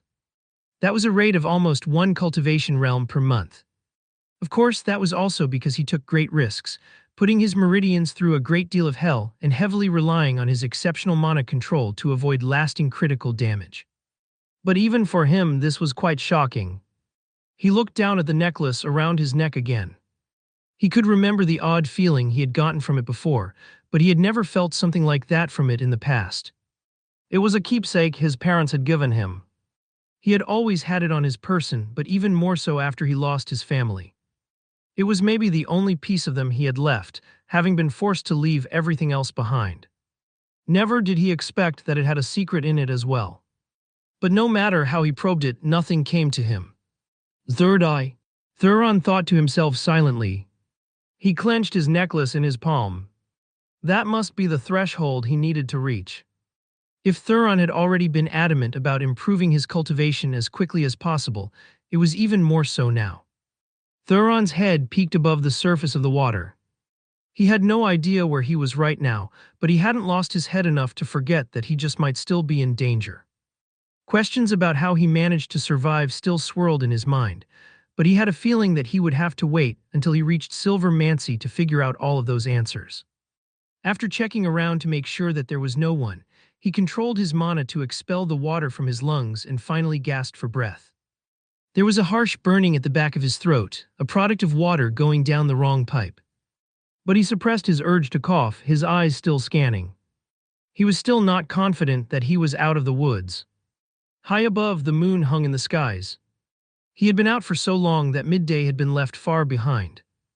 Taking deep, steady breaths, he continued to move to the tides of the river. His gaze shifted, looking at the stars above. I see it really is near the city. Judging by the stars in the sky, he should be in the same general region of the world. The city shouldn't be more than 100 or so kilometers from here. Now it was just a matter of making it back. Unfortunately, that was easier said than done. This deep in the forest, there were beasts to worry about, and there was no guarantee that the members of the guild or the attackers had cleared. Depending on how deep he was, he wouldn't just be dealing with feral beasts. He might be dealing with true ranked beasts. The smartest thing to do seemed to be to stay in the water. But Thuron hadn't even finished the thought when he felt the shift in the waters beneath him.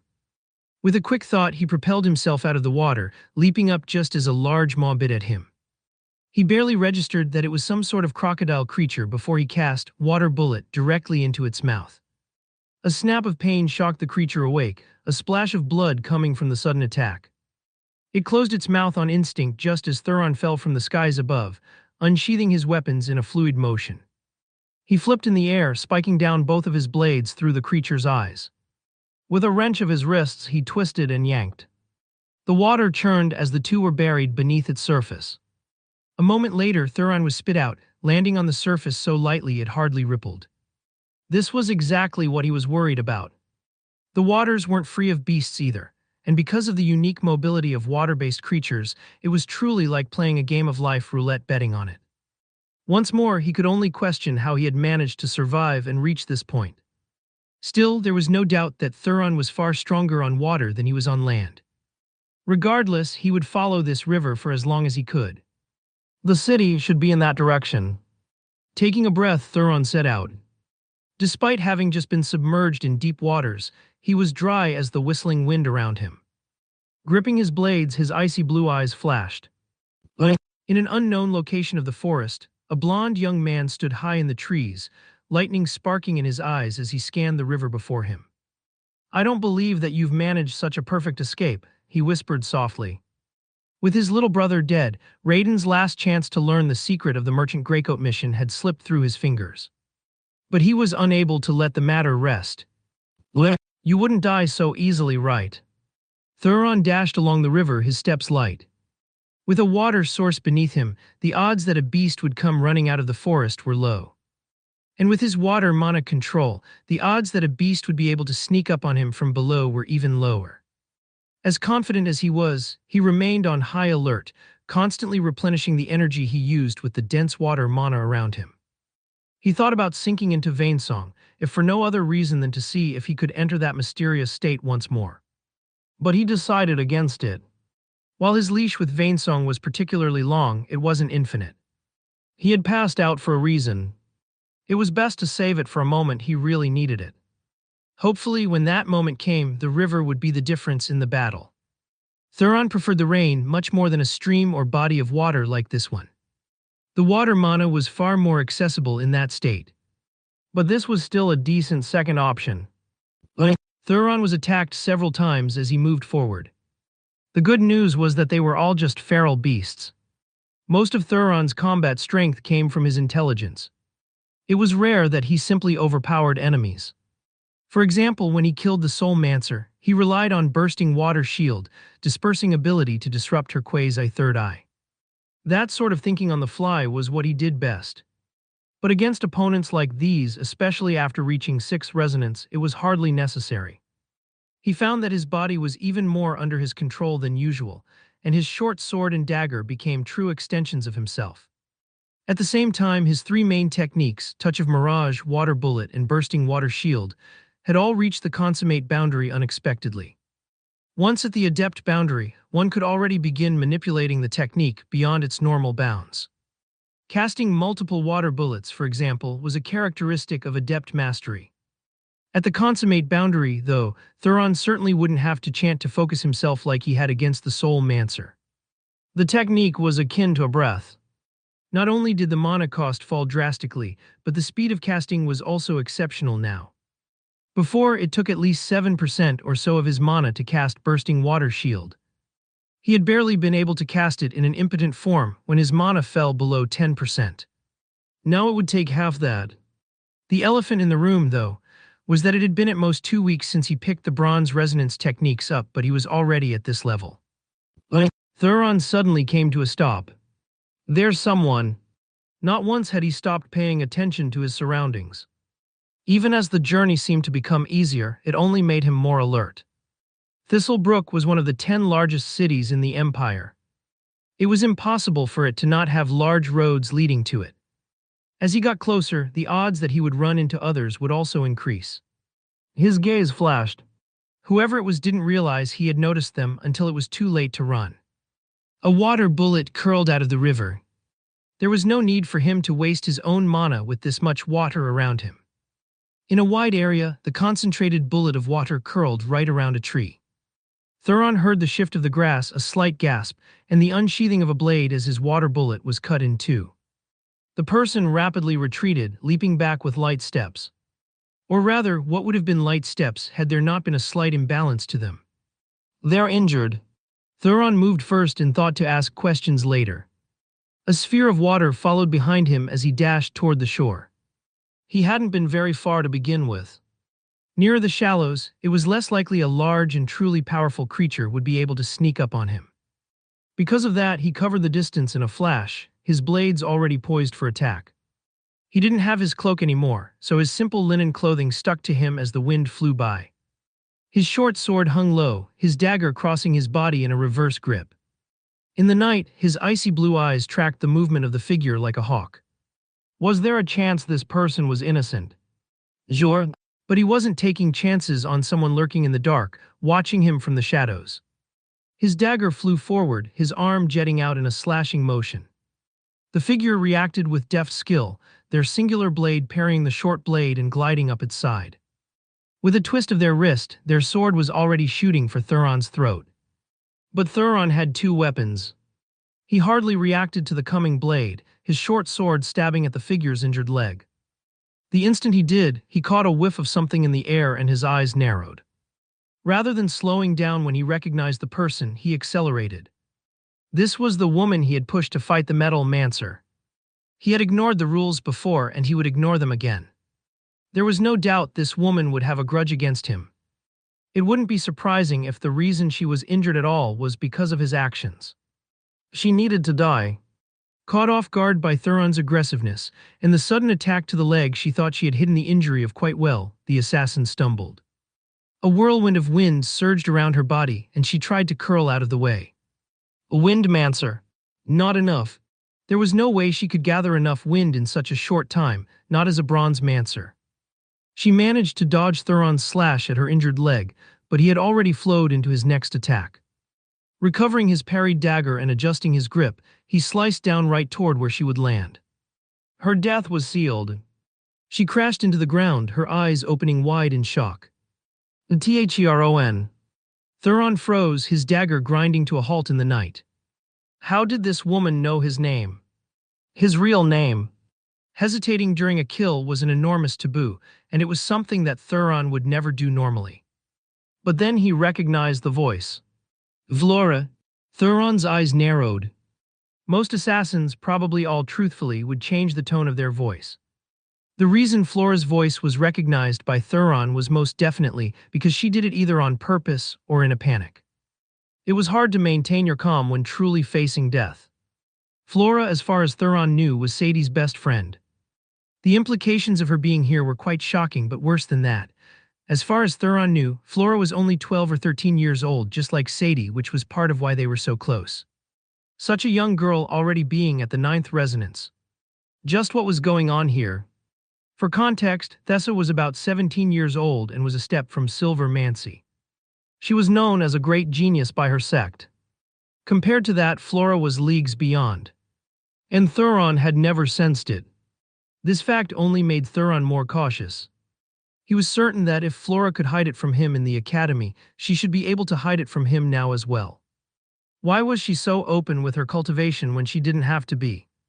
Something is off. Thuron might have paused his dagger, but he didn't let up. The sphere of water was still hidden behind him as he rested his short sword on Flora's shoulder. Take off your hood. Slowly. Flora trembled, sensing the cold in Thuron's voice. There was no doubt in her mind that he would kill her should she not be able to reach his standards she had no way of knowing. For all she knew, he had already decided to kill her no matter what, and she was only alive now because he wanted information about how she knew it was him. Now your face mask, Thuron pressed. Flora trembled, and Thuron could sense clear hesitation. There is definitely something wrong. It didn't make sense. Why would she hesitate now when she should know that he had already recognized her voice? What was the difference between that and taking off her face mask? You won't recognize me, she said with a trembling voice. Thuron paused, understanding. If Flora's identity in the academy was a facade, then it would make sense if he didn't know her real face. But something still felt off to him. Take it off. Flora took a breath and calmed herself. In the end, she was an assassin herself. Facing off against death the first time, she had completely lost her cool. But after the immediacy of it faded, her heart rate began to slow once more. Listening to Thuron, she once again moved slowly, peeling the skin mask off of her face. I indeed don't recognize her, even the eyes are different. This skin mask is far more advanced than my own, even the facial muscles themselves are changed. There was a delicate face in front of him, almost too perfectly round. It was like a little doll leaning against the trunk of a tree. Thuron's heart skipped a beat. No, a coincidence. His pupils constricted the more he looked. Yoon, who are you? The more Thuron looked, the more the connections were made. His heart was leaping into his throat under the implications, but he couldn't bring himself to form them completely. He continued to stare at the unfamiliar woman in front of him, and Flora herself was stunned by his response. You can feel it, she asked. No, you can see it. When she said these words, Thuron felt as though his mind imploded. The synapses fired all on their own like crackling fireworks dancing within his skull. This delicate-looking little girl in front of him, he was sure of it. Her face was 50% that of Flora's and 50% that of Sadie's. It was so surreal that he didn't believe it at first. Setting aside their age, just the biology of it was impossible, not unless maybe Flora and Sadie were actually sisters and this was a third sibling of theirs. But the odds of that were impossibly low, so much so that the ridiculous answer made more sense. This assassin was a fusion of the two. You're not a Windmancer, Thuron said as more of a statement than a question. His dagger flashed and he cut open Flora or Sadie's cloak. He truly wasn't sure anymore. There against her chest, a necklace lay. As expected, there was a strong pulse of wind mana coming from it. Not only that, but it radiated the core of the ninth resonance energy that he was feeling from Flora. He was astonished once again, not just by the grade of the treasure but the implications as well. Flora or Sadie wasn't a Windmancer. And yet, she was using an external item to display the skill of a ninth resonance Windmancer without the slightest hint of awkwardness. And if Thuron was correct, Flora had no affinity with wind mana at all. Maybe the necklace could bridge that gap a bit, but it certainly shouldn't be able to do it to this extent, no matter how high-ranking the treasure was. That all led to one conclusion, or maybe a question rather. Just how skilled was Flora with her true affinity if she could display this level of skill with an opposing mana? And what the hell was her real cultivation if even he couldn't sense it? You're not a bronze mancer either. Thuron gripped his blades tightly. If Flora showed any signs of revealing her true strength, he would act without mercy. The problem with hiding your real power so thoroughly was that you would also be vulnerable. Did he have any confidence in cutting through the body of a silver mancer? Not in the slightest. But that didn't mean he would keel over and die. And by the same token, he was also sure of why he had been exposed. It seemed that in all likelihood, little Sadie wasn't as naive as she had seemed. All of his subtle questioning in order to prepare for the Yanoi assassination must not have been very subtle to her at all. Big thanks to Raleigh's Salt T20. I didn't expect you to be able to tell. Flora said softly. Thuron frowned.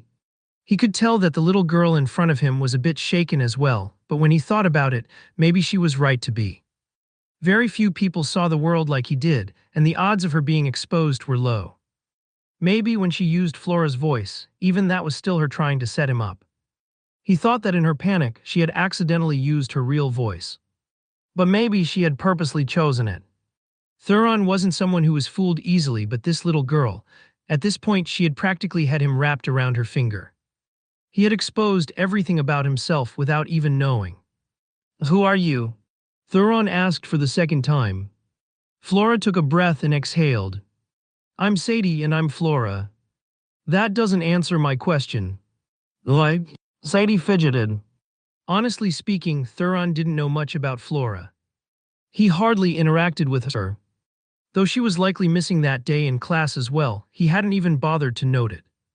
But that also went to show just how perfect Sadie's disguise was, and it was also the reason why right now, as she admitted his deductions were correct, he could only really see her as little Sadie. As much as Sadie was fidgeting, Thuron was trying to adjust his state of mind. Ultimately, this was happening because he had made a mistake. At the end of the day, as intelligent as he was, his worldly experience was lacking. He had made such a big mistake without realizing it. If Sadie was a threat to him and wanted to deal with him, he was all but finished. Realizing that he was likely even closer to death now than Sadie had been moments ago, he was having a hard time calming down. This wasn't the usual for him. He might be just 14 years old, but he had always been calm beyond his years. This was entirely uncommon for him. But then Sadie began to speak. Something in her voice changed again, and this time Thuron was certain that it was her real voice. It sounded so sweet. He shook his head, snapping out of it as he forced himself to focus and look at her. "I am a nightingale. My affinity is dark mana, and my unique bloodline ability allows me to split my shadows into different people." Thuron's pupils trembled. Nightingale, the most powerful family of the province. The ruling clan and the Imperial family. The helm of everything that was Thistlebrook City. No, describing them like that was a disservice. Thistlebrook City was just one of the mere 10 largest cities in the province, still far inferior to the imperial capital. Thuron took a breath. Indeed, this time he had really stepped in it. He had thought long and hard about who might have been the one to destroy his small little town and kill his family, and he had no leads at all. His main goal in joining the Assassin's Guild was to gather information, but there was a reason he became an Imperial Scholar too. Part of that reason was in order to have an extra identity that could hide his actions in the dark. But there was another: to eventually get close to the Nightingale clan. He had thought about what it might mean for a person to get away with such a thing. As small as their town was, it was still in the territory of the Nightingale clan. They couldn't possibly get away with such a thing if it wasn't for the implicit acceptance or the willful ignorance of the Imperial clan. One way or another, the odds that the Nightingale clan knew who erased his family from the world were high, so high that Thuron was willing to do anything to worm his way to the Imperial capital. However, he also knew that if there was willful ignorance or implicit acceptance, then there were good odds that someone in the Nightingale clan was keeping an eye on him. It was why he wanted to perform well in the Imperial Academy, but not well enough that he would truly raise alarm bells. At his current pace, he was well on his way to accomplishing this. Until now, a single mistake, one careless misstep, and plans he had set out for decades ahead had all gone up in smoke. Thuron's hands trembled, and the side of his blade cut into the fabric on Sadie's cloak. He didn't seem to notice. Did they know already? Had she told them everything about him? Would it even make a difference for him to kill her right now, or would that just ensure that the Nightingale clan would send out some gold mancer to wipe him out like his family had been? Did they even care about him so much, or was he just an ant in their eyes? A suffocating, choking feeling was rushing up Thuron's throat. And then it was gone. His eyes became so steely cold that the temperature in the air seemed to drop. He didn't notice, but a frosty breath came from his lips, only to be sucked right into the necklace now hovering around his neck. He attacked without hesitation. His blades crossed, slashing across Sadie's neck. They passed right through, the strength of Thuron's attack coming so forcefully and powerfully that even the tree she leaned against was half severed. But Thuron felt it immediately. It was too light.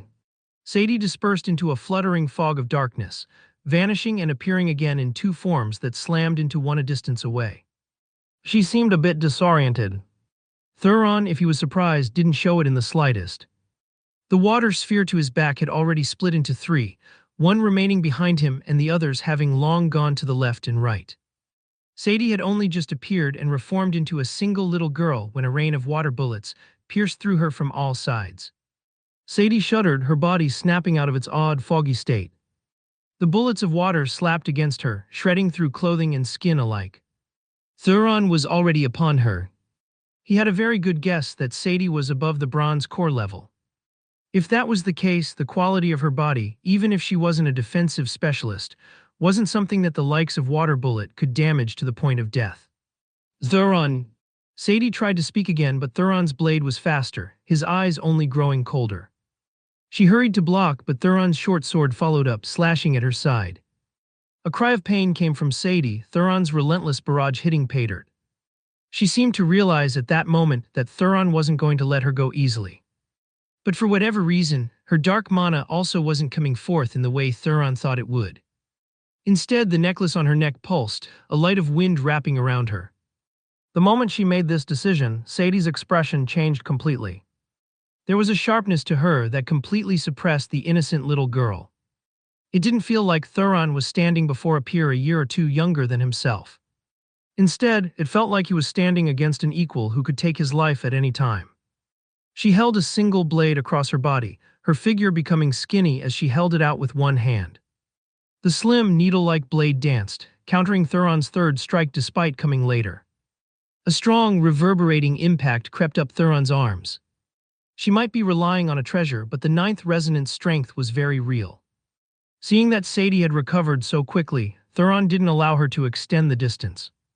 A bursting water shield appeared at her back, fusing together from what remained of the two spheres of water he had sent forward. As she tried to agilely increase the distance, it burst against her, the wind mana she was controlling so deftly going out of control as the water mana suffocated it. Usually this wouldn't be possible. But Thuron had already seen through the fact that the activation of the necklace was a lot like a technique. It could be interrupted. Puchi. Thuron's blade tore through the quad of Sadie's injured leg. Her eyes flashed with pain and another emotion. Jog. Maybe she hadn't expected to be outmaneuvered when she chose to go all out. The pain made her legs buckle. As strong and sudden as Thuron's attack was, it wasn't able to cut all the way through her muscle. Her body was far too sturdy. But it was enough to make her limp even more pronounced. She had done well in hiding her injury before, but this time she couldn't, even if she wanted to. Her lead leg became a liability, and her one-handed sword style suffered because of it as Thuron only grew more fluid, more vicious. With a thought, his mana reached out toward the water bursting in the surroundings. Every action led to another, so swift and seamless that Sadie was completely unable to react. One wrong step led to another and then another. Touch of mirage. Sadie's eyes blurred, with Thuron becoming several figures before her eyes. She couldn't see through which was which. In that moment she dug deep, touching something inside of her to activate Third Eye. But how could Thuron not be ready for this? He had been aware from the start that she wasn't at Bronze Core. If she was at Silver Core, then it was only natural that she had already formed Third Eye. He was ready for it. He wouldn't be so foolish as to use a technique that was worthless against Silver Mancers without reason. It was nothing more than a distraction. There was no way that bursting water shield could disrupt a real Third Eye. He didn't even try. Instead, the last sphere of water behind him warped and changed, becoming a concentrated bullet of water mana. A violent, whirlpool-like circulation churned through Thuron's body as he pushed Water Bullet to the limit. The technique was simple as a god. Its purpose was singular, increasing the density and piercing power of water. And at that moment, when Thuron raised his short sword high into the air, masking himself in a heavy mist that Sadie was quickly seeing through, he coated his blade with it. All of his intent was focused on a single word. Jarbnez. More. He pushed his mana to the absolute limit, sinking into vain song. His body hummed and thrummed. At that moment the water seemed to obey, with whatever resistance it had against him vanishing in a wisp of smoke. He unleashed a roar, his focused intention swinging down the instant Sadie managed to pick him out of the crowd of illusions. She was powerful, but her mistake was obvious. Continuing to suppress herself after the battle began was a mistake. For the second time that day, Sadie felt her life flash before her eyes. This time, Thuron had the time to coat his blade in mana, using a technique she had simply never seen or heard of before. She had never even heard whispers of water mana carrying such momentum before. But more importantly than that, it was impossible for her to use the same trick to escape again, not when his mana would disrupt any attempt. Her eyes flashed with a heavy sadness.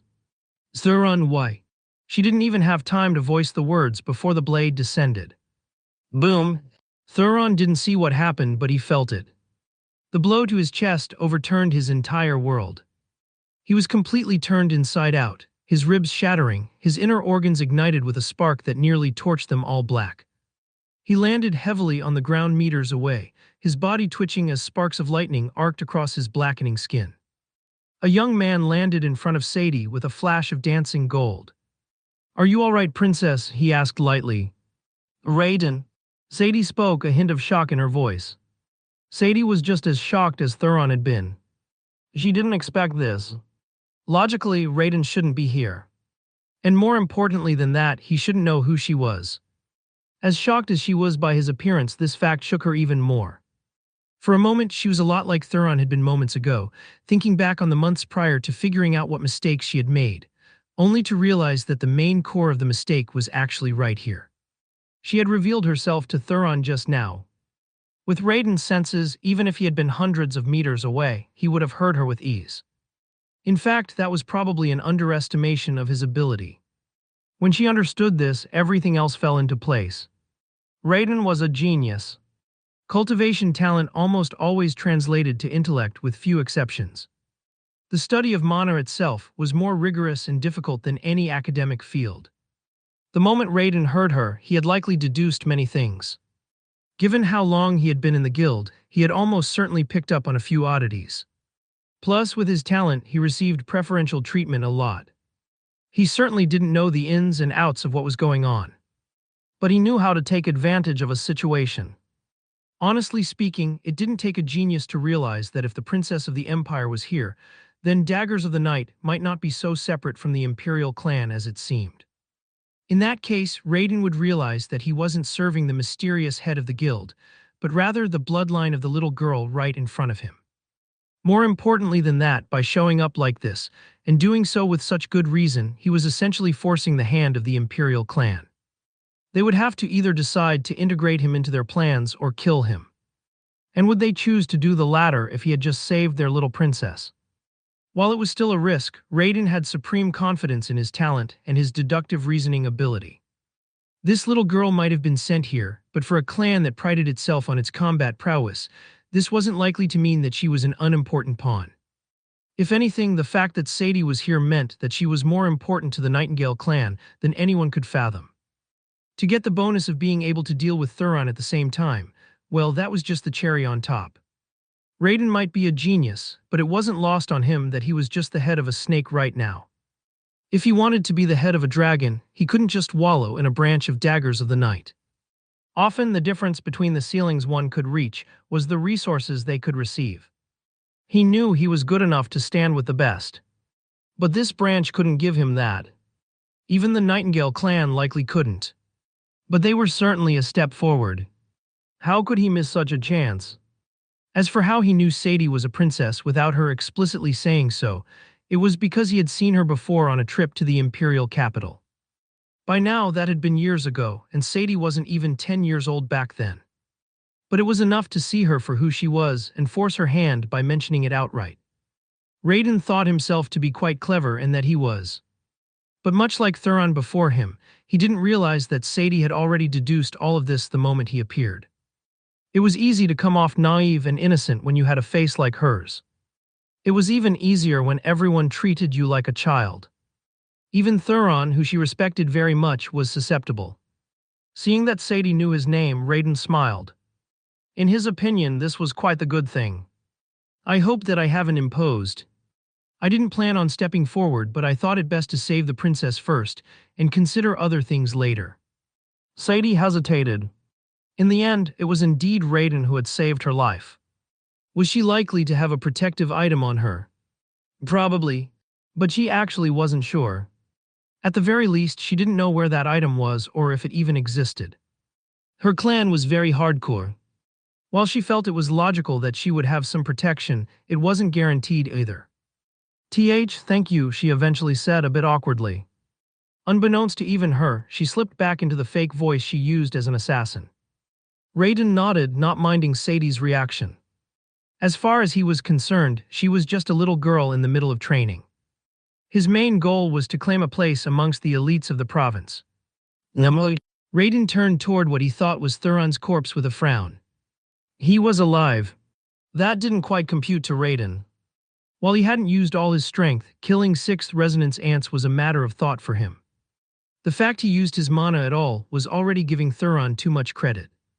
He no longer cared about what information Thuron might have about Merchant Greycoat, because with access to the princess in the Nightingale clan, that would likely all be revealed to him quite soon. So he might as well just kill him and remove this stain from his record. A moment, princess. It seems that your attacker is still alive. I will finish him off. Raiden had only taken a step when Sadie's expression changed. Stop. Raiden was a bit stunned. First, no one had ever ordered him so rudely in his life, so he felt a bit of discontent and a flicker of arrogance almost formed a sneer on his face. But then he calmed. Fixing his expression, he looked back toward Sadie. Is there an order you have for me? He asked quite neutrally. You can't kill him, Sadie said. Raiden was taken aback. What do you mean by this, princess? Raiden asked, his tone surprisingly becoming calmer. There was a hint of a dangerous air to Raiden right this moment. He had been raised as an assassin since he was young. The idea of leaving a threat, though likely crippled, was against every fiber of his being. That wasn't to say he feared what Thuron might grow into, but that it felt like he was going against his very nature. When he attacked today, he had no intention of letting Thuron see the light of tomorrow. Whether others thought that was cowardly or not, he didn't care. He wasn't a warrior, he didn't even see himself as a cultivator first. The reason his master put so much emphasis and belief in him was that he had always been an assassin first and foremost. He embodied every inch the character of one. I mean what I said. Sadie reiterated. You cannot kill him. He is useful to the organization. Raiden looked at Sadie deeply. He had wondered why this girl had revealed herself to Thuron so easily. At first he thought that it was because she was just afraid of death. He was a bit disdainful of that, but it was still acceptable for someone so young. However, it seemed that there was another reason entirely. Given the conversation between Thuron and Sadie earlier, they knew one another through some other means. He wasn't sure exactly what that other means was right now, but what was more important was how Sadie felt about that relationship. He just tried to kill you after learning your identity, Raiden continued just as calmly. He did not know my identity. Sadie refuted. I heard you introduce yourself. No, you heard me say I was part of the Nightingale clan. While you may have recognized me, he clearly did not. He had no way of knowing if I was lying or not. And even if he thought I was telling the truth, he doesn't know as much as you do. He only just recently joined the organization. From his perspective, the Nightingale clan is the enemy of Daggers of the Night. Raiden paused. He hadn't expected such a good argument from what he thought was an emotional little girl. In that moment, he completely reevaluated Sadie much like Thuron had. He realized then that tricking this little girl, or trying to use the fact he saved her as the end-all be-all, wouldn't be possible. Seeing the situation for what it was, Raiden changed his approach. So you mean to say that you want him to live no matter what? Yes, Sadie replied with a sharpness. She was starting to get annoyed. Raiden should clearly understand her intent already. Even after he tried to kill you. Yes, and if your clan were to know of this. Sadie froze. Raiden hummed out an acknowledgement, as though Sadie had already given him the answer he wanted. Since Raiden realized he couldn't easily control this little girl, then he would shift the sort of relationship they had. He wasn't used to being under someone else's thumb anyway. If he was going to have to take the uncomfortable risk of allowing Thuron to live, then Sadie was going to have to squirm for it. Here he knew he was taking yet another risk. If this was just a childhood crush in a couple of years, Sadie was sure to get over it. maybe even in as short a time as a few months. By then, all that would be left was resentment toward him. So even if he wanted to take advantage of this, he would have to toe the line properly, not pushing things too far but taking what he could get at the same time. He turned back to Thuron. Knowing that Sadie was sharp enough to understand his meaning, he didn't bother to elaborate as he walked over. "I get it." Zadie spoke out. Raiden's eyes narrowed. Sadie's voice wasn't nearly as agitated as he expected. In fact, it was quite cold. However, he only nodded, still walking forward. "What are you doing?" Zadie asked. Raiden reached Thuron's body as he felt Sadie's mana spiking, but he didn't even react to it, bending down and reaching for something in the grasp of Thuron's hand. His short sword. Raiden grasped at part of the hilt and pulled. A frown curled his lips when he didn't casually tug it out. He pulled a little harder and finally wrenched it out of Thuron's grasp. There was a flicker in Raiden's eyes at that moment as he began to hesitate. Should he really let this boy live? How did he have such a strong grip on his weapon in this situation? Thuron was practically unrecognizable, his breath so shallow it would be unlikely to even fog glass. Charred from head to toe, there wasn't a single part of him, including his face, that hadn't been burnt. Even now, there were sparks of lightning dancing across his body. Raiden's pupils constricted when he noticed this. That was because the lightning almost seemed to be flowing out from Thuron's body and across into the damp soil around him, as though being pulled out by osmosis. Water mancers were supposed to be more susceptible to lightning mancers, not less. What was going on? He had come here because he noticed something special about Thuron's short sword. Well, not really, it was just a bit of intuition. On the outside, there was nothing special about the sword at all. It looked like an inferior bronze resonance weapon. But back when it passed through Sadie's neck, something had hitched in her dark mana. The real reason Sadie was disoriented after escaping Thuron's blow should be this short sword, because as far as Raiden saw, Thuron didn't have time to use mana. If he wasn't going to get to kill Thuron, maybe he could at least get something out of it. But watching his lightning mana, his silver resonance lightning mana at that, be shuttled out of Thuron's body, he began to wonder if he really should let him live. A glint of sharpness danced in his eyes as he leaned crouched on the ground. With his back to Sadie, there was a strong desire for murder in his eyes. Thuron sputtered awake, coughing out scorching, painful breaths. The rays of the sun felt like the devil's saber to his eyes, and yet the first thing he noticed was that his right hand was empty. Even when he lost consciousness in the river, Thuron never lost track of his weapons a single time. The first lesson he had taught himself was that his blades were his lifeblood. Even if he died, he would continue to hold on to them. Then the memories flooded into his mind. Blurry exchanges, faint words, crackling, and pain. They wove together to paint the story of what had happened the night before, the faint medicinal power rotating through his body, confirming everything that he recalled. After he had been struck by Raiden, he hadn't completely lost consciousness.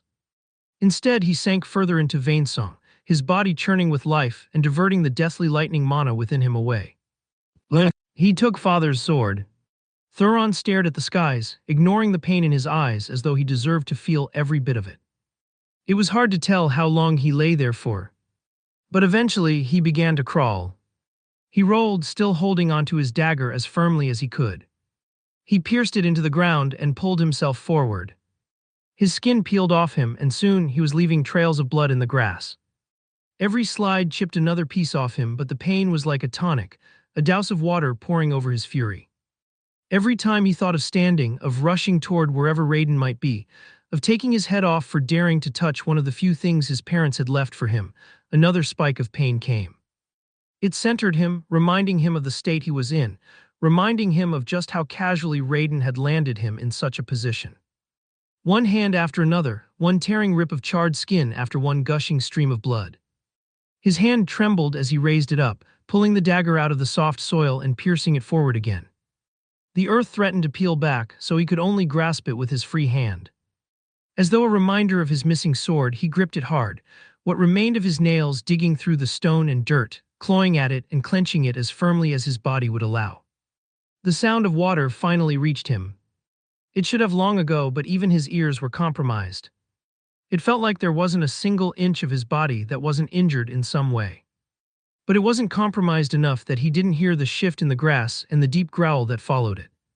Thuron ignored it, not even wasting the energy to look over.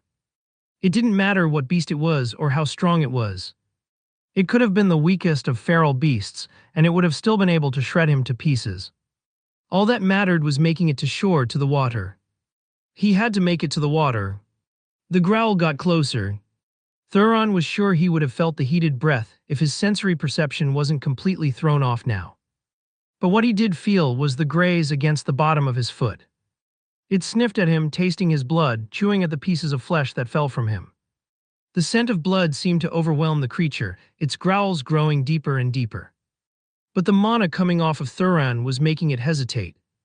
Even now, the lightning mana hadn't completely vanished, still sparking across his skin from time to time. The beast flinched as a spark hit it. It twitched in place, its body furiously quaking. Blood leaked from its snout and eyes. It was just a faint wisp, and the damage lasted for only the briefest instant, but the fear was very real. While it didn't have such complex thoughts, if it were to eat Thuron, how much worse would it be? The beast turned and ran. Not once did Thuron look back. He didn't even notice that the beast had left or that the growling had vanished. All he knew was that he didn't stand a chance against any creature right now, so there was no point. He cruelly and frostily made the only decision he could. If he died, then that was just his fate. But he knew that this was the smartest decision for him. And then, his hand finally touched water. The soothing cold licked against his charred skin, and for a moment he felt relief. Just the slightest moment before he was quickly overwhelmed again. He pulled, the gravel of the shore sticking into his tender, torn flesh. He could feel every sharp edge, every rolling stone. But nothing burned worse than his rage. The water enveloped him and he sank in deep. Vainsong played in his head, the thumping of his heart raging in his ears. Then he gasped for breath. This time he did it on purpose. Once again he made the cold, calculated choice. If he drowned, then he drowned. But he knew that he was mere moments from death. If Raiden's initial attack hadn't torn him to shreds, then crawling here and tearing a layer of tender flesh off his body certainly did. Severe burns were enough to kill a person. Peeling a layer of skin off yourself and exposing the most fragile parts of your body to the elements was even worse than that. He could already feel himself going into shock. The medicine that Sadie had injected him with was strong, stronger than he had ever experienced, but it was only enough to help him survive through the night. If he wanted to live, this was his only chance. He gasped for breath and water flooded his body. But this time he didn't choke. This time a cooling sensation filled him all the way through. Water sloshed around, a figure slowly standing from its depths. Then it went oddly still. But deep within, the figure was still approaching the surface. When the figure fully appeared, it looked as though they stepped out of a mirror rather than a stream of liquid. The sight was almost surreal, like the water didn't dare to be loud in its presence. Thuron's head emerged, his hair sparse compared to its previous length. However, his skin, while a bit pink and tender, was no longer the charred mess it was before. How long has it been? A month. He looked up to the skies, the moon beaming down at him once again. Judging by the phase change, it had actually been so long.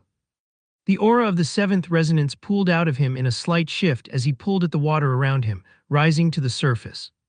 His clothing was completely gone, and there was nothing on his person but the dagger in his hand and the necklace that hung from his neck.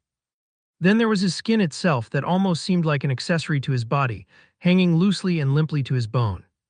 He looked exactly like someone who hadn't eaten for a month. There was a weak languidness to him that belied the sharpness in his eyes. The water rippled, a large fish with scales of silver leaping out at Thuron. A scythe of water seemed to manifest from nothing, slicing its head clean off.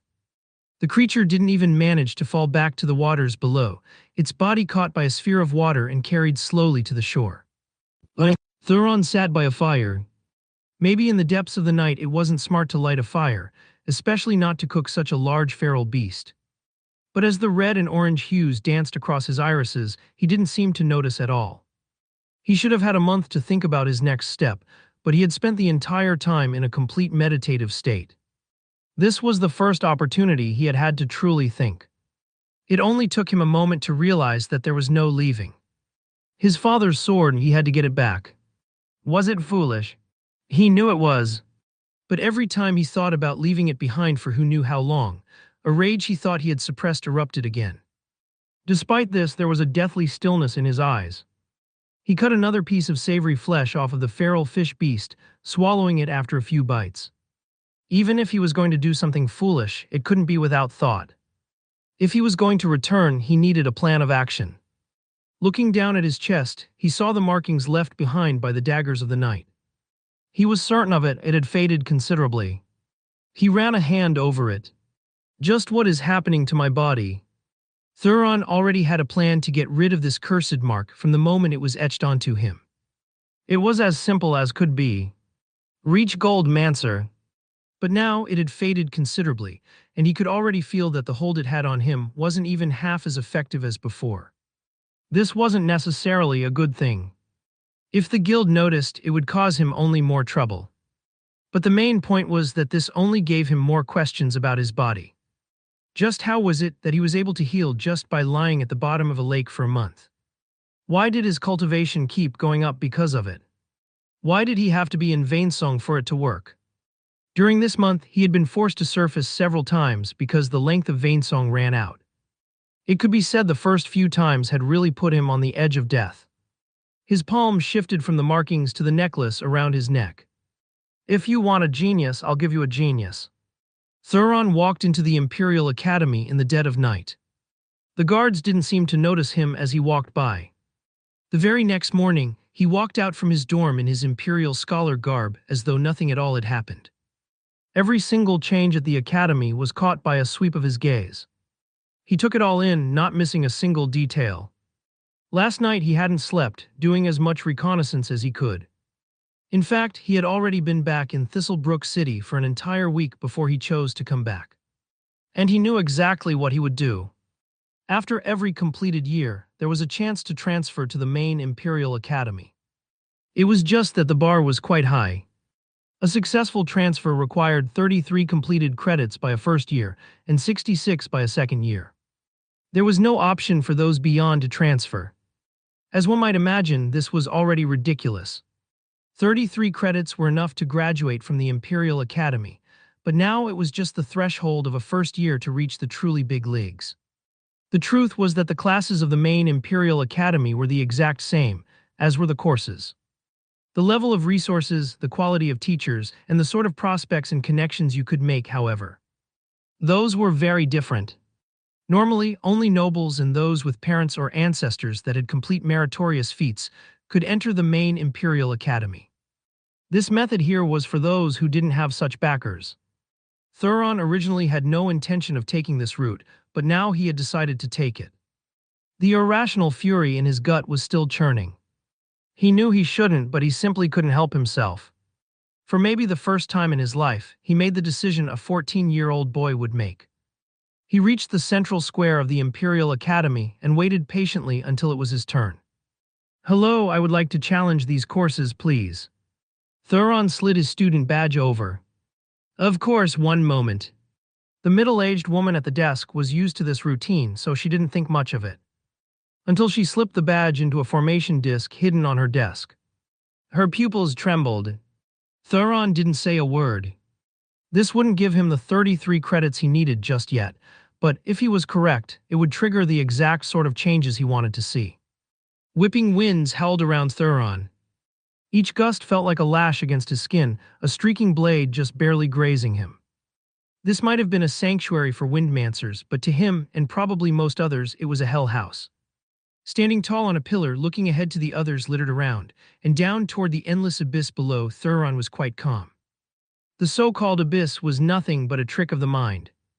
In reality, the drop was maybe 10 meters at most. At their cultivation level, it was nothing. With the harsh winds, a few broken bones were possible. Death was a remote possibility if you hit your head on the way down in the right way, but it was so unlikely that it wasn't worth considering. The reason it looked as though an abyss swallowed the bottom of the thin, swaying pillars was a formation designed to trick the eyes. Thuron didn't have third eye, so he couldn't sense it clearly. But he knew it was there for only one reason. He was always prepared. It was why he had never failed a class exam and why he would never. However, this wasn't a class of the academic stream. This was the Class 1 movement exam of the military stream. Thuron took a step. For a moment, it looked as though he was about to fall into the abyss below. There was no momentum to his movement at all, as if he were here to commit suicide rather than clear a credit requirement. But then his pillar violently swayed. A particularly strong gust of wind caught it. Thuron was taking a step forward, and yet it had bent back so far that the foot that looked as though it were about to fall into endless darkness fell onto the body of the thin pillar instead. With a flex of his calf, Thuron balanced himself. And then the pillar sprang back up. Bang! Thuron shot forward under a power that wasn't his own. The timer for the exam began the moment you moved. In order to get an S grade, you had to cross the obstacle course within 3 minutes. For an A grade, you needed to do it within 10 minutes. As for just a pass, so long as you made it without falling, it was enough. Thuron didn't have the speed to make it in 10 minutes, let alone a fraction of that. In fact, of those that passed with an S, over 90% were wind mancers and flux mancers that specialized in speed rather than brute strength. Another 7% were probably lightning mancers and unique variant mancers and the like. Of the remaining 3%, there was a sliver of absolute geniuses who specialized in all regions, having mancy paths that clashed with the obstacle course, and yet overwhelmed it with their own methods, techniques, and bloodlines regardless. Thuron planned to be in this 3%. Using the pillar as a spring, he launched himself like a rocket. Observing outside, a certain Sergeant Dulco stood with his arms crossed. To his side there was a female teacher with whom Thuron hardly interacted, a 9th Resonance Silver Windmancer, Teacher Jadebree. Sergeant Dulco rushed over the moment he heard of the change. Something like what Thuron was attempting now had never happened before in the history of the Imperial Academy. At least not until 3 weeks ago. And now there was suddenly someone else doing the same thing. Was it a coincidence? Plus, Sergeant Dulco was unofficially one of the second in command of the military stream. Beneath Dean Thistle, his word carried a great amount of power. He didn't have to oversee an exam of a first year since Teacher Jadebree was already here, her green eyes sharply watching every action ahead. But his last interaction with Thuron had left a bad taste in his mouth. He could almost feel that the child had been looking down on him, and the fact he had cause and reason to do so left him feeling even more uncomfortable. It could be said then that both were watching Thuron intently, and when they saw his actions they both shook their heads. Overestimating himself. If he were a windmancer, this strategy might work. He could catch a current in the air and ride it, shooting over a great distance. But even for windmancers, this was a great risk. If you caught the wrong current, you could be blown off course. In addition, controlling extremely fast streams of wind was difficult. Thuron was an anomaly. Among water mancers, maybe he was the only one in the world who would prefer rain to a solid source of water like a lake or stream. This was the case for most mancers. In this case, though, as someone who wasn't even a windmancer, he was going to get himself hurt. And because this was the first of the exams he challenged, getting injured here meant a fail on all the others. This was the most foolish decision he could have made. Until that is, the pupils of both teachers constricted. Thuron was blown right out of the air the moment he was launched forward, a current nearly slapping him off the course. Slapping was right. It felt like a wall had suddenly and violently pressed into his body, sending him soaring. And yet, though his cheeks wavered and collapsed against his bones, the look in his eyes was just the same. His legs suddenly kicked out. A whipping pillar met the strength of his toes, sending him flying to the side once more. Thuron bounced from pillar to pillar, somehow timing their spring action with his every step. He soared across dozens of meters at a time, getting beaten and battered by the chaos of wind like an unrelenting leaf fluttering down from the skies. And then his feet stuck the landing. His body swayed with the final pillar, his cheeks flushed with sweat and his skin pale of all color. Class 1 Movement Exam. Test Taker Thuron Gallithunder. Result 00000123. Grade S. Oh hey. Teacher Jadebree felt her heart trembling. After the second spring, they all felt what happened.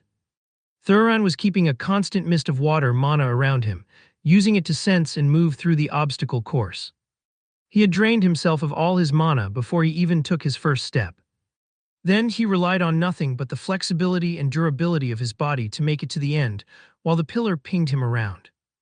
The strength and courage, the confidence it took to do such a thing were unfathomable. If he fell in a state of mana deprivation, he would certainly die. There was no doubt. Such a thing would hardly be different from a mortal falling 10 meters without control of his body, except far worse with the harsh winds flying around. Both teachers didn't know what to say, watching Thuron teeter on the final pillar. Turn it off. Teacher Jadebury finally reacted. Off? Now? The formation activators scrambled, not wanting to get in the way of a ninth silver resonance master's rage. Thuron felt the pillar finally sway to stop beneath him, the harsh winds calming. He felt his legs trembling beneath him, but he stood tall. Exhaling a breath, he slid down the pillar and walked away. It didn't seem like he had accomplished much at all. Teacher Burn Thistle looked up from teaching his class.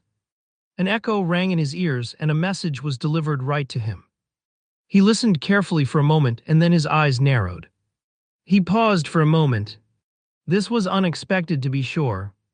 The message was from Sergeant Dulcow, but Burn wasn't sure what to do with this information. Tell the dean. Wasn't that a bit too ridiculous for something so minor? But considering their intentions, someone like Thuron could be interesting.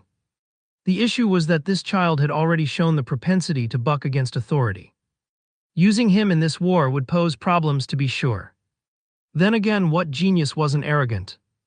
According to our information, he has been relatively low-key, all things considered. He was even unwilling to take the chance that Teacher Fern presented to him. So why the change? Something is fishy.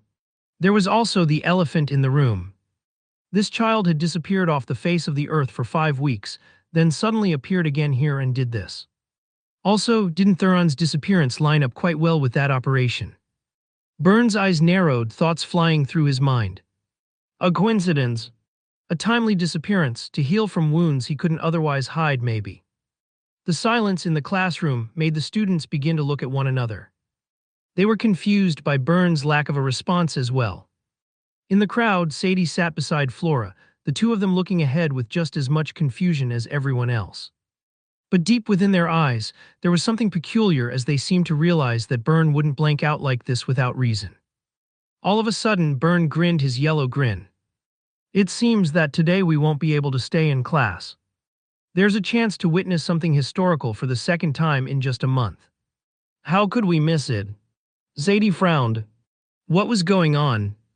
Thuron walked out of the Class 1 Mana Control class, his second S grade being imprinted into his badge. He had hardly recovered from the Class 1 Movement class before coming here. He had known that he didn't need much mana to succeed, only enough to remain on his feet. Control had always been his strong suit. It wasn't even a class that he considered a challenge. As such, unlike his thoughts for the others, he didn't come up with a robust plan, he simply went, saw and conquered. There was nothing else to it. His steps paused. Outside the exam room there was a long hallway. Usually it was quite silent. This was expected of a rigorous academic setting. But right now he heard some shifts, whispers and bustle that he shouldn't have. It seems they're here. Student Thuron. Thuron looked up to see a teacher he knew as more looking at him from afar, standing in front of the door of his next exam. He didn't get to choose the order he took these in. Usually it was dictated by the teacher and their availability. It seemed that his next challenge would be Class 1 Ranged Assault. Teacher Moore stood a half step behind Sergeant Dulcow and Teacher Burn Thistle, his head respectfully lowered. It was only after he entered this place that he realized there was actually a full class waiting along with 2 gold mancers. How did the first 2 exams go? Burn asked Dulcow with a smile. Last grade. Both of them, Dulcow replied. So quickly? Burn asked. Yes. His gaze turned to the mirror before them all. As though his words had jinxed things, Thuron actually took a seat on the ground, his eyes closing in meditation. Burn's lip twitched. There was something about Thuron that always made him want to wring his little neck. Honestly speaking, Thuron had never done anything to warrant the targeting. Sawyer's bullying was on him, and he wasn't even important enough to the family for Burn to care. The main issue was the stain on the Thistle name. They were just beginning their plan, and yet this fool ended up getting reprimanded in front of the entire school, on top of losing a substantial number of credits. Teacher Fern, the true culprit, was already heavily punished and dealt with. But there was no denying that Thuron also held some culpability. Now that he just might be affiliated with Daggers of the Night, though. Byrne felt that he just might gain a real reason to target Thuron very soon. He licked his lips. Go ahead and waste time. I'll see how far you can go. Thuron sat in silent meditation, his dry meridians and dull bronze core slowly gaining life. He didn't care about the audience in the slightest. His mana had been depleted since the first exam, so he would be taking his time. Thuron had used this week to get used to his new cultivation. He had leapt up 2 tiers, including crossing a major divide in quick succession. Compared to others, he was still well in control of his mana. But it wasn't to the point that he was satisfied with it. Until now. His eyes opened, a sharpness radiating from them that quickly dulled away. I'm ready, he said lightly. The formation activators were already ready, getting quite impatient. There was nothing wrong with what Thuron had done, and it was to be expected given he was challenging several exams on the same day. But Thuron was a nobody in most of their eyes. If his last name was Thistle or Vermouth, maybe they wouldn't second-guess any one of his actions. But it wasn't. That much was fine to Thuron. He had no aspirations to make his name known. The only reason he had ever wanted to become an Imperial Scholar was because he loved to read and learn. It was the cruelty of the cultivation world that thrust him into this situation. In that case, they would have to learn his name whether they wanted to or not. The air trembled and a bullet of mana shot out. It was the most neutral mana possible, a mixture of them all, and a sort of mana that all Mancers could control. Unfortunately, in this situation, it was quite deadly. Or it should have been. The goal of the exam was simple. Neutral mana bullets would form in the distance from formation rings. While limited to a small sphere of movement, the task was to take them down from a distance while avoiding injury. S-grade for this class was time and performance-based. Not only did you need to clear all 99 formations within 10 minutes, you also had to not get hit a single time by the incoming mana bullets. A-grade required the same, but getting hit was fine. A pass just meant clearing all 99 formations. The real trouble with this exam was how the difficulty scaled. The formations wouldn't appear one at a time. If you took too long to clear one, a second would appear. Not only would this next formation be further away, it would also move a tick faster. By the time you got to the last of the formations, they would be moving in fast blurs, and yet the neutral mana bullets they produced would be no less accurate. Not only more accurate, but also more lethal. Much like the other exams, death was a remote possibility, but it was surely a possibility. Balancing moving, controlling your mana, and targeting things from a distance. That was the crux of this exam. That was why it was so odd when Thuron didn't move. In an instant, the neutral mana bullet was upon him. The smile on Teacher Byrne's face froze. He sensed it before anyone else. While Sadie and the other students had their eyes widening in shock, wondering what the hell Thuron was doing, the neutral mana bullet curled out of its direct path to him, as though it had missed. Bang! It shot out from behind Thuron's head, slamming into the formation it came from at breakneck speeds. Thuron stood there, not having taken a step. An odd occurrence was taking place as a silence fell. Was there ever an instant of someone standing around for so long, waiting for the next formation to appear? Yes, there had been, just weeks ago now, right? Were they truly going to witness something like this again? The seconds seemed to tick by so slowly, an agonizing wait taking place as though they were all sitting on the edge of their seats, waiting for the next formation to appear so they could make sure they hadn't just made up what they saw. And then it did. A neutral mana bullet whistled through the air, and once again Thuron didn't move. It curled away from him, zipping back as fast as it came, crashing into the formation that formed it. The third formation. The fourth. The fifth. The same play repeated itself with sharp efficiency. Thuron never moved an inch, never sidestepped, never flinched. Even as the bullets became so fast that they began to rotate to slice through the air with more speed, he never even reacted. It was a complete and utter domination. If one didn't know Thuron's Mancy path before, they wouldn't know it after watching this exam at all.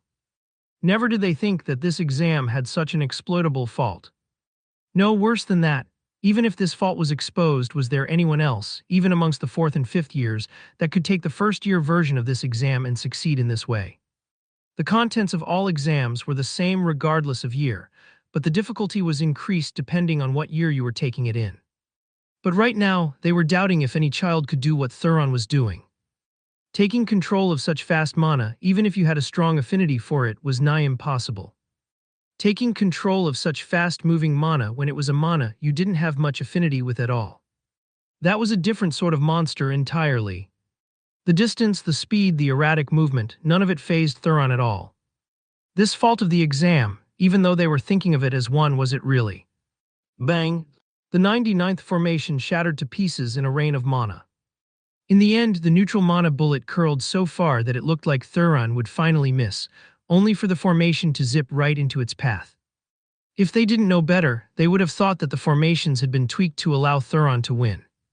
And win he had. There was no doubting it. His performance was even better than the last time they had seen such a thing. Class 1 Ranged Assault Exam.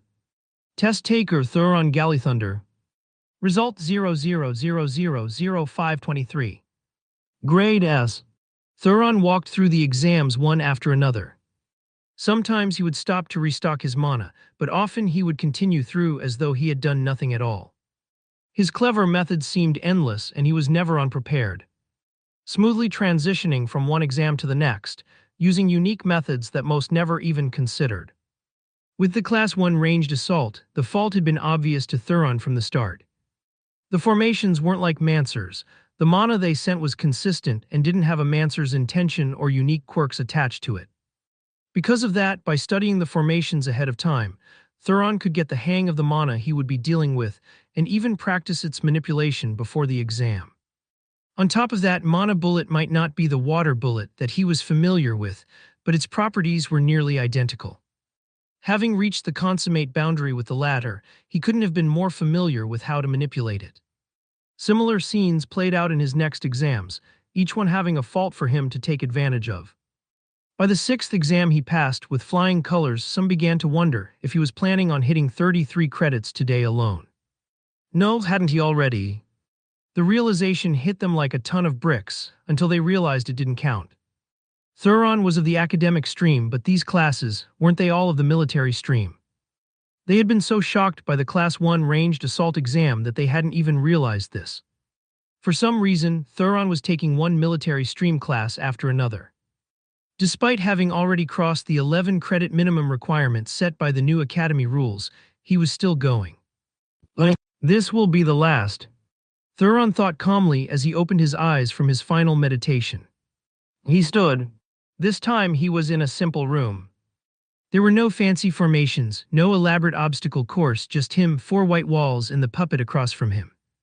It stood in plain robes, waiting for the random parameters that it would be given.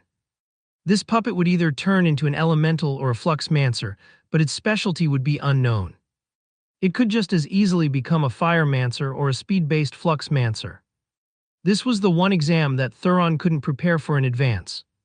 Well, he could, but that preparation would mean being ready for every possible combination of mancer within the 2 large groups. Not every. When some thought they couldn't prepare, Thuron still found some ways. For example, he knew that this puppet could only properly simulate the 4 main elemental mancer paths: fire, water, wind, and earth. He also knew that there were only 4 flux mancy paths it could replicate: strength, speed, defense, and flexibility. Of them all, flexibility was the one Thuron knew that he would have the greatest trouble with. Flexible flux mancers sounded odd, but they were adept at manipulating their muscles and tendons. They were decent at absorbing and dispersing blows through themselves, making them half-defensive flux mancers, but they were also more unpredictable than defensive flux mancers. They often dual-wielded weapons, could contort themselves in odd ways, and had erratic attack patterns. For someone like Thuron, who liked to calculate his every step and outwit his opponents to victory, taking advantage of their quirks to pin them into a corner, a puppet was almost too easy to defeat. Unless it had such a unique quirk to it. Walking over to the side, Thuron picked out a short sword to use. His expression didn't change in the slightest, but feeling the weight of the sword was almost like touching on the same weight in his chest. He had been quite calm since the start of this excursion, despite the risk he was well aware he was taking. If he was correct, the suspicions of those in the know about the undercurrents rushing through Thistlebrook City were already on high alert. But being forced to use this unfamiliar short sword, feeling that it did not balance as nicely in his palm, missing the familiar warmth his own once gave him, by the time he stood in front of the puppet again, there was a deathly frostiness in his eyes. "I'm ready," Thuron said lightly, his voice just as gentle as always. The puppet, which had had its head lowered, suddenly raised it. It opened its palms, a pair of daggers manifesting in them as they were teleported over. This wasn't an ability of the puppet, but rather a unique mechanism designed to prevent the exam taker from preparing more than they already had. The mechanism didn't decide that it was definitely a flux mancer, but Thuron already knew that it was only one of two things: speed or flexibility. The moment it attacked, its arm jetted out in a wide arc as though using it like a whip, and Thuron knew that he had gotten the one type he would fare the worst against.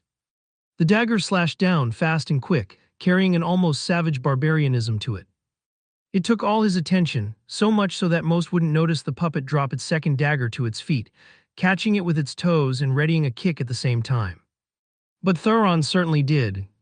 He had said a flexible flux mancer would be the worst opponent for him.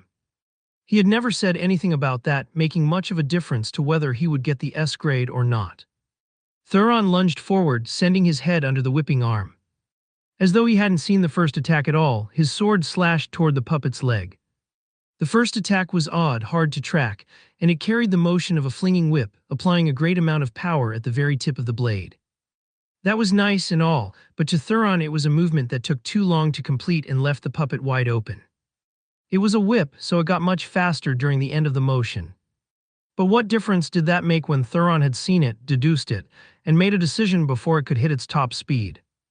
His blade slashed right at the puppet's leg, just as it was catching the dagger with its toes. Because of the motion, it was stuck in place, not having a chance to dodge. Thuron's blade cut it in two at the knees. The puppet tipped over, the momentum of its first attack sending it tumbling. When it crashed to the ground, Thuron was already standing over it, his foot on its head. He looked down with an indifferent coldness, driving his heel into its temple. The formation cracked, a pale layer of mana over the puppet shattering. Its head was just fine, the material it was made of far too strong for Thuron to destroy in such a way. But the shattering of the mana signified its death. It snaked up, its severed leg reattaching until it was standing upright again. Its head fell forward and it stopped moving. Thuron had already returned the short sword, slowly opening and closing his now empty hand. Class 1 Single Combat Exam. Test Taker Thuron Gallithunder. Result 00000003. Grade S. Thuron walked out of the exam room, his junior Imperial Scholar robes just as unbothered, uncreased, and unblemished as they had been when he took the First Class Movement exam. He was greeted by a sea of people. It wasn't just Teacher Fern's original class here any longer, there were more people, more eyes. His reaction was much the same. When he took his first few exams, he spaced them out. They had all been about a week apart, and they had been very specifically timed with lessons that Teacher Fern had given. From an outsider's perspective, it looked like he had directly taken Teacher Fern's advice and applied it, allowing him to gather 12 credits quickly. Now, however, this was anything but the calm and collected approach. His gaze swept through the people, landing on Sadie and Flora briefly. He gave them both a smile as though he couldn't recall anything. Ignoring everyone else, he walked over. "How have you been?" he asked. Sadie blinked and felt a hint of a cold chill. There wasn't the slightest thing off about Thuron's expression. He reacted to seeing her much the same way he always did. On the one hand, she should be grateful. This helped to hide her own identity far more than it helped Thuron hide his. But she couldn't help the helplessness that came with it. "Thuron," she hopped over, not missing a beat. "Where have you been? You've been gone for so long." She grabbed his arm, swinging it like a disobedient little girl. Thuron laughed, rubbing her head. "I've been training. I got an opportunity and reached the 7th resonance." Sadie's eyes opened wide. This time she didn't really need to act at all, it was natural. "That's crazy, Thuron. Weren't you just in the 3rd resonance 2 months ago?" Thuron smiled. He had never told Sadie this, or anyone else for that matter. But that didn't matter. Hiding his cultivation from gold mancers was impossible, though he might be able to pull it off against silver mancers. It didn't matter to him if this was exposed, because it would be the moment he stepped in front of one of those masters. I guess I got lucky. Flora. Sadie pulled her other half over. Flora was the much more reserved, quiet side of them. This was one of the main reasons Thuron hadn't interacted with her much. There simply wasn't much of a chance to in the first place. Can you believe it? Sadie, you shouldn't talk about others' cultivation so openly. Flora said softly. Low age.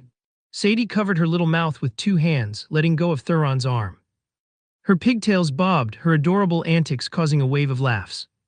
From shock, the atmosphere became quite light and airy. Until it suddenly wasn't anymore.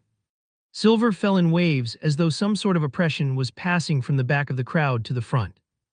When silence fell completely, the crowd still slowly parting, the sound of clapping echoed. A young man with shimmering emerald eyes and hair an odd shade of bright brown appeared. Somehow his hair almost seemed like brass when the light hit it just right, but not quite. Still, Thuron knew a unique bloodline when he saw it. There were almost always some sort of physical changes that took place in a person when a unique bloodline was present. Those green eyes, that bronze brass hair, those were the signs of a thistle of the main bloodline. Sigil Thistle. The young man stopped before Thuron, Sadie, and Flora, towering over all three of them. He was tall and willowy, lanky to the point it looked like a wind might blow him over, and yet as sturdy as an ancient tree. His steps carried a strong firmness and confidence to them, the smile of a prince hanging from his lips. He wasn't the most handsome of young men, but he had his own unique charms. Budding into adulthood, he must have been at least 16 or 17 years old. Clearly, despite being what must have been 6.5 feet tall at least, he had more room to grow still. I really didn't think that my Thistlebrook city would have another genius of this caliber. I must say I'm truly surprised. I thought I had done well enough, but to think you would gather 21 credits in a single sitting, all combat on top of that. Thuron looked up to meet the young man's gaze, his disposition calm. And which esteemed young master of the Thistles am I speaking to? Thuron asked. Sigil blinked for a moment and then laughed. I see your eyes are sharp. You may call me Sigil. In fact, since I'm a little older than you, you may even call me elder brother if you so choose. Though considering your talent, I won't begrudge you if you are unwilling. I am here to spar and prove myself to you any time. There was an airiness to Sigil's demeanor. He might have been a genius and a noble at that. He certainly didn't hide his arrogance and pride, but it still made others feel refreshed. He wasn't overbearing, but he also wasn't showing off a fake modesty. He was confident and people could feel it. In that case, I'll encroach, elder brother. I am Thuron Gallisunder. Gallisunder. Sigil blinked. Honestly speaking, he was expecting to hear the name of some noble household. Still, he was too seasoned in politics and speaking to make such a mistake. He wouldn't show Thuron such an expression just because he wasn't a noble. It was instead that the last name Gallithunder was too peculiar. Fascinating, I've never heard such a last name before. Does it mean something specific? I am not sure. Thuron shook his head. It is just the name my parents gave to me. Sigil laughed. In that case, younger brother, maybe you have a lineage you've yet to find. Regardless, with your talent, if you do not, you will forge it with your own hands. Sigil held out his hand. Thuron clasped it. Sigil laughed heartily. It's rare to find such a straightforward man. I think we can be good friends. Thuron smiled a gentle smile. It was refreshing in a way that was hard to describe, almost like one was taking a sip of the morning dew. Looking at this side profile, Sadie found herself lost for a bit, a dull sort of pain flickering in her eyes for a moment. She was smart enough to tell that whatever happened next would surely strain her and Thuron's relationship beyond repair. Worse than that, she wasn't sure if there was even anything that she could do to change that. This weekend I planned on having a welcome banquet. I think you should come. The young nobles of Thistlebrook and a few that have joined nearby sects will be there. I think that you have more of a right to attend than any one of them. You will be my special guest. In that case, I will be there. Good, good. Sigil laughed again. All right, I may have overstayed my welcome. This is your moment, I've long had my own. With that, Sigil waved a hand and then left, his steps light and airy. Despite the fact they were very much inside, and there was hardly a place to disappear to, he still seemed to. In a few steps, he wove through the crowd and vanished. Thuron could tell just from the clasp of their hands. Sigil might only be 16 or 17 years old, but he was already at the second silver resonance. In all likelihood, he wasn't very far from the third. Thuron also felt that there was a small possibility that his senses had been fooled. Sigil's mana control was the best that he had seen in the younger generation outside of his own. Another echo of claps came, interrupting Thuron's thoughts. This time, it was someone that had already been near the front of the group, someone that Thuron had actually walked by to get to Sadie in the first place. Teacher Burn Thistle. Indeed, a great talent. You've surpassed all of my expectations, Thuron. You are also the first year to pass the new requirements. I'm sure that congratulations are in order. Thank you for your praise, teacher. Like I said before, I was only lucky to have some improvements and enlightenments recently, likely thanks to teacher's teachings. I also want to formally apologize for so abruptly leaving your class when we last met. I had a sudden bout of inspiration and there was nothing I could do. I did not want to miss the opportunity. Ah, so that was what happened. Teacher Byrne nodded with what seemed like sincere understanding. That is odd. Usually if such a thing happened, you should go to the closest safe location. From my understanding, your dorm room has been completely unoccupied this last month. There was a look of puzzlement on Byrne's face that didn't make it seem like he was interrogating a student at all. But with his intelligence, how was it possible that Thuron couldn't feel it? Of course, Thuron's smile didn't waver. Originally, I wanted to go to my dorm room as well, but I chose to ultimately leave the city. I needed a substantial water source, and I wanted it to be as in tune with nature as possible. As you can see, I've improved greatly. There was a flash in Byrne's eyes after Thuron said this, and he felt a heart-fluttering pressure land on him. It was so controlled and perfect that he was certain that no one but himself could feel it, but it was a striking reminder. A striking reminder of the difference between a bronze resonance mancer and a gold mancer. Thuron's body was completely frozen solid, and he felt an oppression he couldn't shake off. Even moving was entirely impossible for him. He frowned, the slightest crease appearing on his brows. He could have controlled it. In fact, he could have shown no expression at all. This time, however, he chose to express himself quite thoroughly. It was still in line with his personality, subtle and hardly detectable. But he knew how to toe the line between genius and monster. It was the same reason he had pretended to use his water bottle against Wajan. No one truly needed to know what level he had reached. After he was finished, it was Byrne's turn to frown. He didn't even care for Thuron's reaction. What was a bronze resonance ant to him? If he told Thuron to strip down in front of all of these people, what choice did he have but to obey? But the main issue was that there was a huge hole in his theory now. If Thuron had left for so long to recover from injuries, was it really possible for him to improve by not just one cultivation level but 3? Unfortunately for Byrne, the last time he had bothered to check Thuron's cultivation, he had been at the 4th resonance. He hadn't caught it when Thuron improved to 5th resonance. Why would he care enough about a child to check up on their cultivation every day? Because of that, Thuron's improvement was even more difficult for him to explain. There was simply no way a 4th resonance child could come out of that sort of death knell with such improvements. He had already studied the best of geniuses. This was something even Sigil wasn't capable of. He didn't believe that Thuron could.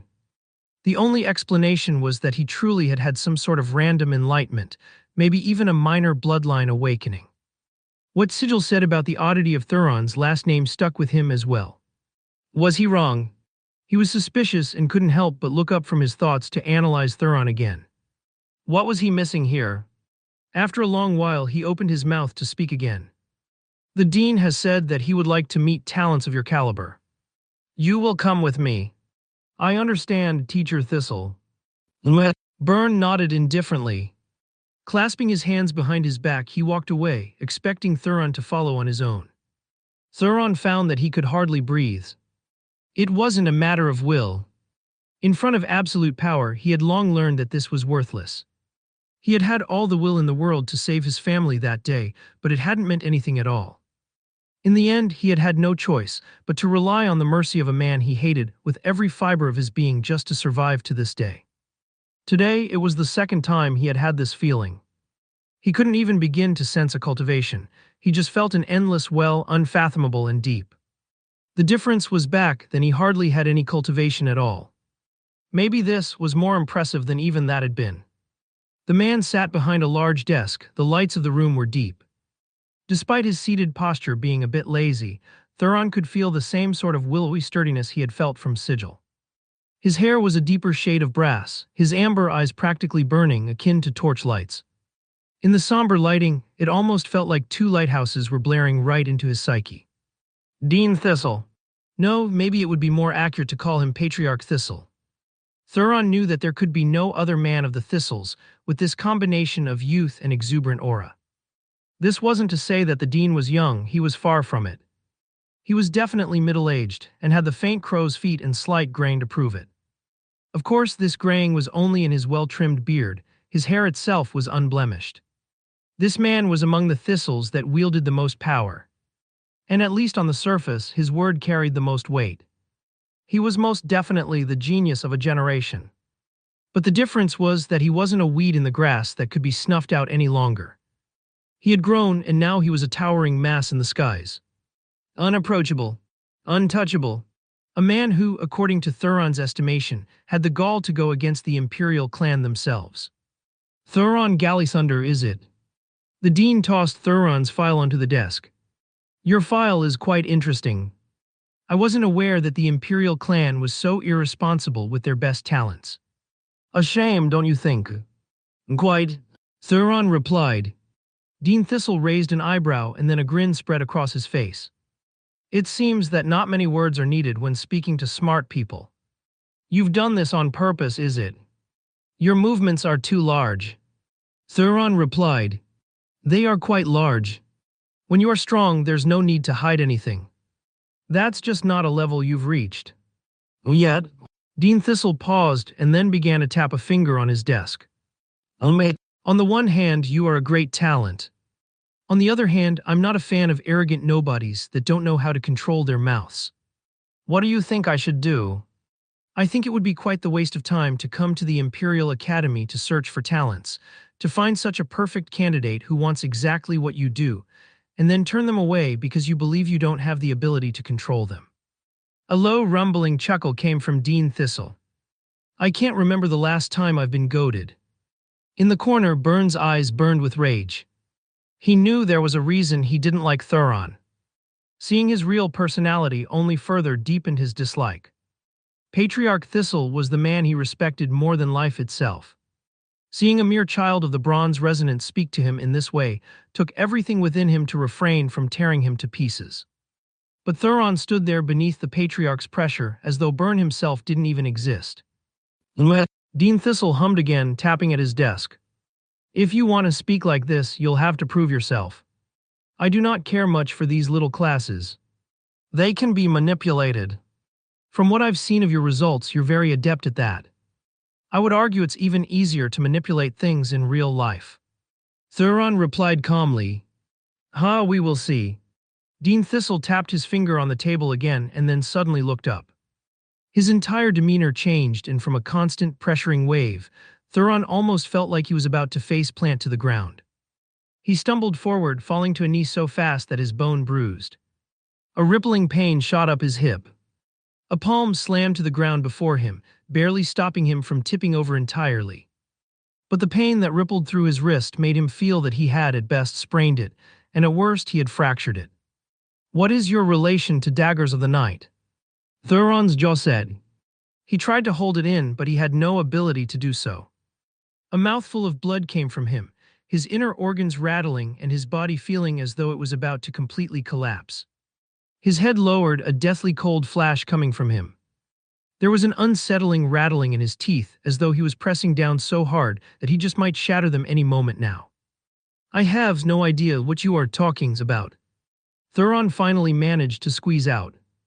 The Dean showed no signs of relenting his pressure for the sake of allowing him to speak. In fact, the pressure only seemed to increase to the point that the floorboards began to creak, as though they might give way long before Thuron's body would. Is that so? I've never heard of someone who didn't know of daggers of the night.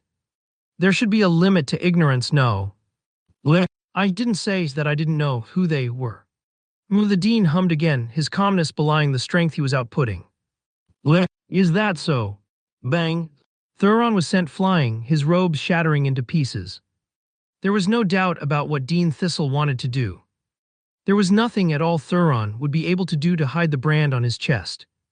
Thuron's body was practically imprinted into the wall, but what Dean Thistle saw made him frown. There was an enormous burn mark across Thuron's chest, forming a veiny pattern that looked quite grotesque. The skin was almost transparent and pulsing, but it was clear that it had also healed long ago. Then Dean Thistle sneered. Is this your method of trying to hide it? Pathetic.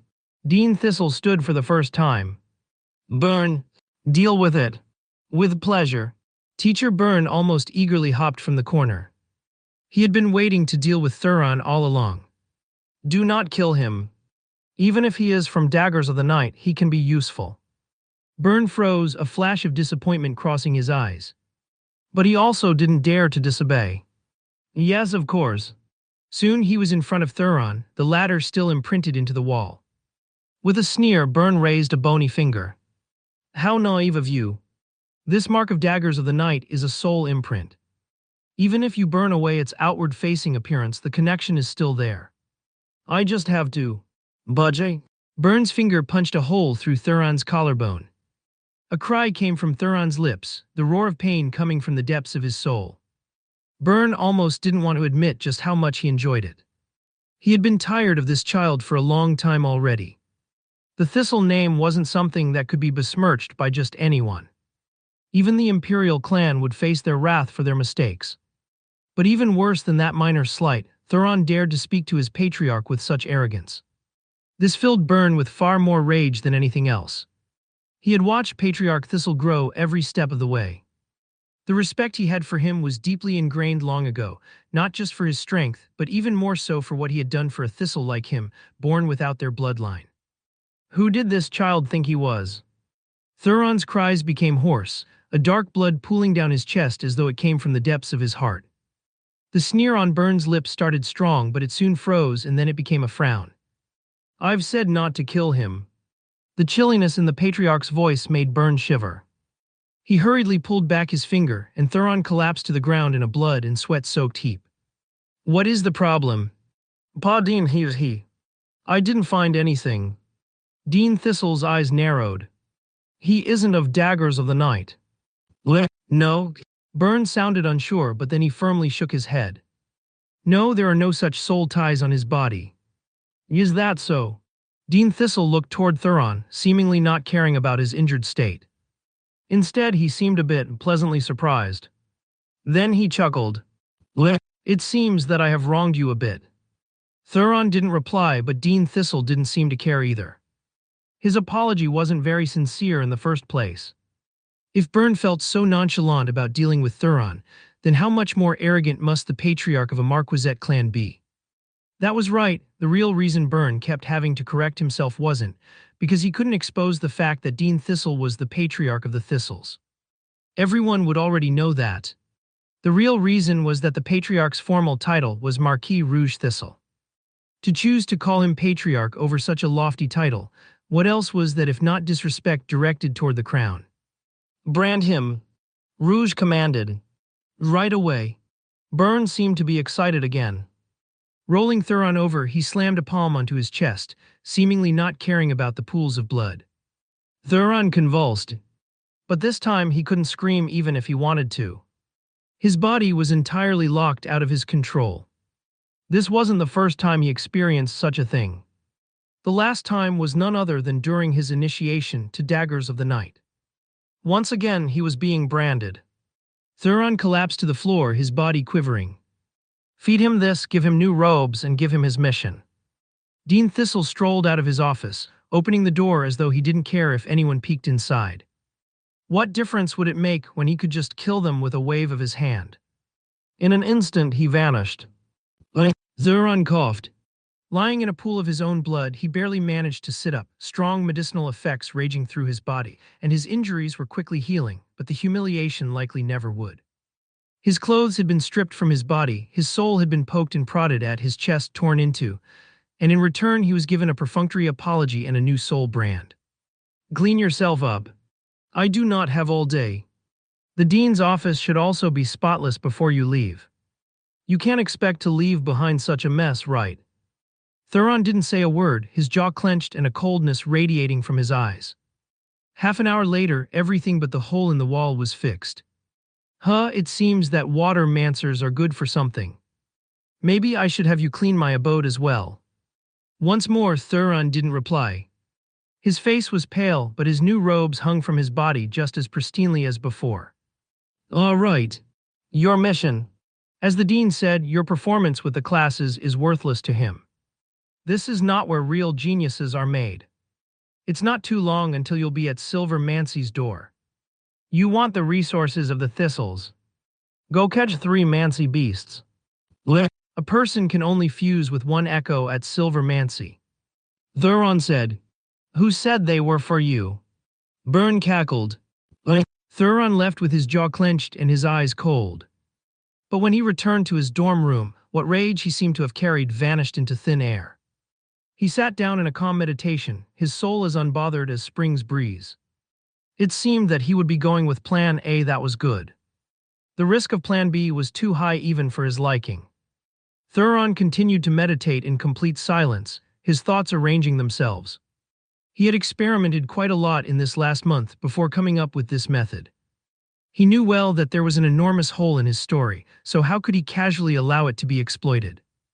What he wasn't sure of was whether Byrne would be able to sense his curse mark in its diluted state or not, but he had made a bet that the Thistles didn't have a complete understanding of the methods of daggers of the night. After Rouge shattered his robes, he already knew that he had won. If they had the methods of daggers of the night, Rouge would be able to sense the curse mark without having to use such a crude method. As for Byrne's soul imprint, he already knew how to dull it after observing the changes to the dagger's curse mark for so long.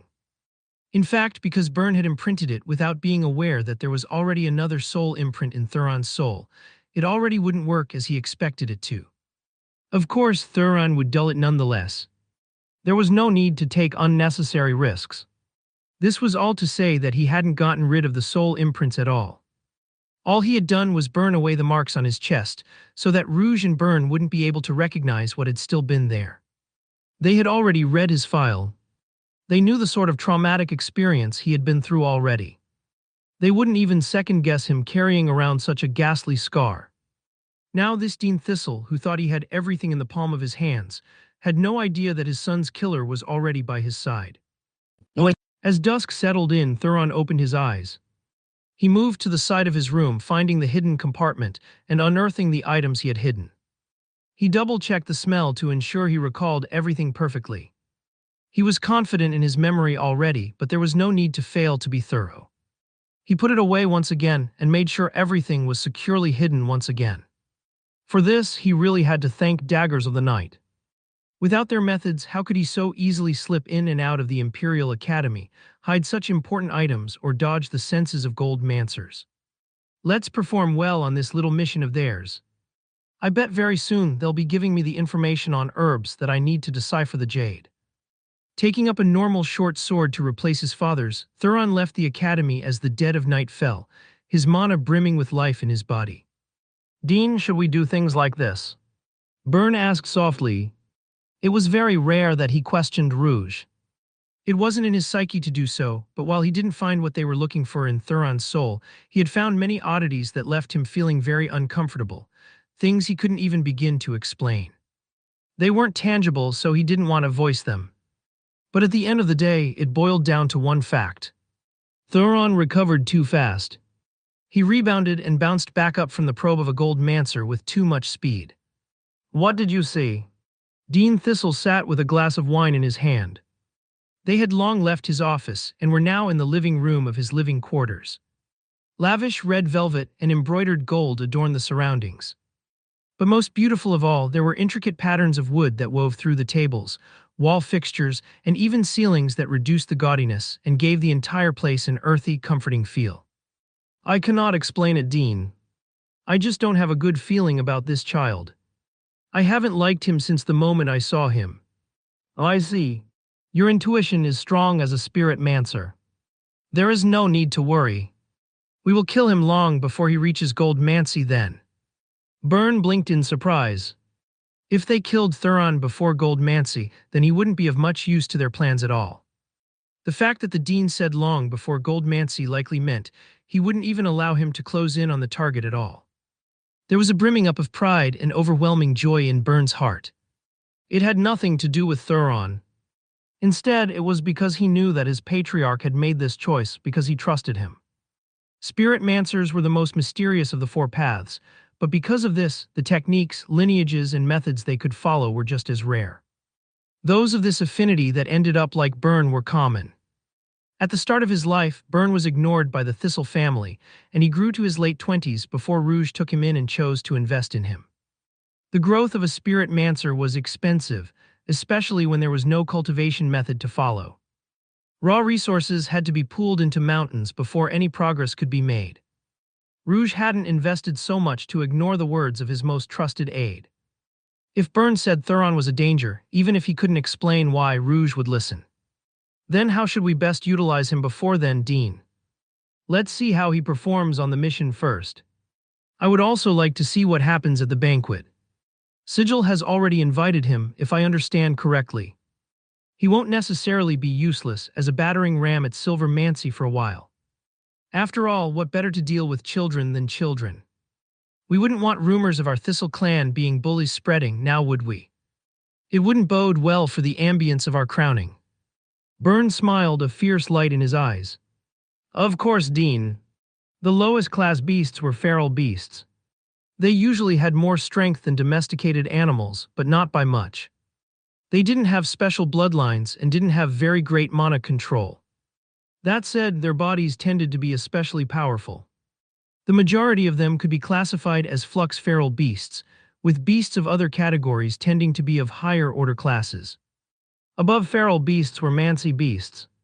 This was actually a large umbrella term, a huge pool of beasts that had reached a certain threshold of mana control and bloodline density. Beasts were far more reliant on their bloodlines than humans were.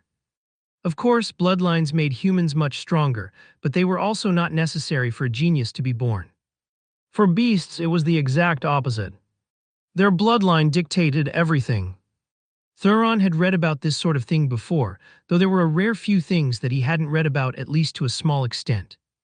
The first class of Mancy beasts were known simply as imbued beasts. They might have been the lowest tier, but their strength was easily 10 times that of a feral beast of the same level. For context, a 6th resonance feral beast required 2 8th resonance geniuses and 1 9th resonance genius to take it down. Of course, this referred to Thessa's mission. Even feral beasts were considered to be stronger than most average human Mancers. For the Thistles to ask him to take down 3 Mancer beasts, they didn't truly care for his life and death. If he killed them, then good. He had proven himself. If he died, then also good. They wouldn't waste their resources on a worthless genius. Thuron dashed through the forest, rushing deeper and deeper into the wilderness. He had a pretty easy method of clearing this mission.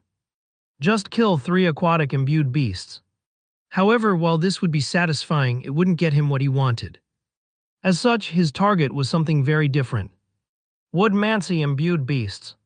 Wood Mancy was quite a rare path. As far as he knew, the Thistles were the only noble family that specialized in it. Because it was a variant, finding Mancy beasts of this path was also quite difficult. However, the Thistles had chosen Thistlebrook as their main base for a reason. There were large concentrations of wood mana in this region, and that bred Mancy beasts that were quite special so long as you knew where to look. Thuron had no intention of looking for the strongest of them, that being a special branch of creatures known as Thistletreants. It was rumored that they were tied to the Thistle bloodline in some way, but there was nothing confirmed. What was sure was that they were too difficult to kill and far too dangerous. Instead, he would target a very special imbued beast. The Thornhulks. They were a race of wood Mancy imbued beasts that evolved from large horned beetle feral beasts. They had strong wooden exoskeletons, and though they couldn't fly for long due to their heft, they could do so in short spurts without much agility. Letter 1D42B Ering, letter FF4E, letter 20F small cap B EHS. In Thistlebrook Forest, other than the thistle treants, they were probably the last creatures one wanted to run into, and they were likewise a favorite of the thistles for forming echoes. The reason Thuron chose them was quite simple. They were fiercely territorial, and two male thornhulks would never be in close proximity. In addition, while the women moved in hordes, they wouldn't surround males unless it was mating season. And that season had already passed. This meant something simple. So long as Thuron targeted the male thornhulks, he could guarantee one-on-one battles. There, Thuron spotted his first target. The thornhulk hung in a tree, its 6 large insectoid limbs wrapping around the thickness of its trunk. It had 2 horns, one curving from its face like a rhino, and the other curving in the opposite direction from the top of its head. If it wasn't so ugly, the creature would have been quite beautiful due to the deep brown and mahogany patterns of its thick, wooden exoskeleton. Staring at it while it was unmoving, it almost felt like one was looking at the most gorgeous of wooden sculptures. Until it breathed. The tree swayed, winds rushing toward it. A large amount of wood mana was sucked in from the surroundings, making the 1.5 meter long beetle glow green for just the briefest instant before it settled back down. 6th Bronze Resonance. It was the perfect warm-up. Only an unconfident genius would use a bronze resonance echo at Silver Mancy, but what did that have to do with Thuron? He wasn't told what cultivation levels he should target, so he would go at his own pace. Thuron tossed a rock from his hand into the air, snatching it out of the wind. His cloak fluttered around him as he threw it out. Bang! The stone rebounded off the top of the thornhulk's head, making its exoskeleton tremble. Thuron had thrown it with quite some force, and the rock was about 1/4 the size of his palm. That would certainly wake it up. Could he kill it in its sleep? Yes, but as he had said, he needed to improve, and he needed to improve fast. If the thistles thought that they were punishing him, they were sorely mistaken. Thuron fell from the trees, his blades unsheathing in one fluid motion. The thornhulk's exoskeleton split, its wings opened up, and its amber eyes opening like shimmering torches in the night. It flapped hard, a surge of wind spreading out. A screech filled the skies as it found Thuron, its fury at being awoken from its slumber being aimed all toward the little human before him. It pounced, its body weighing thousands of pounds, falling right toward Thuron's scrawny form. Bang! Soil and dust flew, the 6 legs of the thornhulk sinking just the slightest bit. A shadow dashed out from underneath it, Thuron's blade flashing for one of its limbs. Kai! Thuron's blade rebounded off of the thornhulk's leg. Its exoskeleton flashed, morphing into the path of his weapon and protecting its joint. With a step into the soft soil, Thuron explosively retreated, his head tilting back and out of the way of a swipe of another limb. Sharp horns lined its legs like blades. One misstep and he would either be skewered through or severed at the waist. Okay. It was just a single exchange, but Thuron understood many things. Reading about a creature was one thing, facing it was an entirely different matter. All of his reading fused into his world experience in what felt like a breath of time. Despite its heft, the thornhulk had hardly sunk into the ground at all when it landed, ignoring the softness of the earth. Its mana control was immediate, and the casual movement of wood mana carried the strength of techniques to it. It had sensed the roots of the trees in the surroundings, carefully choosing its landing position to stabilize on the sturdiest positions on the ground. In addition, despite the speed and suddenness of Thuron's attack, it was able to move such thick pieces of wood over itself in protection. This confirmed many things for Thuron, and as he dodged the swinging leg, his chilling blue eyes streaking in the night, he knew his plan of action. The sharp wind soared past his nose and his back arched. With a push of his legs, he somersaulted backward after dodging the swinging side-like limb. His feet landed on the trunk of a tree, his body nearly parallel to the ground as he shot forward. There was a strong fluttering of his robes as he closed the distance again.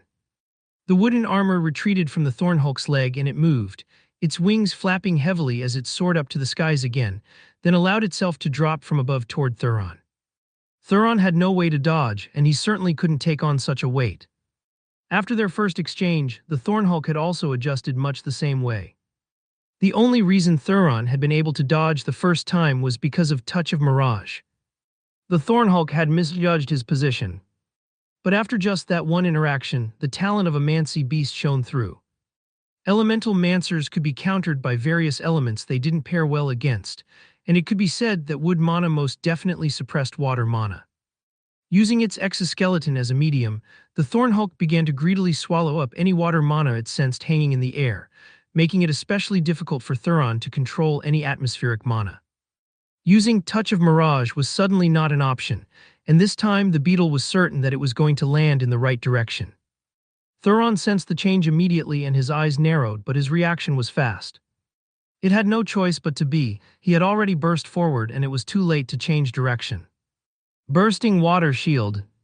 He pulled on the mana in his body, a large defensive shield appearing between himself and the Thornhulk.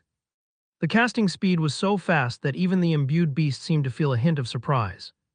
Bang! The shield burst.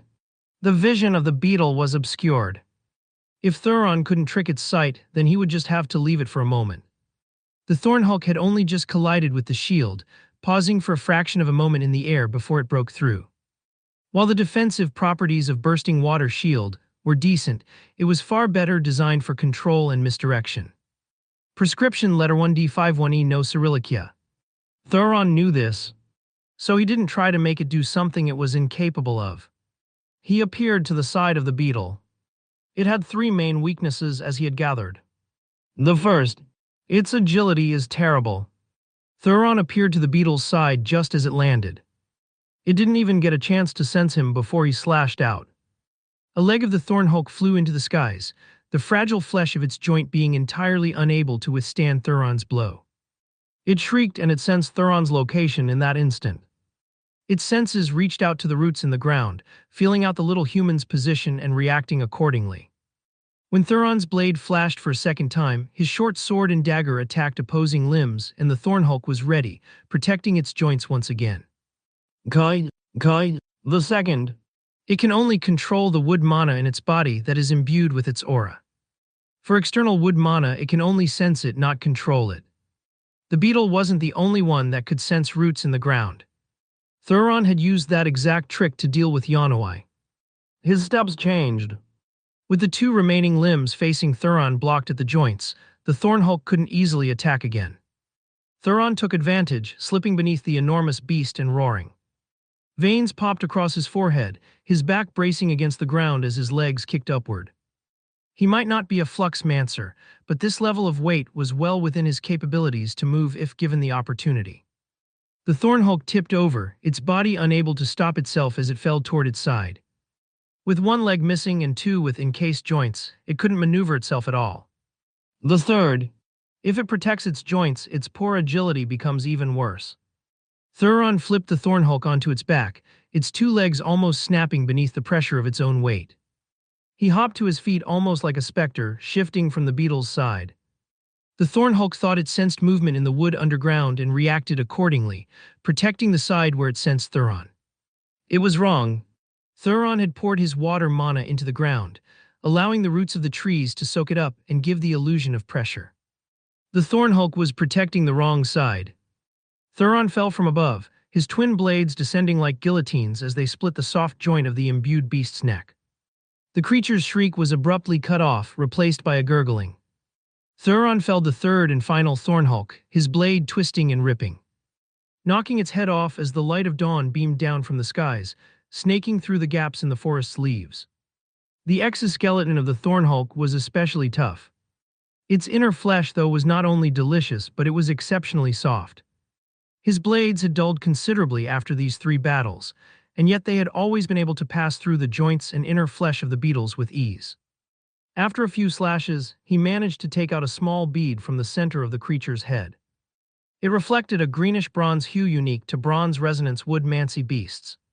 What was unique to the Thornhulk, though, was the swirling patterns within.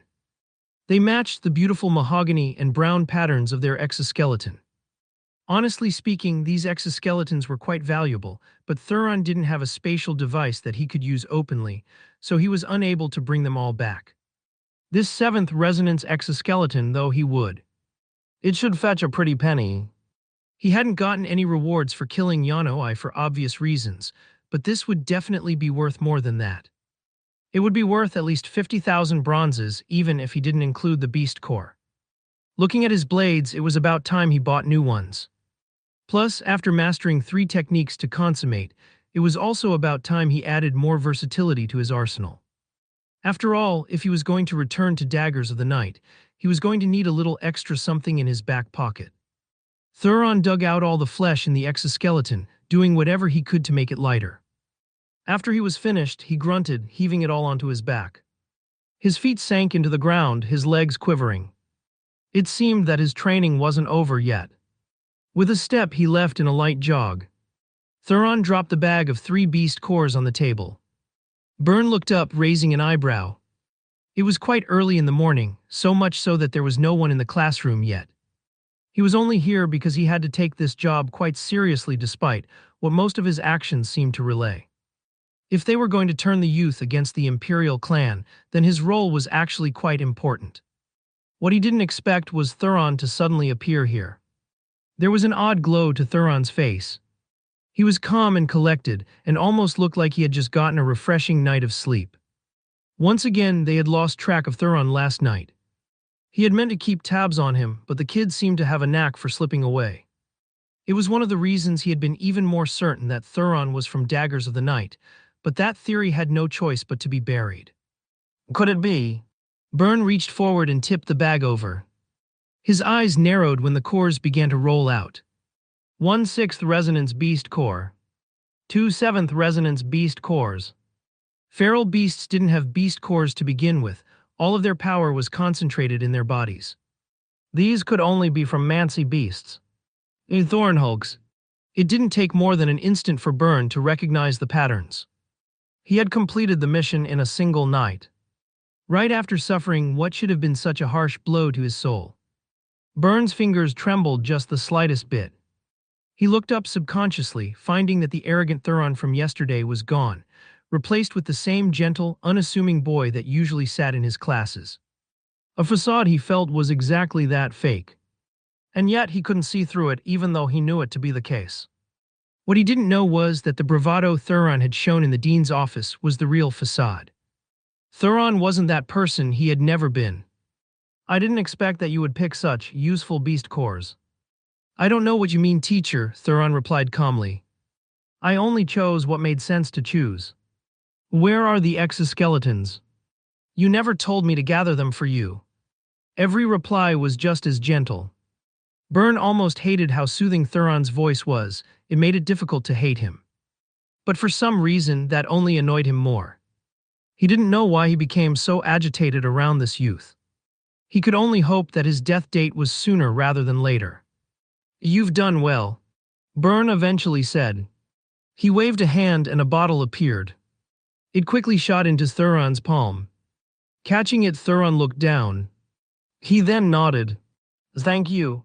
I actually had a different favor to ask of you though, teacher. And that is? Byrne asked indifferently. I want to sit in on the 4th-year botany class. Byrne's expression changed. This he didn't expect. While it seemed like all years were tossed in together, there were certain classes barred from underyears, this being one of them. Herbology was considered quite a dangerous endeavor for obvious reasons. Without completing certain credit prerequisites, it was impossible to attend these specially curated classes. Is that so, all right?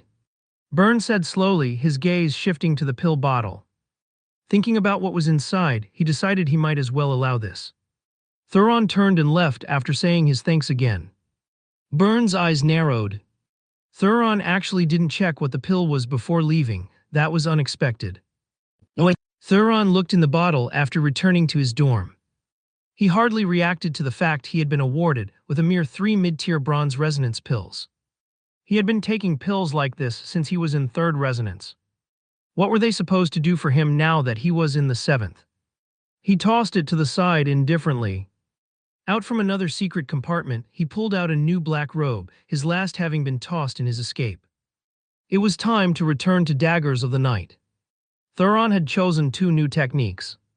The first was water wrap, a control method that used tentacles of water to restrain opponents. At the entry boundary, it could only be used with force and speed because the tentacle itself would be too intangible to maintain steady contact. At the proficient boundary, the outer skin of the technique would be more substantial, and could thus be used to restrain and limit the actions of others with greater ease. Beyond this, the true strength of the technique could begin to be displayed. Depending on the intent of the Mancer, it could flow into a more focused control method or an extra attacking and defensive method. Much like most techniques, the end result would be dependent on the user upon reaching the consummate boundary. Though most would never step beyond proficient. The second technique was Water Scythe. It was an additional attacking method, sharper, faster, and far more lethal than Water Bullet, not to mention having a wider range. At Adept, it could be as much as 3 meters across, making it quite the quasi-area of effect technique as well. Thuron was a bit slower to improve with Water Wrap, as it was still stuck at Proficient, but he had already brought Water Scythe to Adept. The principles that built it were too similar to Water Bullet. The process of concentrating water, taking advantage of its density, and using speed to cut through things. It was the same thing on another level. Water Scythe was actually a mid-tier technique, much like Water Wrap, while Thuron's other 3 methods were all low-tier bronze resonance techniques. One would think that Thuron would have immediately gone for high tier, but he didn't think that was necessary at all. In truth, most would pick just 3 techniques at most per Mancy level and give their all to them. Thuron, however, saw the world very differently. With his blades by his side, he would walk his own path. But first, he needed to get his father's blade back. It didn't matter how long it took or what he had to sacrifice. This life of his wasn't his own. Thuron appeared in his daggers of the night living quarters. It looked exactly the same, but he knew this wasn't the location he was used to. The headquarters had most definitely been moved, even though the entrance method had been the exact same as always. Please proceed to the hall. Congratulations on surviving. A voice echoed from a dirty mirror to the side. Thuron hardly reacted to it, simply nodding. His hood over his head, he strolled out and into the eerily familiar halls. One would have thought that their last headquarters had been transplanted here. Even the curves and markings on the wall were identical. If not for his sharp intuition, it was hard to fathom if Thuron would have realized it at all. Soon he had made it to the hall. One reporting, he said calmly. Of which year? The very same lazy old man behind the desk asked calmly without even looking up. Them all. The old man paused, his eyes narrowing. He slowly looked up. I don't have time for games, child. Next time you report yourself, state your title properly. I've seen 3 ones in the last week, and you are among the last to arrive. Don't think yourself to be special. After every recruiting cycle, code names would be given. These code names would come in the form of numbers assigned by ranking of performance. Obviously, one referred to Thuron's placement as number 1 in his cycle. Normally, he went by River. His code name was 1997. It was obvious that for the sake of this culling, reporting this code name was more important than anything else. It was the way they would register who returned and who died. Merchant Greycoat's killer, Thuron replied calmly. The old man opened his mouth as though he was about to lose his cool, but then he paused. He looked at the blue eyes shining through Thuron's cloak and his lips slowly closed. The young these days are truly arrogant, he finally said. Shaking his head, he lowered his gaze back to whatever he was reading and then ignored Thuron. Clearly this was his way of saying he had now registered him. Thuron, however, didn't leave. I've noticed something about you, old man, Thuron said. I'm busy. You're always here and you don't react to much, Thuron continued unbothered. But I'm also pretty sure that you aren't in silver resonance. And if you were a normal gold mancer, I would be able to sense it. So why is it that I cannot? I do not have unlimited patience. I need the protection of someone like you, Thuron continued, as though the old man's words were going in through one ear and out the other. I'm just a desk jockey. You're also an assassin that shows your emotions a bit too easily, which is odd because, like I said, you don't usually react to much. When I first handed in the Merchant Greycoat mission, your reaction was also clear on your face. That either means one of 2 things. Either you have no right to be here or you've grown to a level where you can truly blend into society, a mortal amongst mortals. The old man set his book down and looked up at Thuron. For the first time, Thuron felt a cold chill. Would you like me to kill you right here and now, child? Do you not understand the words I am speaking? Buzz off. No, what I would like to understand is why a talent like me was almost killed at the hands of a silver mancer who should be a senior to me. Is rule number one of the guild something you wipe your ass with? Bang. Thuron stood in place, but the sturdy desk almost shattered to pieces. Fine cracks raced across its surface, splintering into one another and fusing. Seeing Thuron still standing there, the old man's aura vanished into thin air and he slowly stood. All right, he said lightly. He tapped the desk and an alarm was raised. Disputes amongst assassins were rare. Normally, as their profession called for, such things would be handled in the dark. Someone like Thuron almost never appeared. But since he had proclaimed such things so boldly, out in the open, and with so many witnesses, well, there was no choice but to trigger a dagger's call. A dagger's call. The last time one had happened was 7 years ago. It could be said that it was a hidden rule of the guild that was almost never triggered. It existed purely for deterrence. But on rare occasion like today, someone would be stupid enough to use it. The reason it was so foolish was because, amongst assassins, the only reason someone would take this sort of path was if they had no confidence against their enemy. On the surface, this would even the playing field. In action, the result would be much the same as always. Death. Thuron's arrogant demeanor vanished after he turned away from the old man. A deathly stillness hung in his chilling blue eyes. Today, it was unlikely that he'd be able to get his father's short sword back. But he would be establishing himself and taking his pound of flesh. Raiden had done well to make him feel his presence. Today he would learn just who River was. The ambience was dark. It always was in the guild, but there was something particularly heavy about this place. As assassins filed into the seats, each donning their own black cloaks, the air only seemed to get darker, heavier. Thuron stood on a circular platform filled with deep grooves all on his own. There was a small elevating step that stood apart from the rest of the ancient etchings, and his feet barely had the space to stand calmly on it. His hands hung in his sleeves loosely, his eyes closed. He had already been standing here for 30 minutes, and assassins were still arriving. According to the rules, the target had 3 days to respond to the call. But everyone knew that returnees were nearby given the current circumstances. The guild had yet to start handing out missions once more, so there was no excuse for anyone to take more than a few dozen minutes at most. As such, most began to file in after a half hour. But then an hour passed and then 2. Some of the more powerful assassins shook their heads, standing up and leaving. If Raiden wanted to prove a point, they certainly wouldn't obediently wag their tails waiting for him. They had things to do. The flow of assassins began to reverse as the day waned. Down on a platform before the circular stage, the old man leaned back, reading his book. He didn't seem to care about the proceedings, but given the fact there were no gold assassins present, it was too obvious that he held all the authority here. From time to time, he would glance at Thuron, but the child just stood there unbothered. In fact, it didn't seem like even a single hair had shifted on his body. At first, he didn't think much of it. But then a quarter of the day passed by, and then half a day. Thuron's breathing was still even, his feet still in the same location, his body still unmoving. He began to almost vanish from the old man's senses, forcing him to narrow his eyes. Thuron's presence sharpened in his mind's eye again, but the fact it had faded even the slightest bit in the first place made his heart skip a beat. What he didn't know was that if it had been raining, let alone 12 hours, Thuron would have vanished from his sights instantly. And then an entire day passed.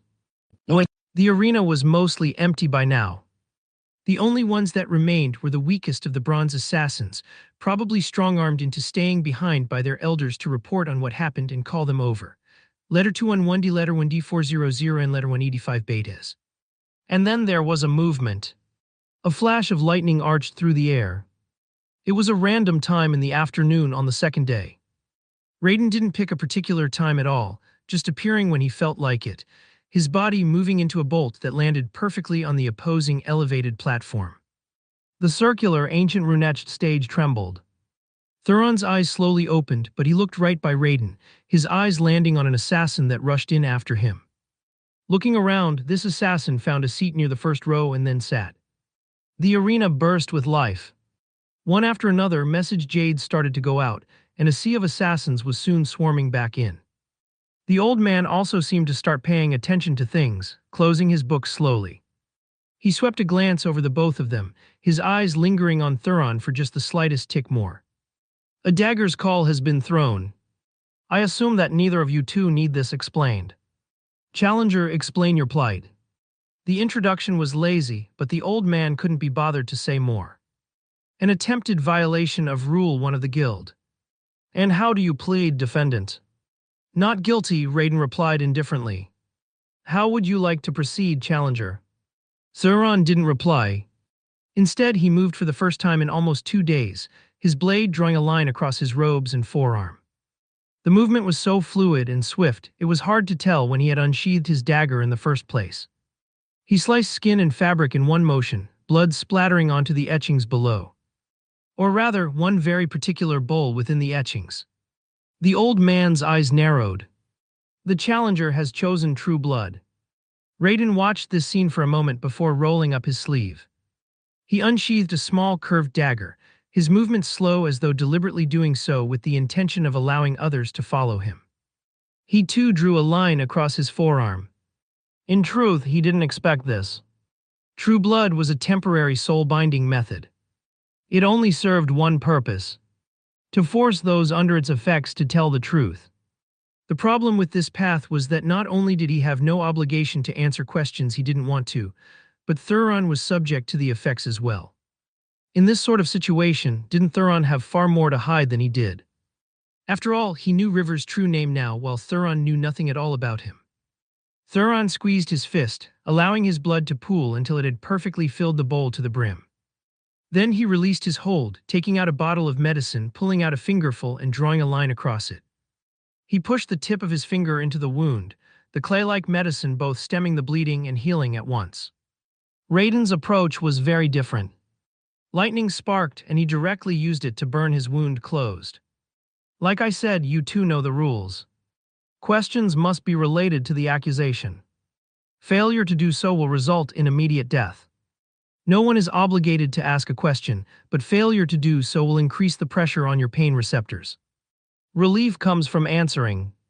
The same question cannot be asked twice. The defender has the right to rebut and counter-defend. The final judgment will be decided by me according to the result. Challenger, you may ask the first question. The old man hadn't even stepped off of the platform when Thuron spoke. Did you try to kill me? The old man almost fell off. He almost snapped his head in Thuron's direction. Almost. This child couldn't possibly be so foolish, right? Laughter immediately erupted through the arena. One wouldn't think that this was a den of assassins at all. It was more like a group of people from teen to middle ages enjoying a comedy show. Among them, Manson's reaction was the fiercest, directly falling out of his chair and holding onto his stomach. Thuron didn't react to their laughter in the slightest, his gaze chilling as he met Raiden's. A pair of blue eyes stared back at him, and Raiden seemed to hardly react either. There was no need for him to do so when others had said all that needed to be said for him. Did you kill my brother? Raiden replied with a question. There were 3 ways to reply in a true blood dispute. The first was to answer directly under the effect of the soul contract, the second was to not answer at all, and the third was to reply with a question. This question had to be related to the one being posed, and it had to have a path that could lead to your innocence. Obviously, if Thuron had killed Lin, then Raiden would not only be vindicated, but he would be right to kill Thuron on the spot for violating the first rule. No one expected Thuron's reply, though. Did you send your brother to be killed? Raiden's eyes narrowed. Clearly, he didn't expect this reply either. The old man's gaze shifted to the runes, and his shock toward Thuron's line of initial questioning slowly faded. It seemed that maybe this child might know what he was doing after all. There was no way that Thuron should know of this. That meant that he had deduced it. As for why that was, it was none other than thanks to the figure that rushed in after Raiden. Manson. Manson was the very same assassin who had stopped Thuron after he handed in the Merchant Greycoat mission back then. The first thing he had asked Thuron back then was where Lin was. At first, Thuron didn't think much of it. Manson and Lin must have been friends, and it was unlikely that Lin would hide the fact that he was going on this mission if his goal was to brag about his achievements. But Thuron spotted Manson during his escape from the culling, only for Raiden to successfully find him and almost kill him. That much was still nothing more than a coincidence, and there was certainly no proof. It made it even harder to believe because Thuron had recognized him by his gait alone before and went out of his way to avoid him. So even if Manson had spotted him back then, how could he let Raiden know where he was? But something kept nagging at him, confirmed especially after Manson just rushed in after Raiden. Why would a Silvermancy genius amongst geniuses care to spend so much time with a bronze assassin? After listening to Raiden's conversation with Sadie, Thuron understood the genius personality quite well. Cutthroat, cold, detached, willing to do whatever he needed to claim power, but he was also no cowardly rat, and he certainly wasn't someone who needed groupies. That pointed to one conclusion. It was eating Raiden up inside that he hadn't been the one to clear the Merchant Greycoat mission, and he also really wanted to know why he hadn't been allowed to. His brother was his method of doing so, and Thuron had stood in the way of that. As for Manson, he had been a close friend of Lynn's, who somehow ended up being closer to Raiden than even the latter's own brother had been. Meaning he had some sort of special ability, talent, or usefulness. The moment Manson walked in, Thuron knew that Raiden would obediently take one step after another in the palm of his hands. At first, the laughter was still glaring, but the longer Raiden remained silent, the more it ebbed. Soon there was a deathly silence that hung in the air. The pool of blood in Raiden's bowl suddenly shrunk, and ghastly green veins appeared across his body.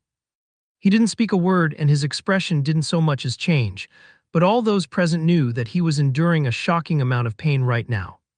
Interesting non-answer. Thuron said calmly, sending your brother to die for a mission you're so very curious about, and then throwing a fit when someone else cleared what you couldn't. Challenger. The old man interjected. Thuron didn't look at the old man for the reprimand. Raiden was scything, but there was nothing he could do. He couldn't even bring up Sadie because it was unrelated to the question Thuron had only just asked. The formation would sense that and kill him. Arbitrator, I would like you to cast your judgment now. I am finished with my questioning. The old man paused and then exhaled a breath. If the child had just come here to vent a bit, then that was fine. He had made a great enemy, but judging by their questions, it had long since reached that point already. What do you request? The old man asked. It was a right the challenger received once the defendant failed to answer a question. After all, they couldn't allow everyone to just flout the rules right. Although not all requests would be followed within certain limits, they could be accommodated. 3 months of confinement and death by combat with his right-hand man. Thuron replied. Raiden's eyes narrowed. His right-hand man. Who was? Fury flashed through his blue gaze, lightning sparking. And that would be Manson 3 of 993. 3993, the old man barked. Present yourself. Manson didn't expect to be called out in this way. A bit shell-shocked, he made his way forward. But by the time he got to the stage, he was calm. What was Thuron? A 5th Resonance Bronze Mancer. He had long since reached the 9th. There was no competition. However, maybe he should have noticed that Raiden didn't even look at him a single time. I don't know why you would come seek your own death like this, Manson sneered. Begin. The old man's voice fell. Manson shot forward, dark mana streaming out of his body as he suddenly vanished from Thuron's sight. However, Thuron was an eerie sort of calm that reminded one of a trickle of rain. Here, he said softly. Have this back. A spark of lightning shuddered within Thuron's body, pain flaring up within him. But one wouldn't guess that from the way he pointed his finger forward. A water bullet shot through the air, encased within it the last strand of lightning Raiden had left in Thuron's body in hopes of crippling him. That night, Raiden had just not been able to leave things alone. How could he leave a threat so easily? So he compromised in this way, doing something he managed to hide even from Sadie's eyes. The largest reason Thuron had suffered so much was because of this strand of lightning. And right this moment it appeared again, ejecting itself from Thuron. There was a shudder through the air as Thuron's black cloak billowed. In a single bound, he stepped into 8th Resonance. Bang! The water bullet collided with what looked like empty air. Manson froze, convulsing once, then twice, then thrice, before exploding into a rain of blood. Lightning that very clearly carried Raiden's aura writhed on the ground. Thuron, however, had already turned to leave without another word. No one noticing how a water rap, tentacle took something away from Manson's body. When will missions start again? Thuron found himself standing in front of the old man minutes later, as though nothing at all had happened. He could feel the old man's gaze on him, but he scanned through the missions before him as though he couldn't tell. There was a grace period due to the culling, but very soon Thuron would be running up against his quota. He needed to complete another mission soon since he couldn't count on Yanoi. Though Thuron was expecting an answer, he didn't get one. Instead, the list he was looking at found a blockage before it. His mind came out from the jade to find that a palm was over his own. "You say you want protection," the old man asked. Thuron's gaze flashed. This was not part of his plan. He was simply speaking nonsense to push the old man into a corner and force him to follow the guild's rules. This turnaround wasn't expected. His mind kicked into overdrive, shifting things around. The main goal today was obvious. In confinement, Raiden wouldn't be able to improve. If Raiden couldn't cultivate, within 3 months Thuron was confident in reaching Silver Mancy, killing the Lightning Mancer himself in the cover of darkness, and taking his father's sword back. Unfortunately, he had known that asking for his short sword back wasn't in the purview of the requests he could make.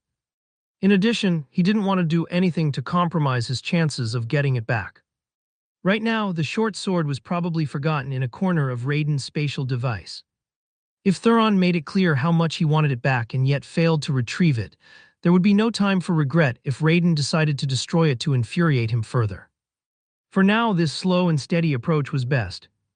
Maybe Raiden had already forgotten about the blade, and that would be for the best.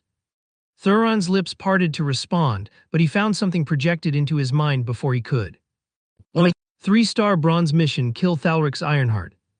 Reward: 335,000 bronzes. Silver Resonance Breakthrough Pill. Details: the Ironheart clan is a earldom clan of metal mancers. Known for their exceptional defenses and unordinary ability to manipulate the earth beneath their feet, changing its form into their unique Ironheart metal. There are signs that Thalrix has awakened the Ironheart bloodline to the silver tier, already despite only being at the 9th bronze resonance. The bronze tier allows Ironheart skin to be formed. The silver tier not only provides an upgrade to this, but also allows imbued resonance to be reached. Thalrix is well known for his arrogance, and can be easily goaded into one-on-one combat. This was all the information there was, but Thuron was surprised that there was information at all. Normally, you could only see this information if the mission had been accepted. That was an ironclad rule. Prescription letter 1D622, new letter 1D616, small cap B YAS. Just how high was this old man's clearance exactly? Clear this mission and you will get what you want. All right, Thuron said calmly. He already had some speculation. It seemed that this Ironheart would be attending the banquet. He didn't believe that it was a coincidence that this mission would appear at the same time as Sigil was holding such an event. The two connected in his mind seamlessly. You're accepting a bit too fast, don't you think? The only reason this isn't a 4-star mission is because it was put in yesterday. It doesn't make a difference, Thuron said. The old man chuckled and removed his palm from Thuron's hand. Off you go then. Thuron nodded and left. At the same time, his gaze flickered down to his hand, and the old man behind him looked at his own palm at the same instant. Peculiar, from 1st resonance to 8th in not even half a year, but I can't sense anything special about him, an odd variant, it seems. This should be an opportunity. What the old man was most enamored with was Thuron's dealing with Raiden's lightning. That mana control was simply out of this world. Just how long had he been storing that in his body? How much pain had he endured? He truly didn't plan on getting involved with this child at all. But there was a flash in the old man's eyes, and his demeanor seemed to change to that of a completely different person for a moment. Thuron had made it too difficult to refuse. Between Raiden and Thuron, just who would come out on top exactly? In a deep, dark, and damp room, Raiden sat in silence. Shrouded by black, his blue eyes seemed dim. You've suffered a loss today. The voice came from everywhere and nowhere, stating something quite plainly. I have, Raiden said calmly. What have you learned? Nothing. No. I knew that this was a risk when I let him live. I did not want to do so, but I chose another path. Since this is my fate, so be it. When the opportunity next presents itself, he will die. In the meantime, I will take advantage of the positives of my decision if I must suffer the negatives as well. The voice didn't reply for a long while, but then seemed to nod. A wind kicked up and there was suddenly an array of pills, bottles, and a single booklet before Raiden. Raiden's eyes narrowed, but he didn't bother to speak. He knew that his master was already gone. It seems that master has begun to take him seriously as well. Thuron walked out of the hotel room, allowing a prostitute to scurry away. If he was going to return to such a hotel so often, he would obviously need a cover even if he changed his face. His mind, though, was elsewhere. Imbued resonance. It was a term that he had only heard of vaguely, so rare he could only recall it being mentioned in 2 books he had read. But to this day, he wasn't sure what it was.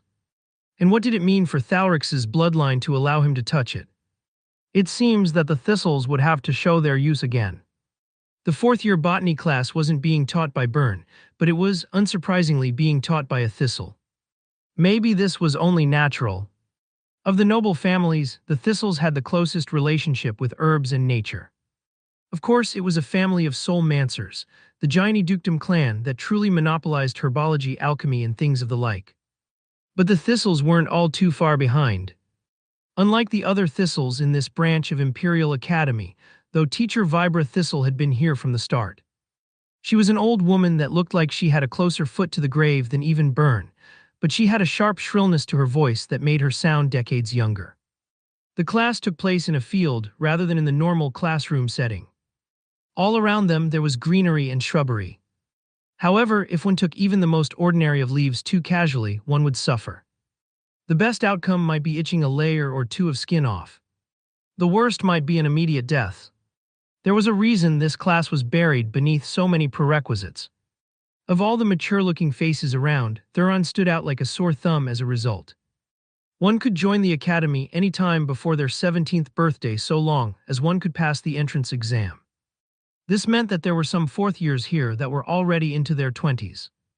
A 14-year-old like Thuron would certainly look out of place. However, Thuron was too focused on the words of Vibra to care. He had tuned out the rest of the world, and it seemed that for once he was rewarded for his diligence. Unlike the other thistles, Vibra seemed to take a liking to him almost immediately. There was a hint of discontent at the start, but between his questions and his attentiveness, her heart melted. This was already the 2nd day Thuron had attended this 4th-year botany class, and she already couldn't look at him without smiling.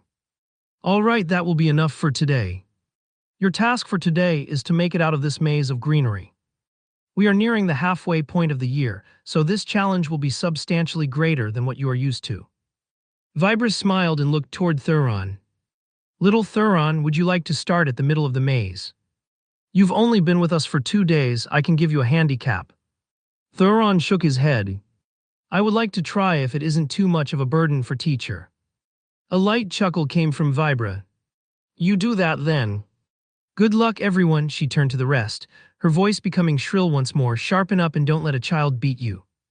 Roots rose up from the ground and wrapped Vibra up. They pulled her down into the ground and she vanished without a trace. Inwardly, Thuron's eyes narrowed. A thistle that specialized in herbology is certainly a completely different sort of challenge. It seemed like a good thing that those like Vibra who took this path were rare amongst the thistles. But now wasn't the time to focus on this. Thuron turned and much of the class had already dashed out. He, however, wasn't in a rush. He wanted to make it out safely, and as Vibra had said, this was only his 2nd class. Until now, he had yet to fully integrate his former knowledge with real hands-on experience. What better chance than now? After scanning the region, he stepped forward. He had only taken 3 steps before he paused. After 2 or so seconds, he sidestepped and then continued. Though Vibra called this a maze, it wasn't exactly that. There weren't tall hedges. From a bird's eye view, it would look like a normal field allowed to grow wildly. In fact, Thuron could see a straight line right toward their destination, the small figure of teacher Vibra already there. Deciphering what plants you were dealing with, how they might interact with those around them, and acting accordingly, that was the true maze. The furthest ahead was, of course, the 2 best-performing students of the class. They were about a dozen or so meters ahead of the 2nd-place students. Nara and Valen. Nara was a vermouth, a member of their earldom. Valen, however, was much like Thuron, not of noble blood, but a great talent in alchemy nonetheless. Letter 1 F00, Eng letter 1 ECDB Epsilon letter 1 D42C. Nara was already 20 years old this year. Valen, however, was just 17 years old. The dynamic between the two was extremely competitive, and their deductions were quick. As they got closer to the end, they would only get quicker. Right now, they were still probing the difficulty. Thuron sidestepped again, but just as he was about to allow his foot to fall to the ground, he paused. He raised a finger and dropped a tear of water. A vine suddenly shot up, snapping at the air right beneath his feet. When it hit nothing, it gave up quickly and vanished. The ground didn't even look disturbed. So many sensory carnivores around here, there's something about this maze that breeds them. How interesting. Carnivorous plants were very territorial, but this was already the second time Thuron had avoided one. He pulled his foot back and stood in place, his eyes calmly sweeping things. Oh, so that's it. This maze wasn't set up at all.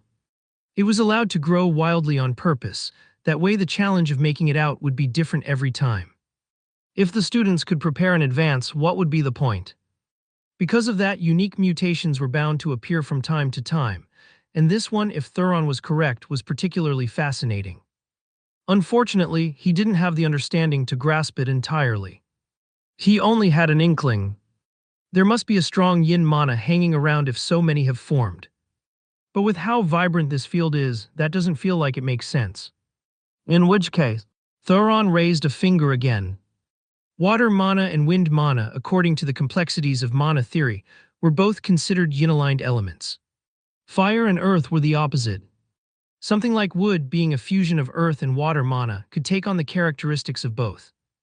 Many old men and women spent countless years of their lives studying these sorts of things, so even Thuron wouldn't claim that he completely understood. Also, these sorts of affinities didn't start making real sense until one reached much higher levels of cultivation. The main point was that plants could take on a path based on their circumstances. If above ground everything looks so bright and inviting, then the concentration of yin must be below ground. In which case, Thuron closed his eyes and his water mana shifted. In the far-off distance, Vibra was paying attention to Thuron from time to time, but the bulk of her focus was on Nara and Valen. They were also her star students, of course. Plus, though she spoke like she would leave them all to die if they made a mistake, she would certainly step in if something went wrong. So she was on high alert. But when she saw what Thuron was doing, her heart almost shut down. How is that possible? Thuron didn't move for a full half hour.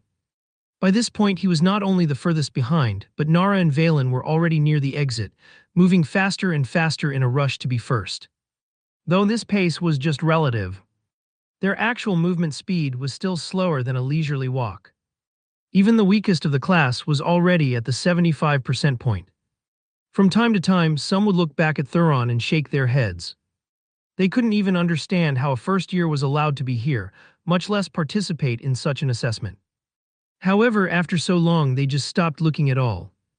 They had their own improvement to focus on. But then Thuron opened his eyes and began to move.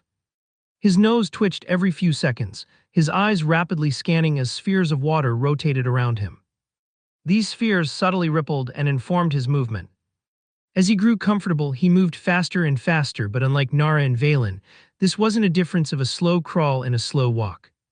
Thuron had started off at a confident stride, and then seemed to enter a power walk, only to begin to jog. It looked like he could have gone even faster if he wanted, but it was entirely unnecessary. His feet seemed to barely graze the grass at some point.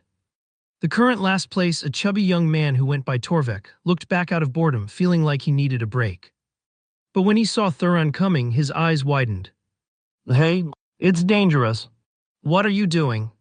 Torvek's outcry caught the attention of many others, and the third person in the class who needed to be saved appeared. Vibra vanished in a flash, caught them, and soon a pale-faced youth was placed by her side. More and more gazes flickered to Thuron, with even Nara and Valen being no exception. But then a few seconds passed, and then half a minute, and then a full minute. Thuron showed no signs of being attacked. Thuron himself ignored the words and glances. He was focused on his nose and sight, the spheres of water around him being almost an afterthought. He hadn't forgotten the real reason he came to this class. Arsadilla Alpha Small Capen Letter 20F Vagrov. This boost to his water mana control was just a bonus. He didn't think it would have such an interesting application. Maybe he should thank Raiden for that. He also didn't know just how floored Vibra was. Of course, as a Gold Mancer, she recognized what Thuron was doing. But that was something that even Gold Water Mancers struggled to do even with a lifetime of experience. Nara and Valen suddenly realized that they might be overtaken if they were too casual and started pressing. They couldn't lose, they definitely couldn't lose. It was useless. Thuron glided by them not even 5 minutes later, landing before Teacher Vibra and giving her a light bow. Thank you for your teachings, teacher. Vibra blinked. Do you understand what you've done? Thuron looked up at her in confusion. Seeing this gaze, Vibra's lip twitched and then she calmed down. Explain it to me. What did you just do? In your own words. I noticed that the field had a strong yin character, and that was where most of the danger came from, so I found a method to detect it with my water mana and avoid the threats when they appeared. It was indeed as Vibra thought, but the 3 students who had failed by her side could only look in confusion. Yin? Since when did this field so bright and cheerful have a yin character? Yes, but how? Water mana has a strong polarity to it if you know how to trigger it. I found out recently that by controlling this polarity, I can force it to have various effects, Thuron said simply. Having it react to strong yin forces seems to be one of them. Directing and trapping lightning mana was another. But there was no need for him to say that out loud.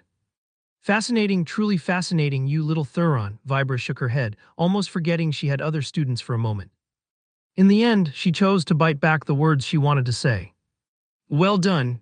You may go and enjoy the rest of your day. Thank you, teacher. Thuron bowed once more and left. Vibra looked at his back, shaking her head slowly. What sort of monster was this? How could a person have such control without imbued resonance from a bloodline? It didn't make sense. Thuron returned to his dorm with a calm expression. He was close. Today, he had recognized many of the scents within the verdant bloomstone. He was about 90% of the way done. But there seemed to be some particularly unique scents remaining.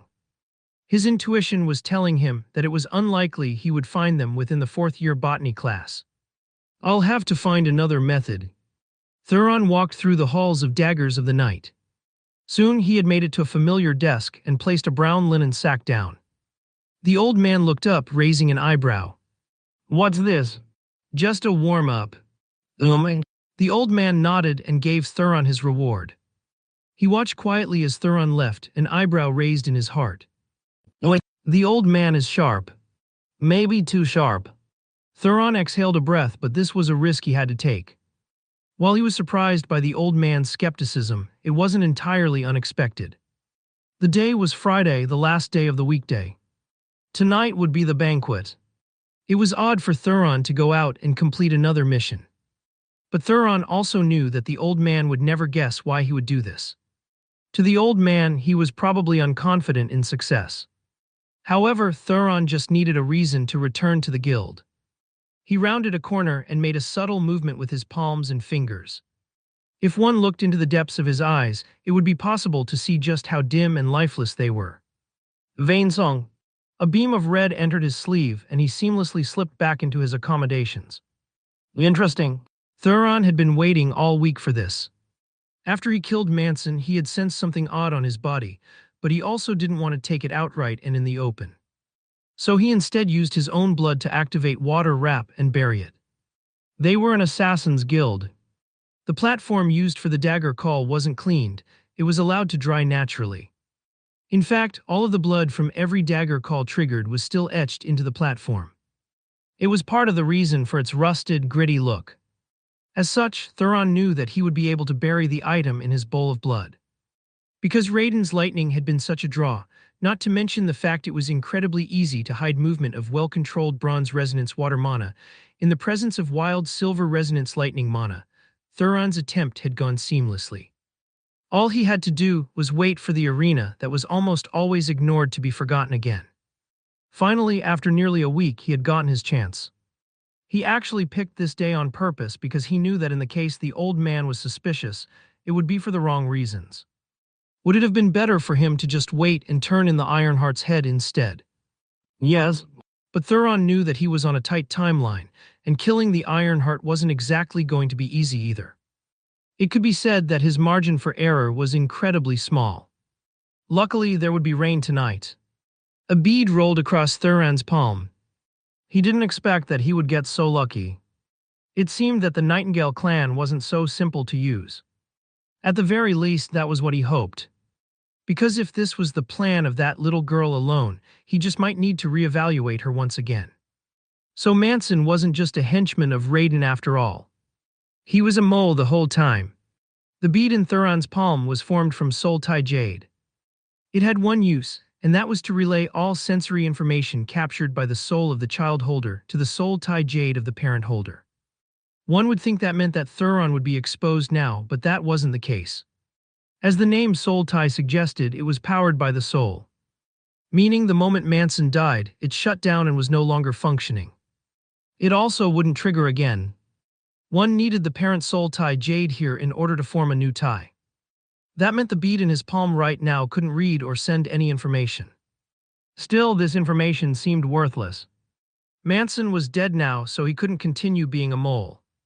In fact, it was possible that Thuron should feel bad for killing someone who was likely just playing a character. But not only did he not even feel the slightest twinge in his heart, this bead also wasn't useless.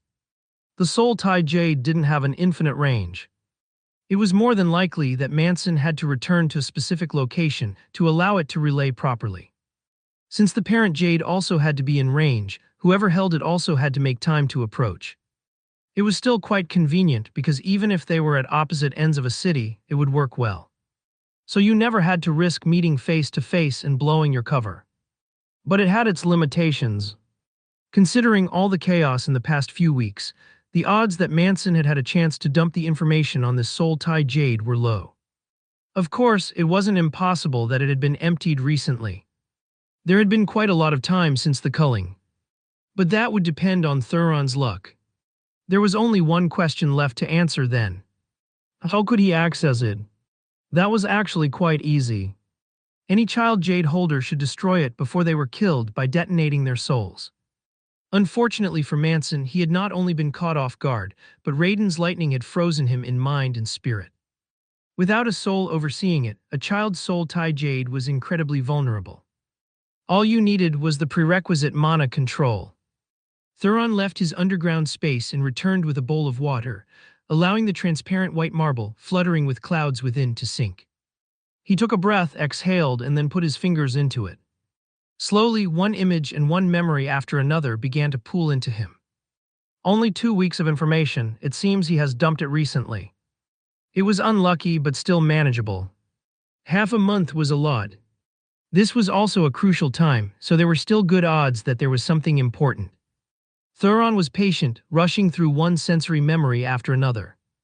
Even if it took all night, he wouldn't care in the slightest. Luckily, he was running through the memories much faster than they had been lived. And then he suddenly stopped. A sharp glow radiated in his eyes. That right there. That was it. His odds of successfully completing Plan A had just gone from 60% to over 70%. This is your stage, little brother. I'm sure there will be some nonsense for you to deal with today, but you're one of mine. I won't let you be bullied, and if you feel the need to go wild, go wild. Sigil patted Thuron's shoulder with a wide grin. It looked like he was more excited to see Thuron go wild than anything else. Thuron got the feeling that Sigil didn't really want to hold this banquet, but had been strong-armed into it. So the only way for him to make it up to himself was to get Thuron to do something to make it worth his while.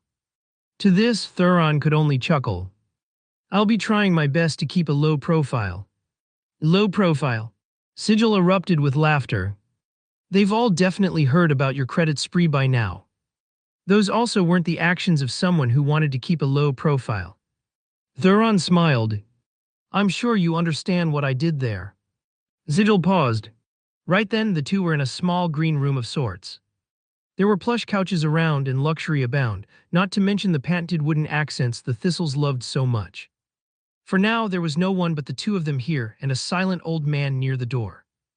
Though judging by the reactions of this old man, it was like he couldn't hear a single thing, though Thuron knew that even if he tried to have a hidden conversation with Sigil, it would be a fool's dream. "You're quite straightforward, aren't you?" Thuron shrugged, leaning back into his plush chair. "You've already said it, I'm no noble. And as a noble yourself, I'm sure you know exactly how nobles came into power." There was a flash in the old man's eyes as he looked toward Thuron. "That's quite the dangerous thing to say, little brother," Sigil said, his smile remaining light. "Not really. A soul imprint has already been placed on me." Sigil frowned. "What?" Thuron raised an internal eyebrow while the old man slowly looked away as though he hadn't heard a thing. It wasn't within Thuron's expectations that Sigil wouldn't know of this, so he decided to adjust some things in his mind. This was actually an interesting development in his estimation. Prescription letter 1D Fourier, Neo circumflex apana letter 1S61. I'm one of your clan's vassals now. I don't think speaking of such things around you is very dangerous at all. Sigil's frown only deepened. I'm not a fan of this, but my words don't carry much weight right now. Fair enough, it seems that I've underestimated the state of things a bit. Sigil didn't apologize for the actions of his family, nor did Thuron really feel like he should have to either. I already expected this to happen. Your sympathy is unnecessary.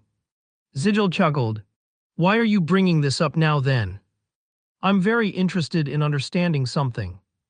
But Byrne is a very annoying handler to have. I have no interest in dealing with him, and he will make my sacrifice worthless. For the second time, the old man looked over. Thuron was well and truly towing a very dangerous line right now, one that had already stirred his killing intent not once but twice already. That's twice already, Sigil said with a smile. Old man Baron has been with me since I was a child. He truly doesn't react to much. Thuron shrugged. I'm only speaking the truth. There's no secret that he and I have never seen eye to eye. Byrne is my father's most trusted advisor. He won't even listen to my words over his.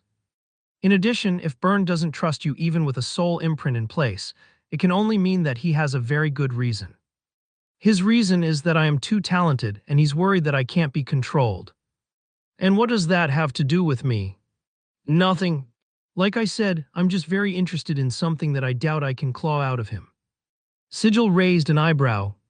And that is imbued resonance. What is that?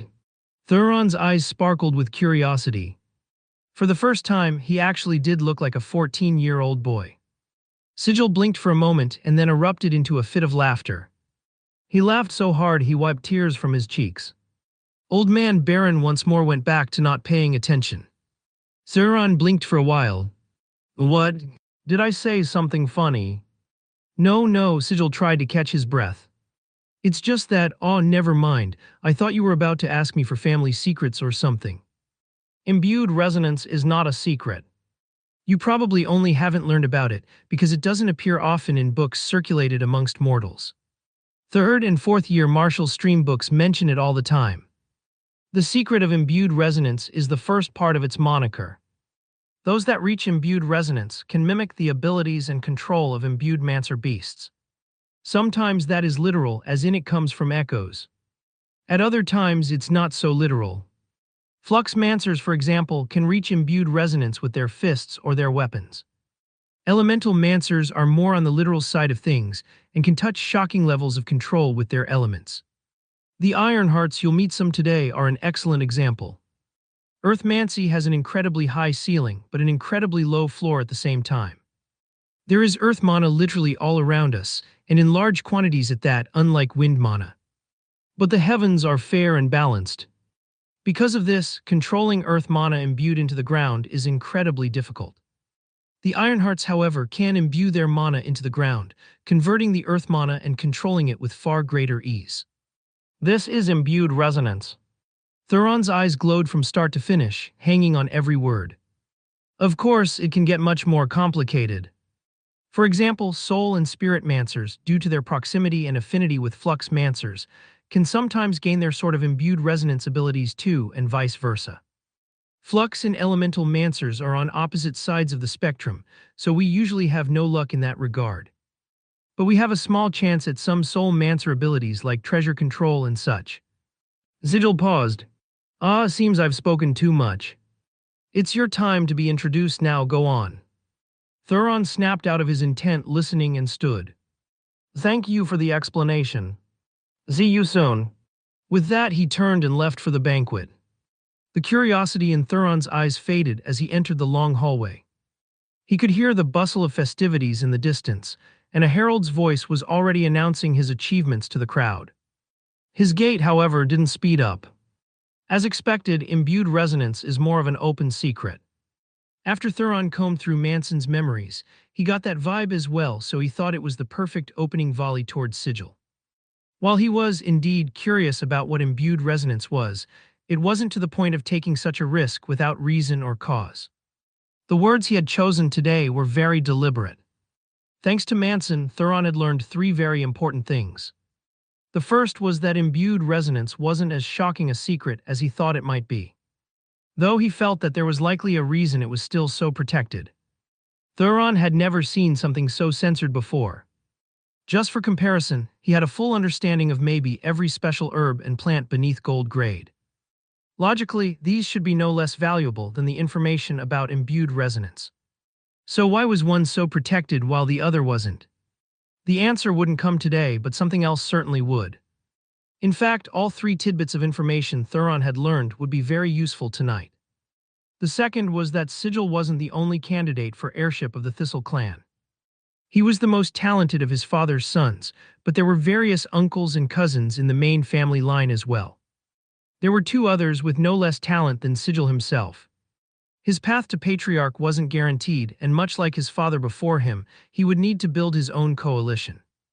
Thuron obviously hadn't come right out and said it, but that was why his mention of imbued resonance was so perfect. Sigil would assume that that was what he really wanted to know, while the seed of taking him in as a real vassal would be planted. In such a situation, wouldn't he gain a small bit of leverage? As for the third thing he had learned, well, that would play itself out very soon. A young genius that's already accumulated a shocking 39 credits in just his first year. Please welcome Thuron Gallisunder. Thuron took a step out from a curtain, stepping through. Light beamed down on him, a great number of gazes landing on his young face. Curiosity, intrigue, doubt, disdain, animosity, indifference. Colors of an emotional spectrum painted the room, bending, bowing, and shifting the mana in the air. Thuron couldn't help but wonder how a spirit mancer might see this sort of crowd. The pressure didn't stop him from calmly scanning the crowd, though. He wanted to understand just what he would be facing tonight. His Imperial Scholar robes fluttered beneath the waves of pressure. One after another, he met the gazes of those that looked toward him, his expression gentle, his eyes difficult to read. Thuron found Thessa in the crowd. But more interestingly than that, Soren and Tegan, who usually followed her around, were instead on the far opposite side of the table. Interesting. It wasn't the separation that mattered to him. It was likely that since this wasn't a sect setting, their noble statuses meant far more than their shared disciplehood. In that case, Thessa being promised to a nightingale would place her status on a completely separate level from them. Though it was doubtful Thessa was here under that status given the circumstances, she had to be from a decent noble clan herself to warrant a prince's attention. That said, it was the fact Thessa was here at all, especially when Yanuai had only just tried to kill her a month ago, that was of real interest. Now that he thought about it, this was the first time he was seeing her in quite a while. Thuron smiled and gave her a nod. Thessa was a bit taken aback but then quickly looked away. Though he raised an internal eyebrow, Thuron didn't think much of it as he swept his gaze through the last and final group. He had left them for one final purpose. Their gazes were the most intent, their presences looming the largest. The Ironheart Earldom, the Vermouth Earldom, the Ashenvale Earldom, and finally, the Thistle Marquisate clan. Amongst the Vermouth, Thuron pretty quickly spotted Malaya and gave her a small smile as well. Malaya blushed, lowering her head quickly. A young man by her side that bore some resemblance raised an eyebrow, and then gave Thuron another look. But he said nothing at all. He seemed a year or 2 older than Malaya, but on his lapel there was the insignia of the Luminescent Moon sect, meaning he wasn't in the Imperial Academy. That isn't a normal insignia. He is a core disciple. Core disciples were only beneath chosen. As far as Thuron knew, the chosen for the luminescent moon sect for this generation had yet to be selected, which meant that all things considered, this young man had a very good chance at it. His cultivation was at worst at the higher silver resonance levels. Someone this powerful wasn't expected by Thuron at all. It seemed that there would be quite some fireworks tonight. Each noble clan seemed to have at least one young noble of this caliber with them.